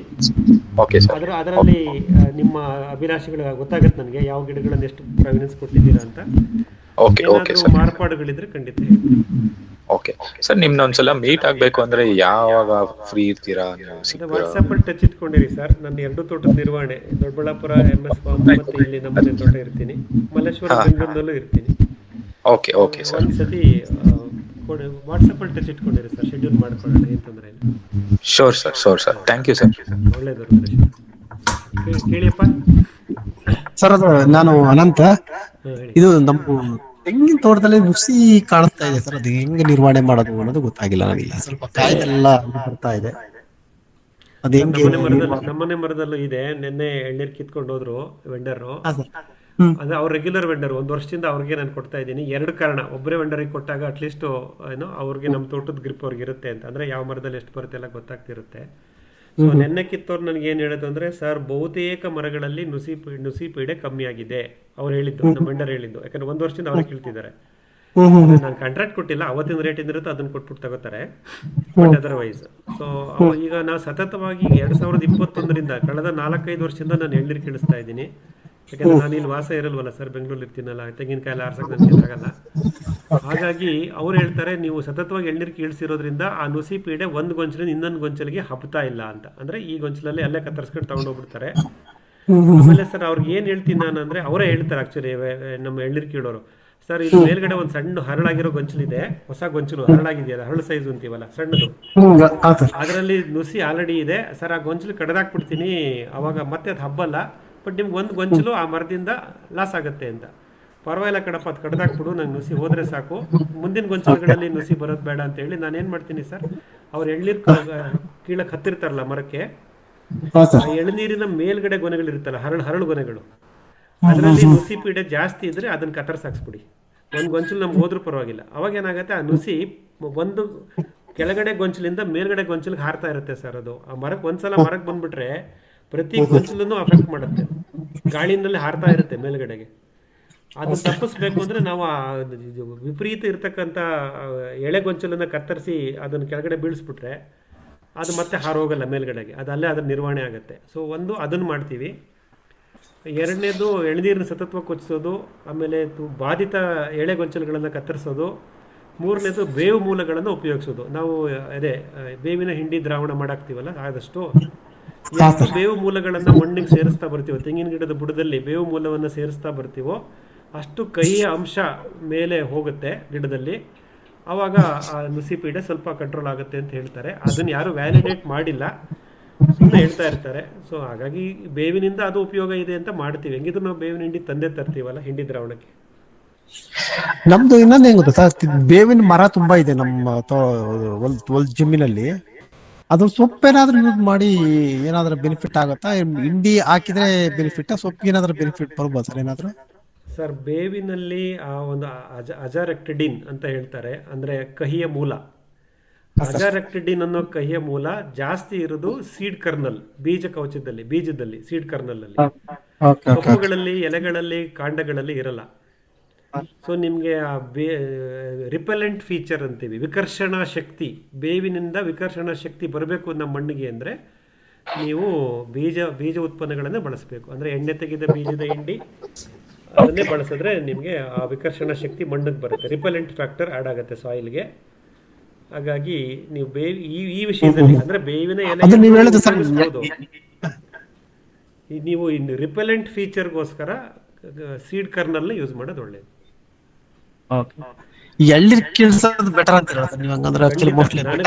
ಬಹಳ ಚೆನ್ನಾಗಿ ವರ್ಕೌಟ್ ಆಗ್ತಾ ಇದೆ. ಯಾಕೆಂದ್ರೆ ನಾನು ಬೆಂಗಳೂರಲ್ಲಿ ಇರೋನು, ಕಾಯಾರ್ಸಕ್ಕೆ ಯಾರು ಇಲ್ಲ. ಆಮೇಲೆ ಹಾರ್ವೆಸ್ಟಿಂಗ್ ಕಾಸ್ಟು ನಮ್ಗಿಲ್ಲ, ಅವರೇ ಬರ್ತಾರೆ, ಕೆಡುತ್ತಾರೆ, ಬರೀ ಎಣಿಕೆ ತಗೊಳ್ಳೋದು, ಅಷ್ಟೇ ಕೂಡ ಹೋಗೋದು. ಆಮೇಲೆ ಸತತವಾಗಿ ನಾನು ಎಳ್ನೀರು ಕೀಳಿಸ್ತಿರೋದ್ರಿಂದ ನಾನು ಹೇಳ್ದಂಗೆ ಈ ನುಸಿ ಪೀಡೆನೂ ಕಮ್ಮಿ ಆಗ್ತಾ ಬರ್ತಾ ಇದೆ. ಮರಗಳು ಆರೋಗ್ಯ ಯಾವುದೇ ಸಮಸ್ಯೆ ಇಲ್ಲ. ತೆಂಗಿನ ಮರ ಎಲ್ಲ ಇದು ಮಾಡ್ಬಿಡ್ತಾರೆ, ಮತ್ತೆ ಪ್ರಾಬ್ಲಮ್ ಆಗುತ್ತೆ ಅಂತಾರೆ. ಅದು ನಿಜನ ಸುಳ್ಳು? ಎಲ್ಲಿ ಕಿತ್ಬಿಟ್ರೆ ಮರ ಇದೆ ಇದಾಗುತ್ತೆ ಅಂತಾರೆ, ಅದು ನಿಜನ? ಸರ್ 2021 ಲಾಕ್ಡೌನ್ 2 ಬಂತಲ್ಲ, ಅವತ್ತಿಂದನೂ ನಾನು ಎಳ್ನೀರಿನಲ್ಲೇ ಇದ್ದೀನಿ. ನಾನು 220 ಮರನ್ನು ನಾನು ಎಳ್ನೀರಿಗೆ ಕೊಡ್ತಿರೋದು. ನಂಗೆ ಏನೂ ಆಗಿಲ್ಲ, 5 ವರ್ಷ ಆಯ್ತು. ಅವೆಲ್ಲ ತಪ್ಪು ಸರ್. ಅದು ಹೇಳಿದ್ನಲ್ಲ, ಮಾಡಿದ್ದು ಅನುಭವ ಆಗಿದ್ದು ನಮ್ಗೆ ಹೇಳ್ಬೇಕು. ನಾನು ಎಳ್ನೀರು ಕೊಚ್ಚಿದಾಗ ನನ್ನ ಮರಕ್ಕೆ ಏನಾಯ್ತು, ಎಳ್ನೀರು ಕೊಚ್ಚದೇ ಇದ್ದಾಗ ಬಲ್ತ್ಕಾಯಿ ಬಿಟ್ಕೊಂಡಾಗ ಏನಾಯ್ತು, ತುಲನಾತ್ಮಕವಾದಂತ ಒಂದು ಕಂಪೇರಿಟಿವ್ ಅನಾಲಿಸಿಸ್ ಯಾರು ಮಾಡಿದ್ದಾರೆ, ಯಾರ ಹತ್ರ ಇದೆ, ಡೇಟಾ ಇಟ್ಕೊಂಡು ಮಾತಾಡ್ಲಿ ಸರ್, ಒಪ್ಕೊಳ್ಳೋಣ. ಇವತ್ತು ನನಗೆ ಹಾರ್ವೆಸ್ಟಿಂಗ್ ಕಾಸ್ಟ್ ಇಲ್ಲ, ಆಯ್ತಾ, ಅವರೇ ಬರ್ತಾರೆ, ಕೆಡುಕತ್ತಾರೆ, ಸ್ಪಾಟ್ ದುಡ್ಡು ಕೊಟ್ಬಿಟ್ಟು ಹೊಟ್ಟೋಗ್ತಾರೆ. ಬಾಳೆಹಣ್ಣು ತಿಂದು ಸಿಪ್ಪೆ ಬಿಸಾಕ್ತಂಗೆ ಅಂತೀವಲ್ಲ. ಆಮೇಲೆ ನಾನು ಮಾರ್ಕೆಟ್ ಪ್ರೈಸ್ ಹುಡುಕಿ ನಾನು ಮದ್ದೂರಿನಲ್ಲಿ, ಚನ್ನರಾಯಪಟ್ಟಣದಲ್ಲಿ, ಕಿಕ್ಕೇರಿನಲ್ಲಿ, KR ನಗರದಲ್ಲಿ ಎಲ್ಲ ವಿಚಾರಿಸ್ತೀನಿ, ಪ್ರೈಸ್ನ ವಿಚಾರಿಸಿ ಆಮೇಲೆ ಅವ್ರಿಗೆ ಹೇಳ್ತೀನಿ, ನೀನೇ ಕಿತ್ಕೊಂಡು ಹೋಗಪ್ಪ, ಆದ್ರೆ ನನಗೆ ಮದ್ದೂರು, KR ನಗರ, ಕಿಕ್ಕೇರಿ ಪ್ರೈಸ್ ಕೊಡು ಅಂತ ಕೇಳ್ತೀನಿ. ಹಾಗಾಗಿ ನಾವು ಹೋಮ್ವರ್ಕ್ ಮಾಡ್ಬೇಕು ಸರ್. ನಾವೆಲ್ಲ ಹೋಮ್ವರ್ಕ್ ಮಾಡ್ಲಿಲ್ಲ ಅಂದ್ರೆ ಆಗಲ್ಲ. ಹೌದೌದು. ಈಗ ಅದೇನಾಗುತ್ತೆ ಗೊತ್ತಾ ಸರ್, ನುಸಿ ಇರೋದ್ರಿಂದ ಸ್ವಲ್ಪ ಎಳ್ನೀರ್ನು ಮೂವ್ಮೆಂಟ್ ಹೋಗೋದಲ್ಲ ಸರ್, ಅದು ಪ್ರಾಬ್ಲಮ್ ಆಗ್ಬಿಡುತ್ತೆ. ಹೋದ ವರ್ಷ ನಮ್ಗೆ ಇದ್ದಿಲ್ಲ, ಈ ವರ್ಷದಿಂದ ಸ್ಟಾರ್ಟ್ ಆಗ್ಬಿಟ್ಟಿದೆ. ಹೋದ ವರ್ಷ ಒಂದ್ ಸ್ವಲ್ಪನೂ ಇದ್ದಿಲ್ಲ. ಗಾಳಿಯಿಂದ ಪ್ರಸಾರ ಆಗುತ್ತೆ. ಹಾ ಅದು ಸರ್. ಯಾವಾಗ ಬೇಕಾದ್ರೂ ಬರ್ಬೋದು. ಅದು ತಂತಾನೆ ನಿಯಂತ್ರಣ ಆಗುತ್ತೆ ಅಂತಲೂ ಹೇಳ್ತಾರೆ. ಕೆಲವು ಸಲ ತಂತಾನೆ ನಿಯಂತ್ರಣ ಆಗಿರೋ ಉದಾಹರಣೆಗಳು ಕೆಲವು ತೋಟಗಳಲ್ಲಿದೆ. ಬಟ್ ನಮ್ಮ ಪ್ರಯತ್ನ ಅಂದರೆ ಎಳೆ ಕಾಯಿಗಳ ಗೊಂಚಲನ್ನ ಕತ್ತರಿಸಾಕ್ಸಿ ಎಳ್ನೀರು ಕೀಳೋರ್ ಮರ ಹತ್ತಾಗ ಅದು ಫ್ರೀ ಆಫ್ ಕಾಸ್ಟ್ ಆಗೋಗ್ಬಿಡುತ್ತೆ. ಅವ್ನಿಗೆ ಹೇಳ್ತೀನಿ, ಕಾರ್ತಿಕ್ ಅದು ಕಿತ್ತಾಕ್ಬಿಡಪ್ಪ, ನುಸಿ ಬಿಡೋದೆಲ್ಲ ಹೊಟ್ಟೋಗ್ಬಿಡ್ಲಿ, ನಿನ್ಗೂ ಲಾಭ ಇಲ್ಲ ನನಗೂ ಲಾಭ ಇಲ್ಲ, ಏನಕ್ಕೆ ಅದು ಕಿತ್ತಾಕ್ಸ್ಬಿಡಪ್ಪ ಅಂತ ಅವನೇ ಕಡ್ದಾಕ್ತಾನೆ ಪಾಪ. ಆಮೇಲೆ ನಾವು ಹಿಂಡಿ ದ್ರಾವಣ ಕೊಡ್ತಿರೋದ್ರಿಂದ ಸ್ವಲ್ಪ ನಮಗೆ ಸ್ವಲ್ಪ ಮಣ್ಣಿನಲ್ಲಿ ನಿರೋಧತೆ ಬರ್ತಾ ಇದೆ ಅಂತ ಅನ್ಕೋತೀನಿ. ಪ್ರಯತ್ನ ಮಾಡೋಣ ಅನಂತ, ನೋಡೋಣ. ಸರ್ ಇದು ನುಸಿಪೀಡೆ ರೋಗ ಬಂದ್ರೆ ಬಂಕ ಬರುತ್ತೆ ಸರ್, ಅದು ಗಮ್ ತರ ಬರೋದು ನುಸಿಪೀಡೆ ರೋಗಕ್ಕೆನಾ ಬರೋದು? ಹೌದು. MIT ಮೈಟ್ ಅಂತ ನೀವು ಗೂಗಲ್ ಮಾಡಿ, ಮೈಟ್ ಮ್ಯಾನೇಜ್ಮೆಂಟ್ ಇನ್ ಕೋಕೋನಟ್ ಅಂತ ಬೇಕಾದಷ್ಟು ಇನ್ಫಾರ್ಮೇಶನ್ ಬರುತ್ತೆ. ಸೊ ಇದು ಮೈಟ್ ಅಂತ MIT ಮೈಟ್ ಅಂತ. ಸ್ಪ್ರೇ ಏನು ಬರ್ನಲ್ಲ ಸರ್? ಸ್ಪ್ರೇ ಆತರ ಏನು ಇದಲ್ಲ ಸ್ವಾಮಿ, ಮರ ಎಳ್ನೀರು ಕೇಳಕ್ಕೆ ಜನ ಸಿಗ್ತಾ ಇಲ್ಲ. ಸ್ಪ್ರೇ ಎಲ್ಲ ಎಲ್ಲಿ ಮಾಡೋದವೆಲ್ಲ? ಅಯ್ಯೋ, ತೋಟಕ್ಕೆ ಬಂದು ಸದ್ಯ ಮೋಟರ್ ಆನ್ ಮಾಡಿ ನೀರು ಬಿಟ್ಟು ಹೋಗಕ್ಕೆ ಆಗ್ತಾ ಇಲ್ಲ ಈ ಕಾಲದಲ್ಲಿ ನಮ್ಗೆ. ಈಗ ಅದನ್ನ ಬಿಳಿ ನೋಣ ಅಂತ ಜಾತ ಬರುತ್ತಲ್ಲ ಸರ್, ಅದ್ರದ್ದು ಇನ್ನು ತುಂಬಾ ಅದಕ್ಕೆ ಸ್ಪ್ರೇ ಅದು ಗಾಳಿನಲ್ಲಿ ಬರ್ತಾ ಇದೆ ಅಂತ ಹೇಳ್ತಾರೆ. ಸರ್, ವಾತಾವರಣ ಹಾಳಾಗಿದೆ, ಮಣ್ಣು ಹಾಳಾಗಿದೆ, ಕಾಯಿಲೆಗಳು ಬರದಲ್ಲ ಇನ್ನೇನಾಗುತ್ತೆ? ನಾವು ನೈಸರ್ಗಿಕ ಕೃಷಿ ನಂದು ಇನ್ನೊಂದು ಇದು ಸರ್, ಏನ್ ನೀರು ಸ್ವಲ್ಪ ಮ್ಯಾನೇಜ್ಮೆಂಟ್ ಅಲ್ಲಿ ಏನಾರ ಪ್ರಾಬ್ಲಮ್ ಆದ್ರೂ ನುಸಿ ಬರುತ್ತೆ, ಅದರದ್ದು ಏನು ಎಫೆಕ್ಟ್ ಇಲ್ಲ ಸರ್, ಇಲ್ಲ. ನೀವು ತೇವಾಂಶ ಜಾಸ್ತಿ ಅಂದ್ರೆ excess moisture for extended duration, ದೀರ್ಘಕಾಲದವರೆಗೆ ನೀವು ತೇವಾಂಶವನ್ನ ಜಾಸ್ತಿ ಮಾಡಿದ್ರೆ, ಫ್ಲಡ್ ಇರಿಗೇಷನ್, ಹಾಯಿ ನೀರಾವರಿ ಎಲ್ಲ ಮಾಡಿದಾಗ ಸೂಕ್ಷ್ಮ ಜೀವಿಗಳು ಮಲ್ಕೊಂಡ್ಬಿಡ್ತವೆ. ಇವನ್ ಯಾರ ಮನುಷ್ಯನ ನೀರು ಸುರ್ತಾವನೆ ಅಂತ. ಸೊ ಸೂಕ್ಷ್ಮ ಜೀವಿಗಳ ಚಟುವಟಿಕೆ ಕಮ್ಮಿ ಆಗುತ್ತೆ, ಹಾನಿಕಾರಕ ಸೂಕ್ಷ್ಮ ಜೀವಿಗಳು ಅದು ರೂಟ್ ರಾಟಿಂಗ್ ಆಗುತ್ತೆ ಸರ್, ಬೇರು ಕೊಳೆ ಬರೋ ಸಾಧ್ಯತೆಗಳಿರುತ್ತೆ. ಪರ್ಟಿಕ್ಯುಲರ್ಲಿ ಕಾಳುಮೆಣಸು ಬಳ್ಳಿ, ಏಲಕ್ಕಿ, ಈ ತರ ಸೆನ್ಸಿಟಿವ್ ವೈಟ್ ರೂಟ್ಸ್ ಅಂತೀವಿ, ವೈಟ್ ರೂಟ್ಸ್ ಇರೋ ಪ್ಲಾಂಟ್ಸ್ ಗಳಿಗೆ ಅದು ಆಗುತ್ತೆ. Excess moisture for extended duration, ದೀರ್ಘಕಾಲದ ಒಳಗೆ ಅತಿ ತೇವಾಂಶ ಬಿಡೋದು. ಈ ಸಮಸ್ಯೆ ಇದ್ರೆ ಅಂದ್ರೆ ನಮ್ಮ ರೈತರ ಮುನ್ನೆಚ್ಚರಿಕೆ ಇದರಿಂದ ನಾವು ಕೇರ್ಲೆಸ್ ಆಗಿ ಬಿಡ್ತೀವಿ ಅಂತಲ್ಲ, ನಮ್ಮ ಭೂಮಿನೇ ಆತರ ಇರುತ್ತೆ, ನಮ್ಮ ಮಣ್ಣಲ್ಲೇ ಸೀತ್ ಬಿಡ್ಕೊಂಡಿರುತ್ತೆ, ಸೀಪೇಜ್ಗಳಿರುತ್ತೆ. ಜೌಗು ಮಣ್ಣು ಅಥವಾ ಜೌಗು ಭೂಮಿ ಅಂತೀವಿ. ಆ ಜಾಗದಲ್ಲಿ ಎಕ್ಸಸ್ ಮಾಯಿಶ್ಚರ್ ಇದ್ದೇ ಇರುತ್ತೆ, ಅಲ್ಲಿ ಬೇರುಗಳ ಬೆಳವಣಿಗೆ ಕುಂಠಿತವಾಗುತ್ತೆ. ಬಟ್ ತೆಂಗಿನ ಮರದ ನುಸಿಗೂ ಈ ಎಕ್ಸಸ್ ಮಾಯಿಶ್ಚರ್ಗೂ ಯಾವುದೇ ಸಂಬಂಧ ಇಲ್ಲ. ಇಲ್ಲ, ನಾವು ಹಾಗಾಗಿ ವಾಟರ್ ಪ್ರಾಬ್ಲಮ್ ಆಗಿದೆ ಅಂತ ಅನ್ಕೊಂಡಿದೆ. ಏನಾಗಲ್ಲ ಸರ್, ನೀವು ಪ್ರತಿ ಅರ್ಧ ಗಂಟೆ ಮುಕ್ಕಾಲು ಗಂಟೆಗೆ ಒಂದ್ಸಲ ವಿಂಕ್ಲರ್ನ ಚೇಂಜ್ ಮಾಡ್ತಾ ಇರಿ, ಗಂಟೆಗಟ್ಟಲೆ ಬಿಡಬೇಡಿ. ಸರಿ ಸರ್ ಆಯ್ತು. ಹದವರಿತು ಮಿತವಾಗಿ ನೀರು ಕೊಡಿ. Okay thank you sir. ಒಳ್ಳೇದವರಂತ ಹೇಳಿಯಪ್ಪ. ಇನ್ನೇನಾರು ವಿಷಯಗಳಿದೆಯಾ? ತಿರುಮಲ ಪ್ರಸಾದ್ ಸರ್, ಬಂತ ಮಾಹಿತಿ? ಇನ್ನೇನಾರು ಬೇಕಾ? ಏನಿಲ್ಲ ಸರ್, ಅದೇ ನನಗೆ ನುಸಿಪೀಡೆ ರೋಗ ಅಂದ್ರೆ ಗೊತ್ತಿರ್ಲಿಲ್ಲ. ನಮ್ಗೆ ತೆಂಗಿನಕಾಯಿನಲ್ಲಿ ಅದು ಗಮ್ ಬರುತ್ತೆ ಅದೇನೋ ಅಂತ ನಂಗೆ ಡೌಟ್ ಬಂತು. ಸೊ ಕೆಲವು ಗಿಡಗಳ್ನಾಗೆ ನಮ್ಗೆ ಅದು ಗಮ್ ಬರುತ್ತೆ, ಇನ್ನ ಕೆಲವು ಗಿಡಗಳ್ನಾಗೆ ಬರೋದಿಲ್ಲ ಸರ್. ಅದು ಮತ್ತೆ ಅದು ನಾವು ಏನಾದಷ್ಟು ಇದನ್ನ ಎಫರ್ಟ್ಸ್ ಹಾಕಿಲ್ಲ ಸರ್, ಸುಮ್ನೆ ನೀರ್ ಹಾಕಿ ಬಿಡ್ತಾ ಇದ್ದೀನಿ ನಾನು. ಅದಕ್ಕೇನ್ ಮತ್ತೆ ಸ್ಪೆಷಲ್ ಆಗಿ ಏನು ಇದು ಮಾಡ್ತಾ ಇಲ್ಲ ಸರ್, ಅದಕ್ಕೆ ನಿಮ್ಗೆ ಕೇಳೋಣ. ಹಿಂಡಿ ದ್ರಾವಣ ಕೊಡಿ, ಬೇವು ಮೂಲ ಜಾಸ್ತಿ ಸೇರಿಸಿ ಹುಡುಕಿ ಸರ್. MIT ಮೈಟ್ ಮ್ಯಾನೇಜ್ಮೆಂಟ್ ಇನ್ ಕೋಕೋನಟ್ ಅಂತ ಗೂಗಲ್ ಮಾಡಿ ಸರ್, ಬೇಕಾದಷ್ಟು ಇನ್ಫಾರ್ಮೇಶನ್ ಇದೆ. ಮೈಟ್ ಮ್ಯಾನೇಜ್ಮೆಂಟ್ ಇನ್ ಕೋಕೋನಟ್ ಅಂತ ಹಾಕಿ ಬರುತ್ತೆ. ಸರಿ ಸರ್, ಓಕೆ ಸರ್, ಒಳ್ಳೆಯದು. ಹೇಳಿಯಪ್ಪ ಸರ್. ನಮಸ್ಕಾರ, ಹೇಳಿಯಪ್ಪ. ನಾನು ಯೂಸುಫ್. ಹೇಳಿ ಸರ್. ನೀವು ಹೇಳಿದ ಪ್ರಕಾರ ನಾನು ಹಿಂಡಿ ದ್ರಾವಣ ಸ್ಟಾರ್ಟ್ ಮಾಡಿದ್ದೀನಿ ಇವಾಗ. ಯಾವ ಬೆಳೆ? ಮತ್ತೆ ನಿಮ್ಮ ಬೆಳೆ ಪರಿಚಯ ಮಾಡಿ. ಮ್ಯಾಂಗೋ 3 ಎಕರೆ 125 ಗಿಡ ಇದೆ. ಅದರಲ್ಲಿ ಚಿಕ್ಕಬಳ್ಳಾಪುರ ಡಿಸ್ಟಿಕ್, ಆನೂರು ಗ್ರಾಮ, ಚಿಂತಾಮಣಿ ತಾಲೂಕು. ಚಿಂತಾಮಣಿ ತಾಲೂಕು. ಹೇಳಿ ಸರ್. ಇದರಲ್ಲಿ ನೀವು ಹೇಳಿದ ಪ್ರಕಾರ ಹಿಂಡಿ ದ್ರಾವಣ ಇವತ್ತು ಮೊದಲನೇ ಇದು ಕೊಟ್ಟೆ. ಆಮೇಲೆ ನೀರು ವಾರಕ್ಕೆ ಒಂದ್ಸಲ ಕೊಡ್ತಾ ಇದ್ದೀನಿ. ಇನ್ನು ನೀರ್ ಜಾಸ್ತಿ ಇದು ವಾರಕ್ಕೆ ಒಂದ್ಸಲ ಕೊಟ್ರೆ ಸಾಕ, ಇಲ್ಲ ಜಾಸ್ತಿ ಕೊಡ್ಬೋದಾ ಅದನ್ನ? ಆದ್ರೆ ಬೆಳೆ ಇಲ್ಲ ಈ ಸಲ. ಮಾಡಿದ್ದೀನಿ ಸರ್ ಇವತ್ತು. ಮುಚ್ಚಿಗೆ ಮಾಡಿದ್ದೀರಾ ಅಲ್ವಾ? ಮಾಡಿದ್ದೀನಿ ಸರ್. ಇವತ್ತು ಅದನ್ನ ನಿನ್ನೆ ತರಿಸ್ಬಿಟ್ಟು ಇವತ್ತು ಸ್ಟಾರ್ಟ್ ಮಾಡಿಸಿದ್ದೀನಿ. ಮುಚ್ಚಿಗೆ ಮಾಡಿರೋದ್ರಿಂದ ಸೊ ತೇವಾಂಶ ನಿರ್ವಹಣೆ ತಂತಾನೆ ಆಗುತ್ತೆ. ಸೊ ನೀವು ಕಡಿಮೆ ಅವಧಿ, ನಾನು ಹೆಚ್ಚಿನ ಅವಧಿಗೆ ಒಂದ್ಸಲ ನೀರು ಕೊಟ್ಟರು ಪರವಾಗಿಲ್ಲ. 8 ದಿನಕ್ಕೆ ಒಂದ್ಸಲ ಹೆಚ್ಚಿನ ಅವಧಿ ನೀವು ಮಾಯಿಶ್ಚರ್ ನೋಡ್ಕೊಳ್ಳಿ, ಗೊತ್ತಾಗುತ್ತೆ. ಮುಚ್ಚಿಗೆ ಮಾಡಿದಿರಲ್ಲ ಸರ್, ಎವಾಪ್ರೇಷನ್ ಆಗಲ್ಲ. ಸರಿ you can delay the frequency, ನಿಧಾನಕ್ಕೆ ಕೊಡ್ಬೋದು, ಗಮನಿಸ್ತಾ ಬನ್ನಿ. ಆಮೇಲೆ ಮಾವು ಜಾಸ್ತಿ ತೇವಾಂಶ ಕೇಳಲ್ಲ ಈ ಸಮಯದಲ್ಲಿ, ಅದು ಹಣ್ಣಾಗೋ ಸಮಯದಲ್ಲಿ. ಹಾಗಾಗಿ ಅದಕ್ಕೆ ನಮ್ಮ ಸೂಕ್ಷ್ಮ ಜೀವಿಗಳಿಗೆ ಆಕ್ಟಿವ್ ಆಗಿ ಇಡಕ್ಕೆ ಎಷ್ಟು ಬೇಕೋ ಅಷ್ಟು ತೇವಾಂಶ ಕೊಟ್ರೆ ಸಾಕು. ಆದ್ರೆ ಮಾವೆಲ್ಲ ಕೆಟ್ಟಿದೆ ಈ ಸಲ. ನನ್ನ ಆ ಭಾಗದಲ್ಲೆಲ್ಲ ತುಂಬಾ ಕೆಟ್ಟೋಗಿದೆ ಗಿಡಗಳು. ಆದ್ರೆ ಗಿಡದ ಸುರಕ್ಷತೆಗೋಸ್ಕರ ನಾನು ನೀವು ಹೇಳಿದ ಪ್ರಕಾರ ಮಾಡ್ಕೊಂಡು ಹೋಗ್ತಾ ಇದ್ದೆ. ಗಿಡ ಸುರಕ್ಷೆ ಮಾಡ್ಬೇಕು ಅನ್ನೋದು. ಹೌದು, ಖಂಡಿತ. ಅಲ್ಲ, ಗಿಡ ಆರೋಗ್ಯ, ಮಣ್ಣು ಆರೋಗ್ಯವಾಗಿರ್ಬೇಕು, ನಮ್ಮ ಬೆಳೆ ಮಣ್ಣು ಆರೋಗ್ಯ ಇರಬೇಕು. ಫಸಲಿನ ಇಳುವರಿ ಮತ್ತೆ ಗುಣಮಟ್ಟ ಒಂದೊಂದು ಸೀಸನ್ ಒಂದೊಂದ್ಸಲ ವೇರಿ ಆಗ್ತಾ ಇರುತ್ತೆ. ಅದು ನಮ್ಮ ಕೈಲಿರಲ್ಲ, ಅದು ಪ್ರಕೃತಿ ಹೆಂಗ್ ನಡೆಸುತ್ತೋ ಹಂಗೆ ನಡೆಯುತ್ತೆ. ಬಟ್ ನಮ್ಮ ಕರ್ತವ್ಯ ಏನು ಅಂದರೆ ನಮ್ಮ ಸಾಯಿಲ್ ಹೆಲ್ತಿ, ಮಣ್ಣನ್ನು ಆರೋಗ್ಯವಾಗಿ ಇಟ್ಕೋಬೇಕು, ಮತ್ತೆ ಬೆಳೆ ಸಸ್ಯಗಳು ರೋಗ ಮುಕ್ತವಾಗಿರೋ ಥರ ನೋಡ್ಕೋಬೇಕು. ಸರಿ ಮಾಡಿ. Thank you sir. ಏನಾರ ಪ್ರಶ್ನೆ ಇತ್ತಾ ಯೂಸುಫ್ ಅವರೇ ಇವತ್ತಿನ ವಿಷಯದ, ಇವತ್ತಿನ ಬಗ್ಗೆ ಫೀಡ್ಬ್ಯಾಕ್ ಹೇಳಿ. ಇವತ್ತಿನ ಬಗ್ಗೆ ನಾನು ಕೇಳಿದೆ, ತುಂಬಾ ಚೆನ್ನಾಗಿತ್ತು. ನಿಮಗೆ ತುಂಬಾ ಧನ್ಯವಾದಗಳು. ನೀವು ಕ್ಲಿಯರ್ ಆಗಿ ತುಂಬಾ ಡಿಟೇಲ್ ಆಗಿ ಡೆಪ್ತ್ ಆಗಿ ಹೋಗಿದ್ದೀರಾ. ಅದು ನಿಮ್ಗೆ ನಾನು ಕೇಳ್ಕೊಂಡಿದ್ದು ಇನ್ನೊಂದು, ನಂದು 1,000 ಅಡಿ ಬೋರ್ ಹಾಕ್ಸ್ತಾ ಇದ್ದೀನಿ. ಅದು ಪ್ರಾಜೆಕ್ಟ್ ನೀವೇ ಮಾಡ್ಕೊಡ್ಬೇಕು ನನಗೆ. ನೀವೇ ಮಾಡ್ಕೊಳ್ಳರಂತೆ ಸರ್, ಕಾಂಟ್ಯಾಕ್ಟ್ಸ್ ಎಲ್ಲ ಡಿಸೈನ್ ಇಲ್ಲ ಸರ್, ನಿಮ್ಮ ಸಲಹೆ ಪ್ರಕಾರ ಹೋಗೋಣ. ಜೊತೆ ಕೂತ್ಕೊಂಡು ಡಿಸೈನ್ ಮಾಡೋಣ, ನೀವೇ ತರಿಸ್ಕೊಂಡು ಇನ್ಸ್ಟಾಲ್ ಮಾಡ್ಕೊಳ್ಳಾರಂತೆ. ಸರಿ ಸರ್, ಒಳ್ಳೇದು. ತುಂಬಾ thanks sir. Thank you sir. ಗುರುಗಳೇ ನಮಸ್ಕಾರ, ದಿನೇಶ್ ಮಾತಾಡೋದು. ಕೊನೆ ಇದು ರಿಕ್ವೆಸ್ಟ್, ಈಗ ಲೇಟೆಸ್ಟ್ ಆಗಿ ವಿಂಕ್ಲರ್ಸ್ ಹಾಕ್ಸಿದ್ರ, ಅದರದ್ದು ಒಂದು ಯಾವ್ದಾರ ಲಿಂಕ್ ಕೊಡಕ್ಕಾಗುತ್ತಾ? ಅಲ್ಲ, ಏನು ಅಂದ್ರೆ ವಿಂಕ್ಲರ್ ಸಿಸ್ಟಮ್ ಇವಾಗ ಇವರು ಯಾರೋ ಆನೆಕಲ್ ಹತ್ರ ಯಾರ್ದೋ ಒಬ್ರು ಮಾಡಿದ್ದಾರೆ. ನಾವು ಡಿಸೈನ್ ಮಾಡಿ ಕೊಟ್ಟಿರೋದು, ಅಂದ್ರೆ ನಾವೇನ್ ಡಿಸೈನ್ ಮಾಡಿರ್ತೀವೋ ಆ ಡೀಟೇಲ್ಸ್ ಬೇಕಾಗತ್ತಾ? ಹೌದು.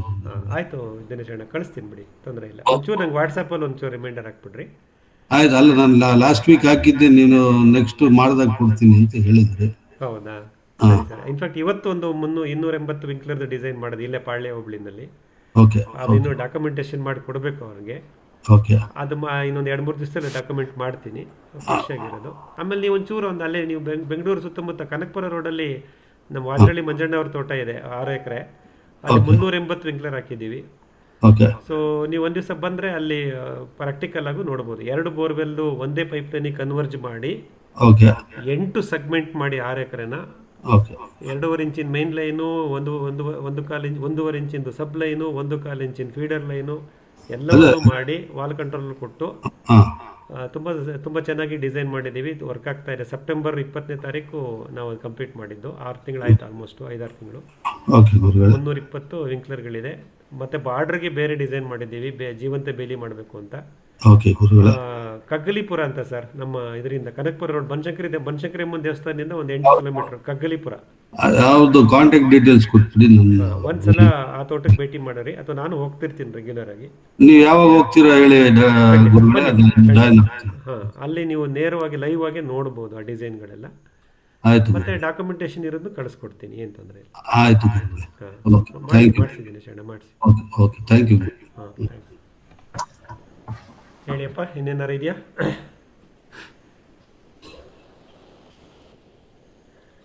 ಮುಗಿಸ್ಬೋದಾ? ಇನ್ನೇನಾರು ಇದೆಯಾ? ಎಲ್ಲ ಡಿನ್ನರ್ ಟೈಮ್ ಆಯ್ತು ಗುರುಗಳೇ. ಓಕೆ, ಕ್ಲೋಸ್ ಮಾಡೋಣ. So dear friends, thank you for connecting today on this live webinar 25th March 2026 Wednesday. As today we have discussed about solar irrigation system, the design aspect and the implementation criteria, vendor selection, etc. So I got very good feedback from all of you. Thank you very much for motivating me. We will continue to work like this, try to get the technology simplified. See, we say natural farming made simple. Now we are trying to make the technology also very simple for us. So that is our efforts. So I'm very happy for your feedback. So let us continue to learn and get the best technology at a very good price, affordable price to all of us. So with that motto, and also thank you, sir, for sharing your feedback, I'm closing this webinar today. ಮಿತ್ರರೇ, ಈ ವಾರದ ಸಂಚಿಕೆಯನ್ನು ಈಗ ಮುಗಿಸೋ ಸಮಯ ಬಂದಿದೆ. ಸಾಕಷ್ಟು ವಿಷಯಗಳನ್ನು, ಅದು ಸೌರಶಕ್ತಿ ಆಧಾರಿತ ನೀರಾವರಿ ವ್ಯವಸ್ಥೆ ಬಗ್ಗೆ ಸಾಕಷ್ಟು ಮಾಹಿತಿ ಇವತ್ತು ಪಡ್ಕೊಂಡ್ವಿ. ಹಾಗೆ ಬೇರೆ ಬೇರೆ ವಿಷಯಗಳನ್ನು ಸಹ ನಾವು ಮಾತಾಡಿದ್ದೀವಿ. ಸೊ ಹೀಗಾಗಿ ಈ ಬುಧವಾರನೂ ಈ ಸಂಚಿಕೆ ನಿಮಗೆ ಮಾಹಿತಿ ಸಾಕಷ್ಟು ಸಿಕ್ಕಿದೆ ಅಂತ ಅಂದ್ಕೊತೀನಿ. ಪ್ರತಿ ಬುಧವಾರ ರಾತ್ರಿ 8:30ಕ್ಕೆ ನಮ್ಮ ಜೊತೆ ಗೂಗಲ್ ಮೀಟ್ ನೇರ ಪ್ರಸಾದ ನೀವು ಜೋಡಿಸ್ಕೊತಾ ಇದ್ದೀರಾ, ಫೀಡ್ಬ್ಯಾಕ್ ಕೊಡ್ತಿದ್ದೀರಾ, ಪಾರ್ಟಿಸಿಪೇಟ್ ಮಾಡ್ತಿದ್ದೀರಾ. ಇದರಿಂದ ಈ ಕಾರ್ಯಕ್ರಮ ಸಕ್ಸಸ್ ಆಗ್ತಾ ಇದೆ ನಿಮ್ಗಳಿಂದ ಅಂತ ಹೇಳ್ತಾ ಈ ಸಂಚಿಕೆಯನ್ನು, ಅಂದರೆ ದಿನಾಂಕ 25 ಮಾರ್ಚ್ 2026 ಈ ಬುಧವಾರದ ಈ ಸಂಚಿಕೆಯನ್ನು ಮುಗಿಸೋ ಸಮಯ ಬಂದಿದೆ, ಮುಗಿಸ್ತಾ ಇದ್ದೀವಿ. ಮುಂದಿನ ಬುಧವಾರ ಮತ್ತೆ ಸೇರೋಣ, ಮತ್ತೆ ಸಾಕಷ್ಟು ವಿಷಯಗಳನ್ನು ಈ ರೀತಿ ಹಂಚ್ಕೊತಾ ಹೋಗೋಣ ಅಂತ ಹೇಳ್ತಾ ಸಂಚಿಕೆಯಲ್ಲಿ ಮುಗಿಸ್ತಾ ಇದ್ದೀನಿ. Thank you very much sir. Thank you very much. Good night sir. Good night. Good night. Thank you.